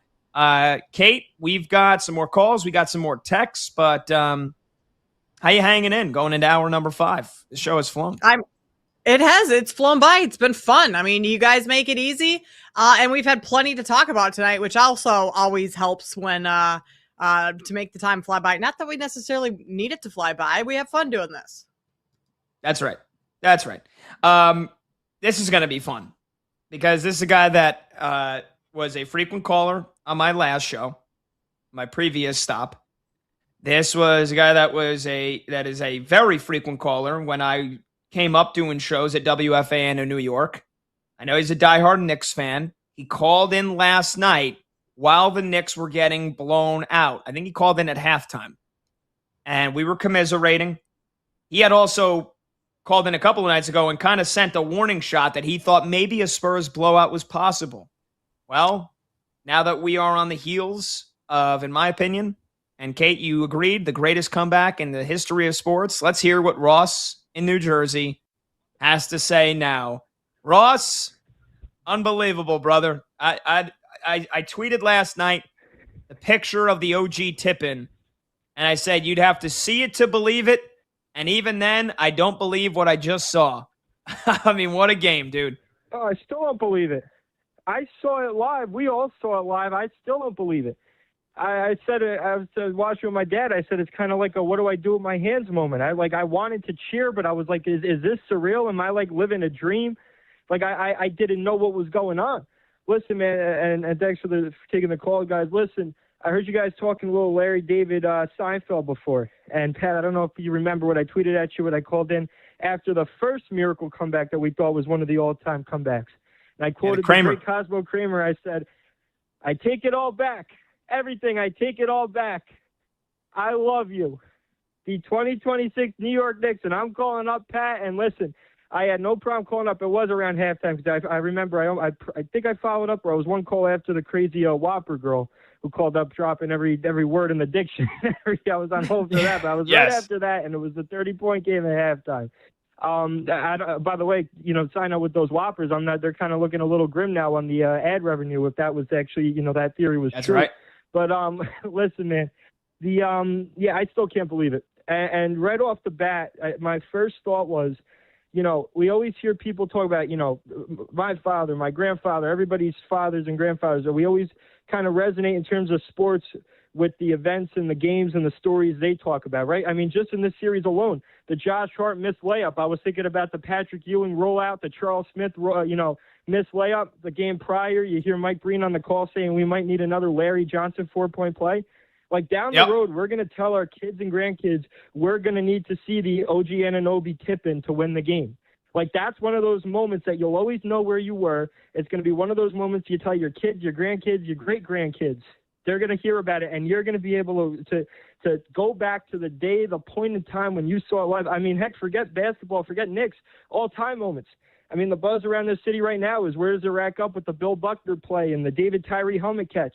It's one thing when you hear about these moments in the past tense and decades on decades go by, and the only way of reliving them is, on YouTube or just seeing clips of them. But when you see one of those moments live and you know how special it is the moment it happens, and it's going to live for the rest of sports history, and you can pinpoint watching it live, those are some of the most special moments ever, man.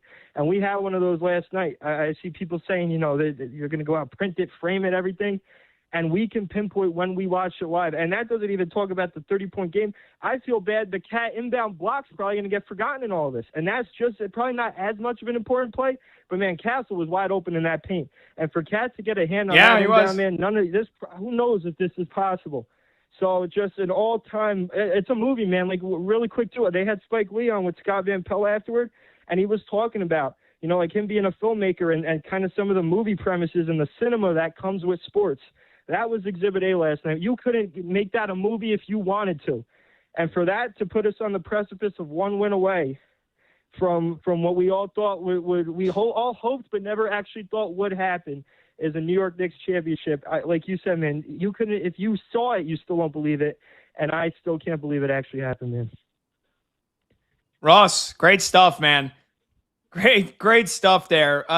Kate, I've got a lot to respond to Ross, but I want you to get in here. Yeah, What are your thoughts on what Ross was talking about?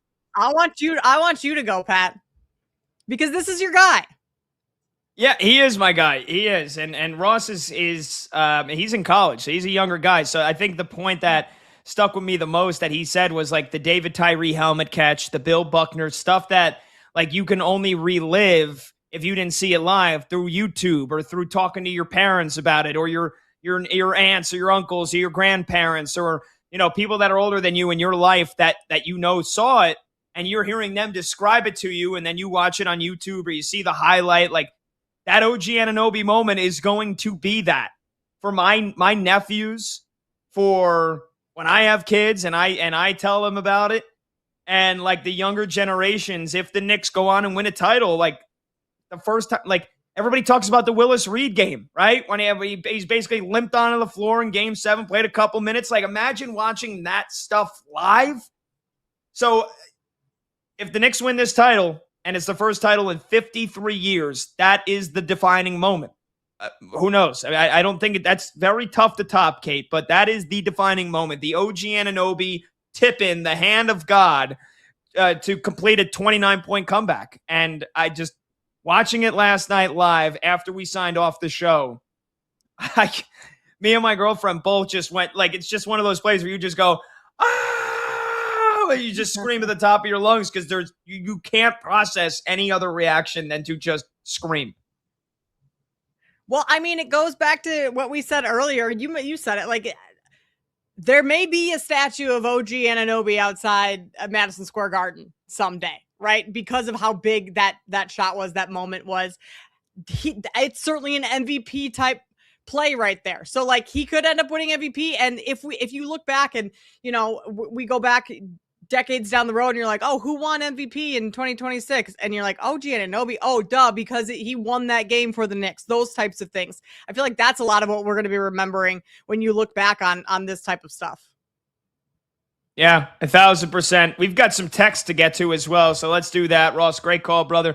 The Seinfeld references too. By the way, my one friend that was watching the show texted in, and he goes, how are you talking about Seinfeld? You don't reference the big salad. I showed the big salad I was eating. We talked about Seinfeld. Look, I watched a decent amount of Seinfeld growing up. My dad would always have it on, like just in the background, like that was his guilty pleasure show, if you will. Like a lot of people, it's Family Guy. For me, it's Always Sunny in Philadelphia. But I don't remember the big salad episode. Kate, did you watch Seinfeld? No, I wasn't a Seinfeld person. No, I've seen random episodes here and there, but I've never watched it start to finish. So I can't help you out with the salad episode either. So I guess it's George Costanza goes nuts on Elaine. And he goes, you just had to have the big salad. And I guess I'll have to rewatch that. I'll have to rewatch that episode.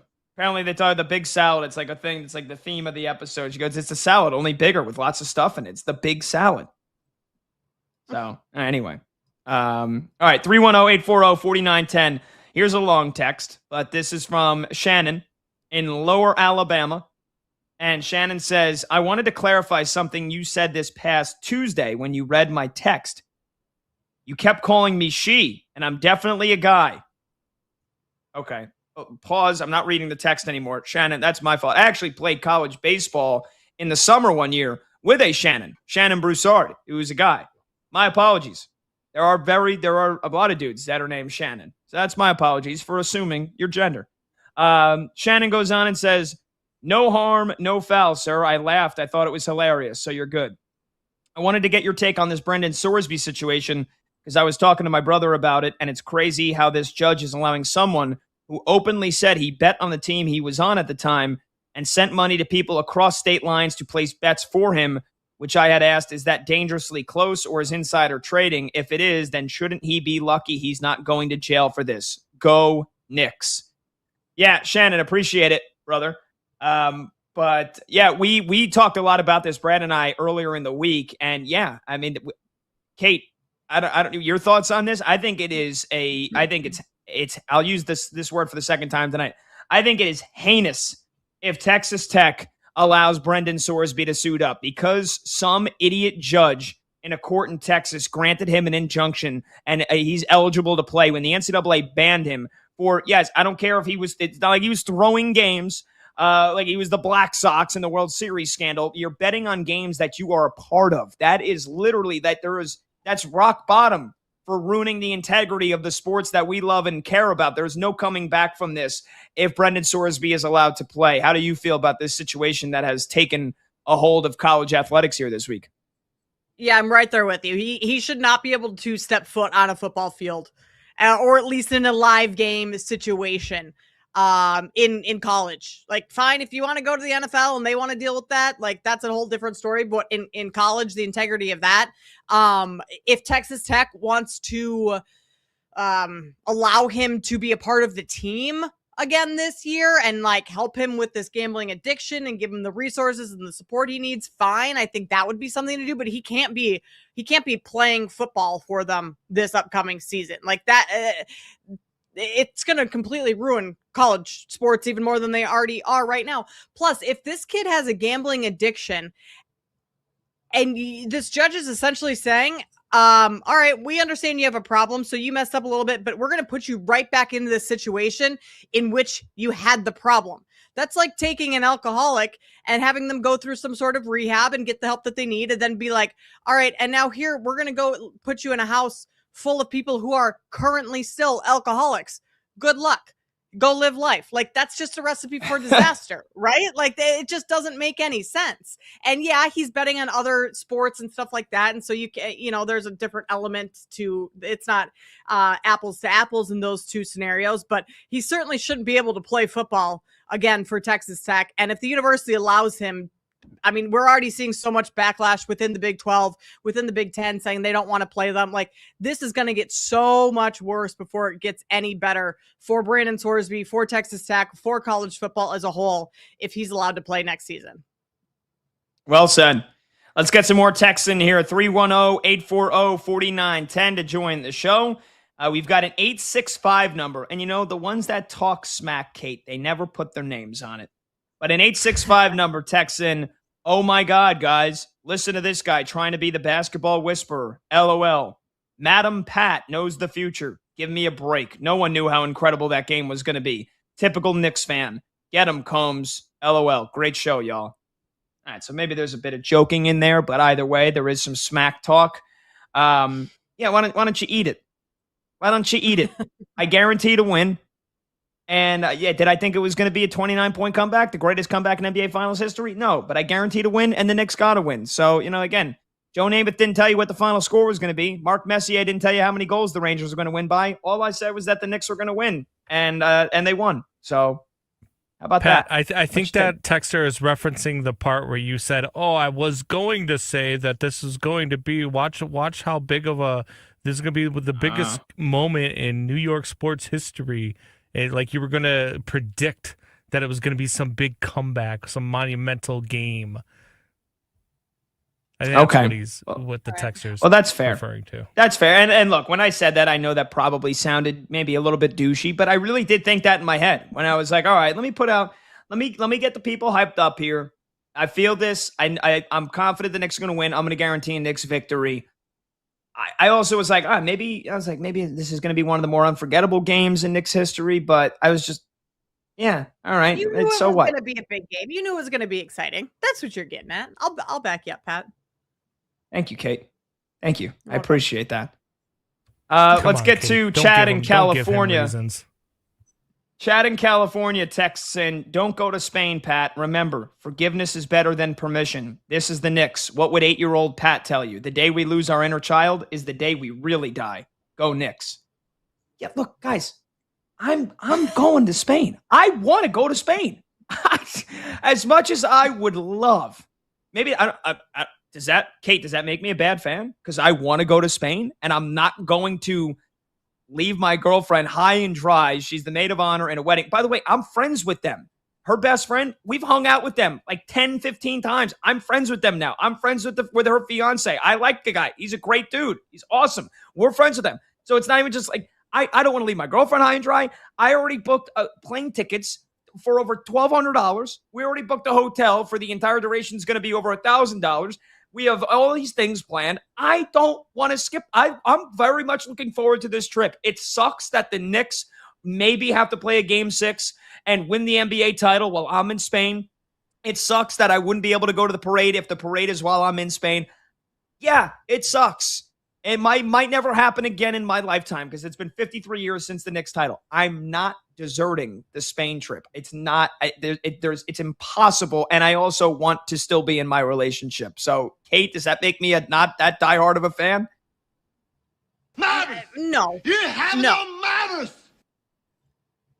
I mean, I think that I may be backing you up way too much here, Pat. I mean, but you're going to watch the game regardless. If the Knicks win the series, what you're going to be missing out on is a parade. Because either way, you're going to sit at home at your place in New York, and you're going to watch the game, and you're going to watch the Knicks potentially win the NBA Finals. Or you're going to sit at a hotel in Spain, and you're going to watch the Knicks potentially win in NBA Finals. The location is just the difference. The timing is just the difference. It is the fact that you're going to miss the parade. Diehard fans go to parades, but if you're halfway across the world, what can you do? If this was like a trip where you were in, upstate New York, or you had to go to Philly for this wedding, then I would say you better get your ass back to New York for this parade, and you could probably make that happen. But you're going to be in Spain. It's life. It goes on. I'll give you that. You're still a diehard Knicks fan. I mean, what can you do? Thank you. Wow, I'm just hyping you up. These last 2 hours have been like me hyping Pat up over and over again. Well, I mean, look, on the heels of what happened last night, it's kind of tough. It's kind of tough. I know Combs has tried to take the position of being the party pooper and the Debbie Downer and the hater. And, it's unbecoming of him. So, Kate, I'm glad that you didn't stoop, to those low levels, those low heights. And here's the thing. Let's imagine, and I don't think it's going to happen, right? I'm very confident. It's not impossible that the Spurs come back and win this series. It's happened before. This isn't 0-3. This is 1-3. LeBron and the Cavs did it. Can you imagine, Kate, if I said, all right, sorry, babe. Sorry, Corinne. I'm out on the Spain trip. Go by yourself. Fly by yourself. Stay in the hotel by yourself. I'm not there. Sorry. I need to go to the Knicks parade. And then they lose the series. And I missed that. I skipped the Spain trip. Can you imagine that? There is no coming back from that. Knicks meltdown, collapse, and no title, and the loss of a girlfriend. If that's the case, like that would be a double whammy to the heart. Yeah, Combs in the show chat said that would be amazing. Yeah, of course it would, and that's exactly why I'm not doing it, because not that I think it's going to happen. And if they played these games 5, 6, and 7 100 times over, but again, crazier things have happened. So there's no shot I'm skipping the Spain trip. Chad, I appreciate it, but 8-year-old Pat would probably tell me to skip it because he doesn't realize how expensive it is to book airline tickets and hotels, and the credit card already got charged for the hotel. It got charged a couple of days ago. I don't know why they do it differently in Europe. It's not when you check in. It was a week before you check in, so that's already been charged. I'm not getting out of it. Stop asking. And a couple of friends said that too. Oh, skip the Spain trip, dude. What are you people nuts? Are you people nuts? Also, it's like Spain. Like, you get a chance, you get a reason to go over to Europe. I don't know. Europe's pretty cool. Yeah, I want to go. And I got some nice outfits. I was trying them on before, Kate. Look, I spent like not an ungodly amount, but a decent amount of money. Look at this shirt. Wow.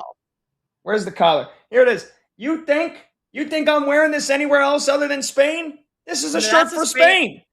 That's a Spain shirt right there. You can't wear that in New York. Anywhere else? Look at this thing. Look at this. This looks super European.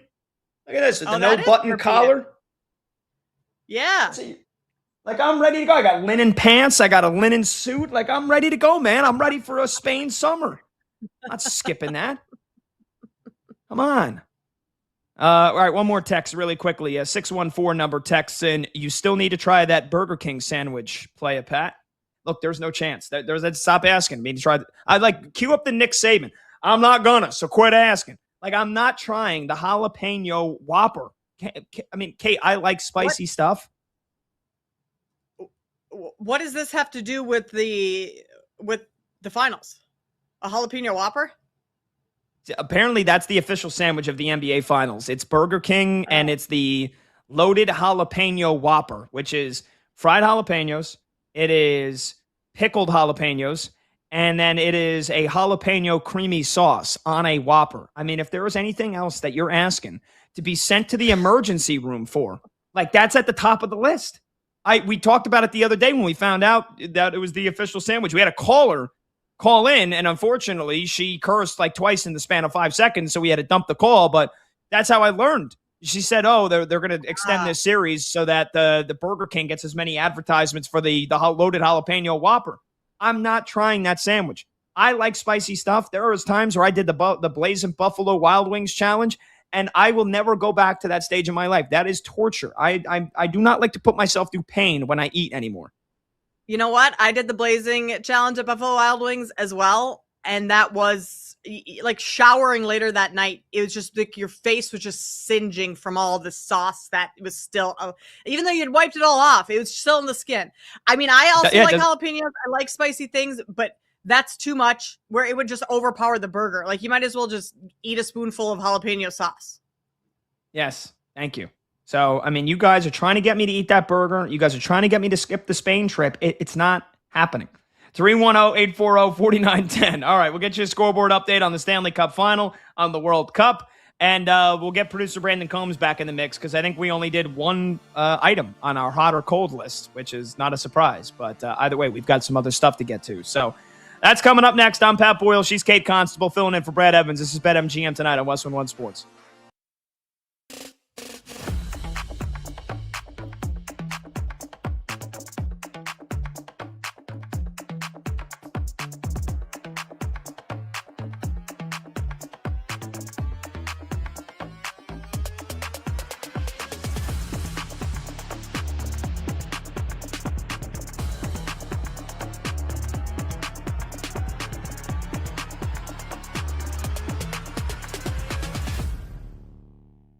So this was, through 24 minutes, a masterclass from Mitch Johnson.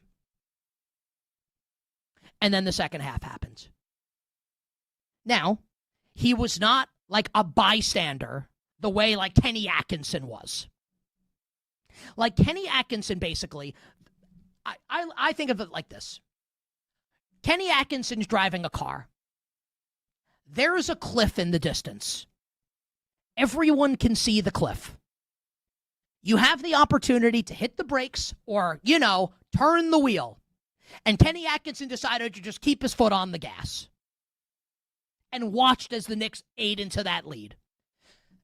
Mitch Johnson was not quite on the Kenny Atkinson scale of blowing leads. I wouldn't say this was that. It was not that bad. He did take a couple timeouts that I thought were really smart in the second half. The Knicks would start to make a little bit of a mini run, cut it to 17, cut it to 21. Mitch Johnson will call timeout. I thought that was really smart. Look, the fact that you oversee that type of collapse has to be a black mark. And the fact that you watched your team settle for all these three-pointers has to be a black mark. Now, the people that are saying, and I thought, and we'll get into a couple things Charles Barkley said on Inside the NBA last night after the conclusion of the game on ESPN. Barkley saying, like, you can't let a team shoot that many threes when they're up in the game. So, like, my opinion, and look, Charles Barkley has forgotten more about basketball than I know, and I know that. Just giving you my opinion, right? Human nature. The Spurs were firing away in the first half, and they were making everything. They were cavalier in the first half, and I'm not talking Cleveland. They were cavalier in the first half with the way they were shooting the three-pointer, and they were all going in. So it's like, you dance with the partner that got you there. They were nuclear from downtown in the first half. So do I blame them for shooting 1 million threes in the second half to at least to start it? No, because they were so good in the first half. And they're a young team. Maybe they do just catch lightning in a bottle and shoot 65% from three for the game, and they win. But there does reach a point, right, where the offense is so bad and so stagnant, and they can't make a shot. They can't hit water if they fall out of a boat. They can't hit the broadside of a barn. And you end up only scoring 30 points in the second half where you have to do something different. You have to. It's like anything in life. If you're failing at anything in life to the extreme that the San Antonio Spurs were failing at scoring the basketball, and the defense was good. I understand the Knicks came back. The defense at points for San Antonio was excellent. They couldn't score. That was the problem for the Spurs. At what point do you try something different? To collapse. And Mitch Johnson is the coach of the team, and he deserves a ton of the blame. And this is now an NBA Finals where we have seen 4 basically coin flip games, and 3 of them have gone the way of the New York Knicks. And yes, you can say that the Knicks are more experienced, and you're right. And you can say that the Spurs' 3 best players are all kids, and I don't say that in an insulting way. They're 22, 21, and 20. I'm 43. They're kids to me. In the grand scheme of life, these are kids, and they're way beyond their years, and they're all tremendous. All of them. Wemby, Castle, Harper, they're all studs. But they're inexperienced. And you can say that inexperience and the youth has cost them, and you're right. Also, he's the coach of the team.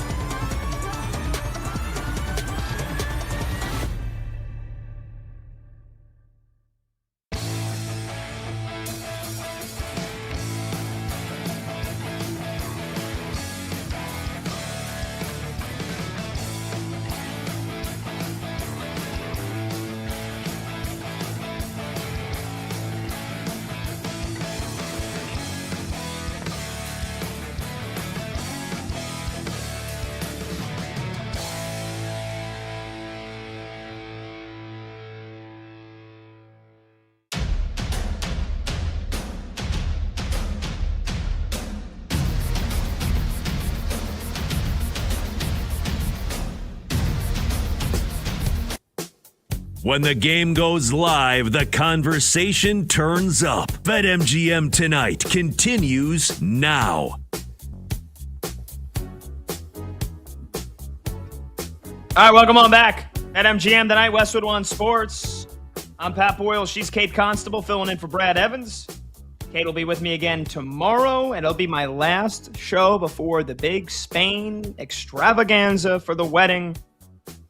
So I will be, after tomorrow, Friday, June 12th, I won't be back until Wednesday, the 24th. Trust me, I do not want to be burning up as many vacation days. But unfortunately, those plans were set in motion a long time ago, and that includes potentially missing a Knicks ticker tape parade, and potentially, if the Spurs win Game 5, I'd have to, well, I wouldn't miss it. We did go through that dilemma yesterday, though, Kate, how I would actually watch the game. So that is still something I haven't officially figured out. But Okay, I would not watch the game. I would not watch the game here in the States if there is a Game 6. Obviously, I'd watch it in Spain, but how would I watch it? And so if I can't, like the best way is the VPN works. And so I can trick YouTube TV into thinking that I'm not in Europe, because you can't watch YouTube TV if you're not in the States. That's what I pay for. I don't have cable. And so I use YouTube TV. You can't watch it in across Europe. So, all right, the VPN, you fix that issue. If that for whatever reason doesn't work, I know that Amazon Prime is the official rights holder of the NBA Finals in Europe. But I was also Googling that yesterday on the show, and one site said you can't access a US-based Amazon Prime subscription while you're in Europe.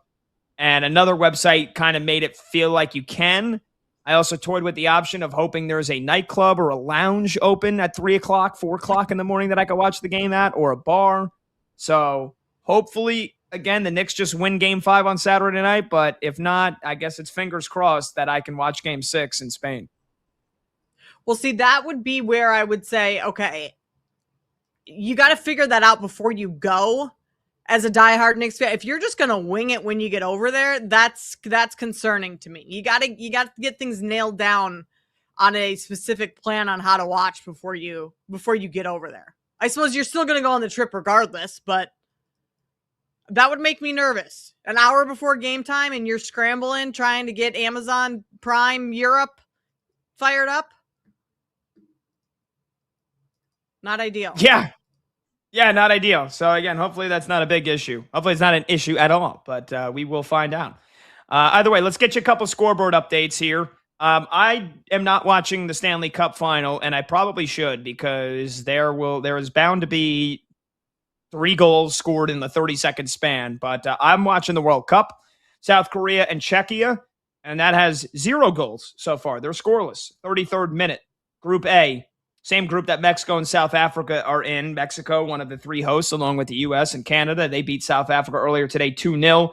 Korea and Czechia scoreless. Not a lot of big moments so far. Kind of a boring game. I should probably switch back over to the Stanley Cup. Kate, are you still watching Vegas and Carolina? What's going on? I'm watching the Stanley Cup here.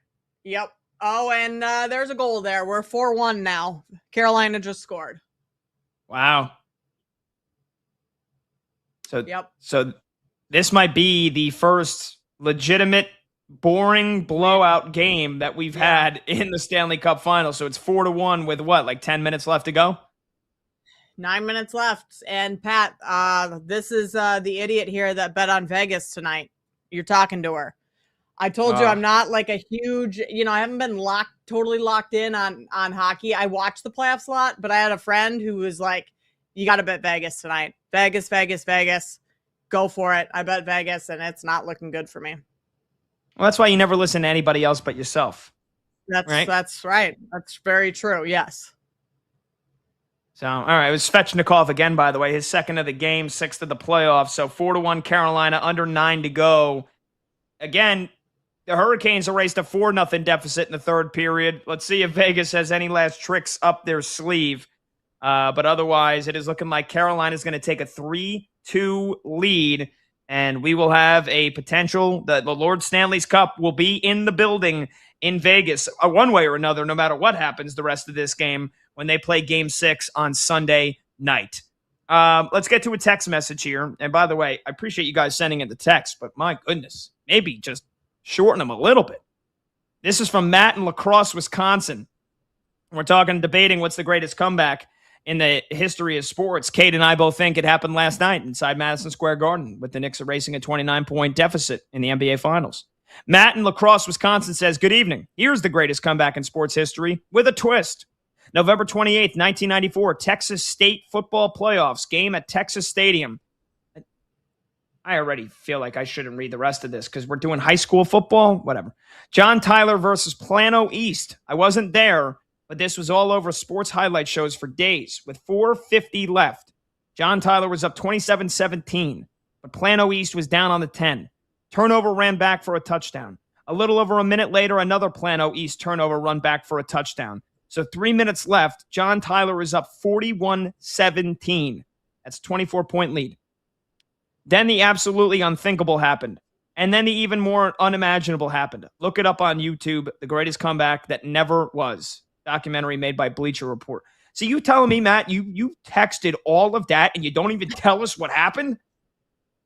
I don't even know who wins because he said the greatest comeback that never was. So what happened? It was 41-17 and Plano comes back and they don't win anyway? I mean, what a waste.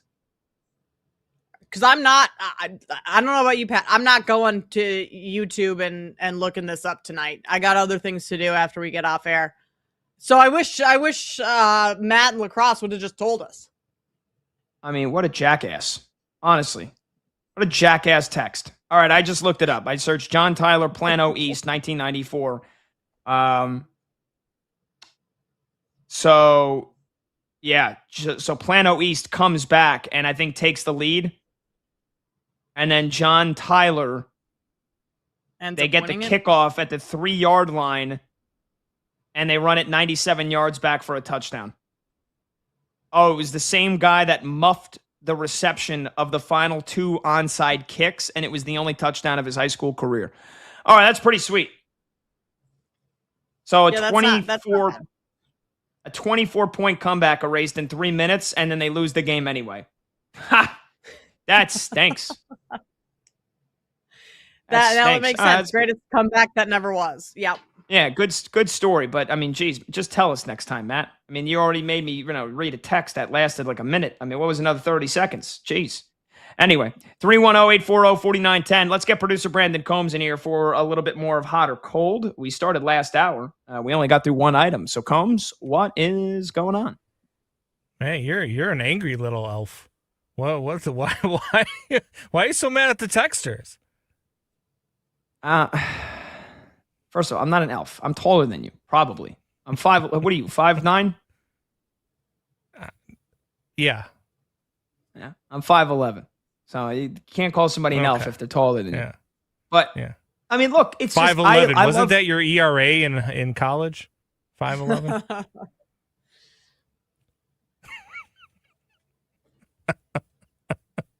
Funny, let's get the career stats so I can shut you up. Pat, you played baseball in college? Yeah, Division III. Sort of. Yeah. All right. It's not sort of. It's Division III. My career ERA was 4.75. All right, Combs. So shove it. Oh, it's close to 5'11". I mean, it's not far off. 4.75 ERA. Yeah, that'll get you in the Hall of Nothing. Yeah, and 1 year they juiced the balls. 1 year they juiced the balls. You should just say I was pitching hurt or something. You shouldn't. The juiced balls story is terrible. You should go with my senior year. My senior year I was pitching hurt. I was pitching with a half-torn UCL, and I elected for not Tommy John because I wasn't spending a fifth year to play Division III college baseball. So I pitched through a half-torn UCL, and my senior year I had a 3.13. On the PlayStation or? No, real life. Look it up. They're there. The stats are there. All right. Huh? It's good. Did you play with anybody that people know? Yeah, where did you play?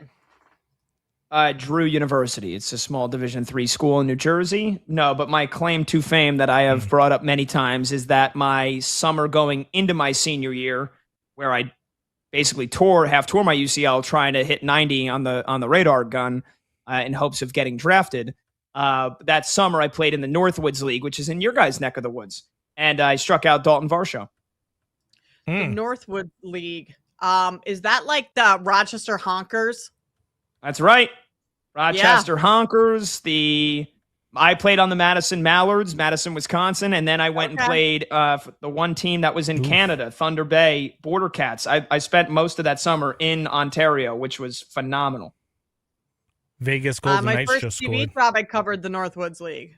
That was no, I didn't cover the Northwoods League. I covered the Honkers. They were in my market.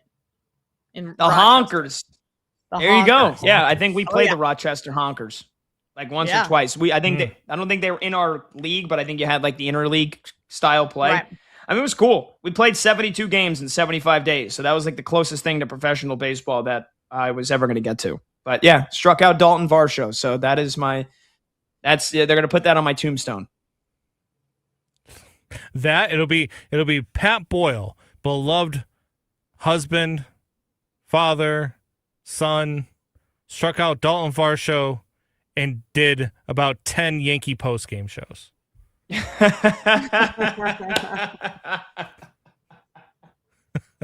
That's good. Combs got it. You could write, Combs, start writing that. In case I die in Spain, have that ready to go.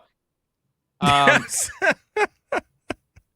right, so you said Vegas drop of a heart attack after they lose Game 7. We maybe, yeah, exactly.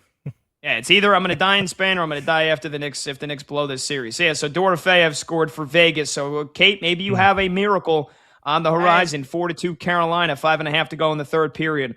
We'll grab our final break, and we will do some hot or cold. We're going to debate whether or not Paul Skeens has already peaked. And I think it'll be interesting to see who lies on what side of the equation. 310-840-4910. That and any of your last Knicks miracle comeback calls from last night. We'll grab them. Your texts as well. I'm Pat Boyle. She's Kate Constable filling in for Brad Evans. We got Combs along. We got Monty hanging out. Hang out with us for the last 20 minutes before we turn things over to Josh Graham for Westwood One Sports Night. This is BetMGM tonight here on Westwood One Sports.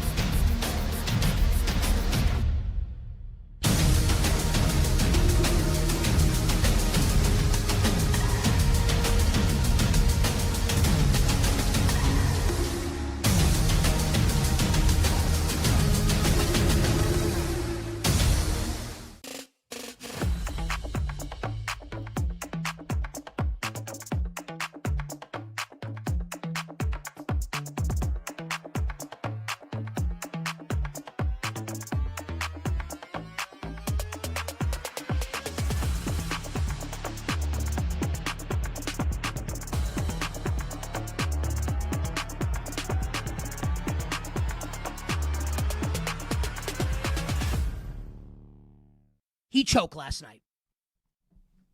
He choked. He choked.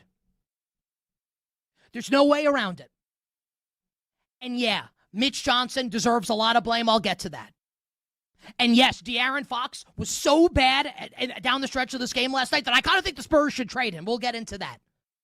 But don't let any of that blind you to the fact that the best player in the world and the best player in the series laid a Humpty Dumpty-sized egg in the second half last night.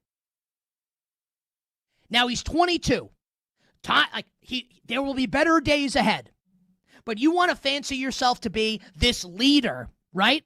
You can't let your team go out there. And he's 22, right? Is it fair to say that? Well, the way he talks, the way we talk about him, means it is fair to criticize this. If this is who you are, and you're reverse Napoleon, where you're French, but instead of being short, you're 8 feet tall and you can't teach that, then you know what? You lead your team to victory. You don't have your Waterloo at the start. You have it at the end.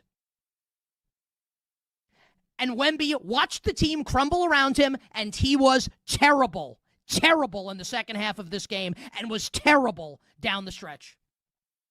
8 points in the second half. 3 of 14 from the field, minus 27 in the second half for the great Victor Wembanyama.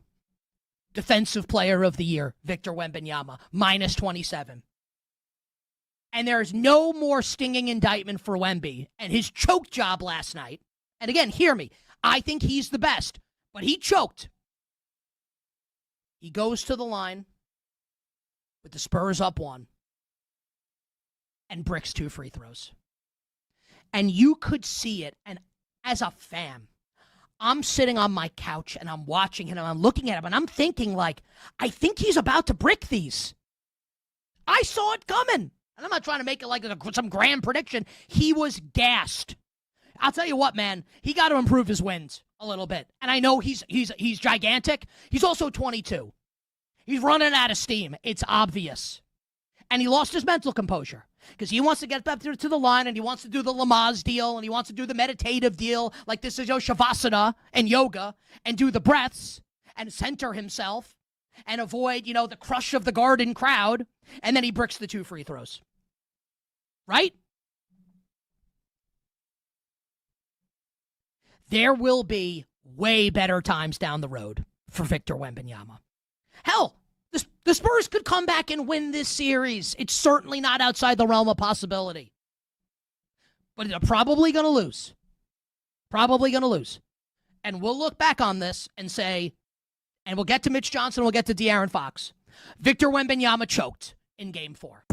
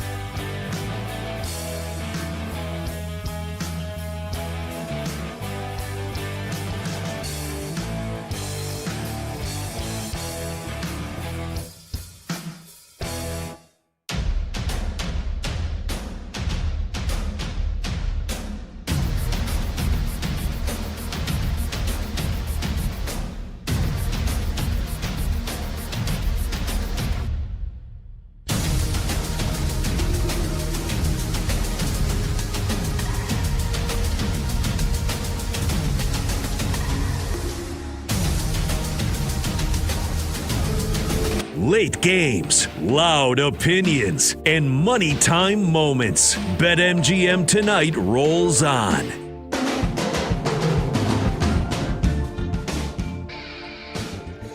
Welcome on back, BetMGM Tonight, Westwood One Sports. I'm Pat Boyle. She's Kate Constable filling in for Brad Evans. Kate will be with me again tomorrow, 6 to 11 p.m. Eastern. So it's a Friday. We'll be previewing Game 5 of the NBA Finals with the Knicks trying to win their first title in 53 years.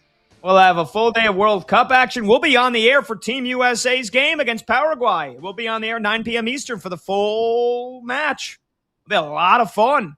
Cannot wait for that.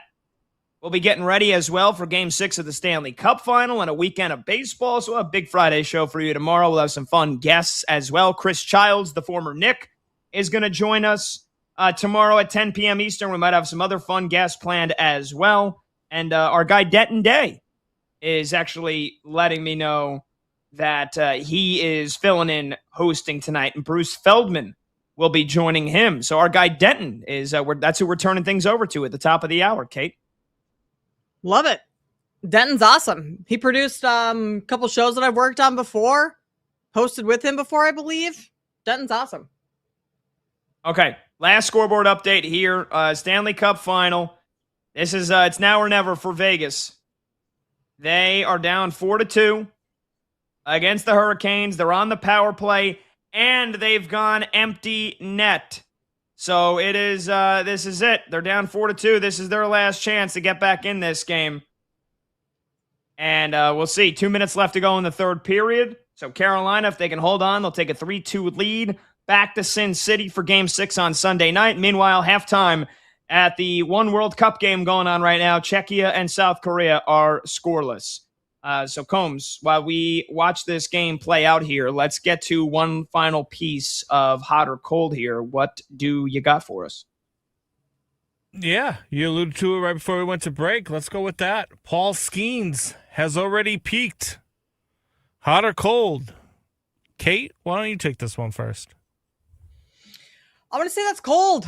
I don't think Skeens has peaked. Sure, he's not having the same type of season he had the last 2 years, but he's still 24 years old, right? Like, the guy's already won a Cy Young.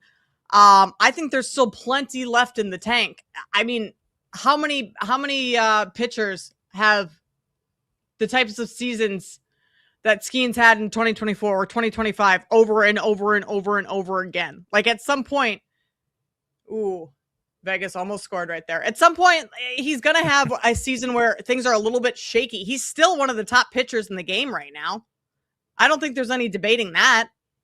Pat? I mean, yeah, was still one of the top pitchers in the game, but if Paul Skeens has already peaked from what he did the first 2 years, posting back-to-back seasons of sub-2 ERAs, winning Rookie of the Year in 2024, winning Cy Young last year. I mean, we got people just like the Wemby coronation, Kate. That's what I'm tired of. Oh, Paul Skeens is the greatest pitcher of all time. He's going to be the greatest pitcher of all 2 years. It's been only 2 years. And yes, the numbers are still good, but he's got a 2.84 ERA. He's got an ERA almost a whole point higher. So what if he never gets back to that? What if the league has just figured Paul Skeens out here? I mean, you look at the numbers too. The strikeout numbers, they're not that abundant. Yeah, he's got 89 Ks in 76 innings, but I mean, the strikeout per 9 is not what it was the last 2 years. I mean, he's given up harder contact this year, and he's actually getting some run support, and he's not cashing in on it. So what if Paul Skeens has already peaked? I think it's possible. I mean, is the fastball, it's a little bit more hittable. It's a little bit more flat. The breaking stuff, it doesn't scare me that much. So maybe Skeens has peaked. Yeah, not only is it a little bit more flat and a little bit more hittable, his first season, 98.8 miles an hour was his average fastball. Then it went down to 98.1 last year. Now it's down to 97. It's not good when a pitcher like that is starting to lose velocity only 3 seasons into his big league career. It's not a good sign. His break is down. Everything that he has is not exactly what it was his first year. And eventually what happens, especially in Major League Baseball, with the caliber of hitters that you're facing, the league catches up to you. And I think the league is catching up to Paul Skeens. The league is able to hit Paul Skeens. He's not a guy that's going to top out at 103. He's not doing stuff like, and I hate this guy. I want to punch him in the face every time I see him. But Jacob Mizorowski, who's hitting 103.7 miles an hour on his fastball. Like, you look at guys like that, and those are the guys that you look at as unhittable. Where you look at Paul Skeens, and Paul Skeens, his first year in, he was something big. Now he's just, Livy Dunn's husband. Yeah, and it's going to stink too when baseball has a lockout next year, and then they come back with a salary cap, and the Yankees get to only have to pay him like $40 million a year rather than 70. So. And he's a New York Yankee, and they get him on the cheap. All right, it's over in Carolina. The Hurricanes win at 4-2. They take a 3-2 series lead. Fun show. Thanks to all the callers, all the texters. Kate, great job. Can't wait to do 5 more hours of radio with you tomorrow. Thanks to VP Monty. Thanks to producer Brandon Combs, Chloe Pratt, Max Sheedy, Zach Kroll. I'm Pat Boyle. We'll see you tomorrow at 6 p.m. Eastern. BetMGM.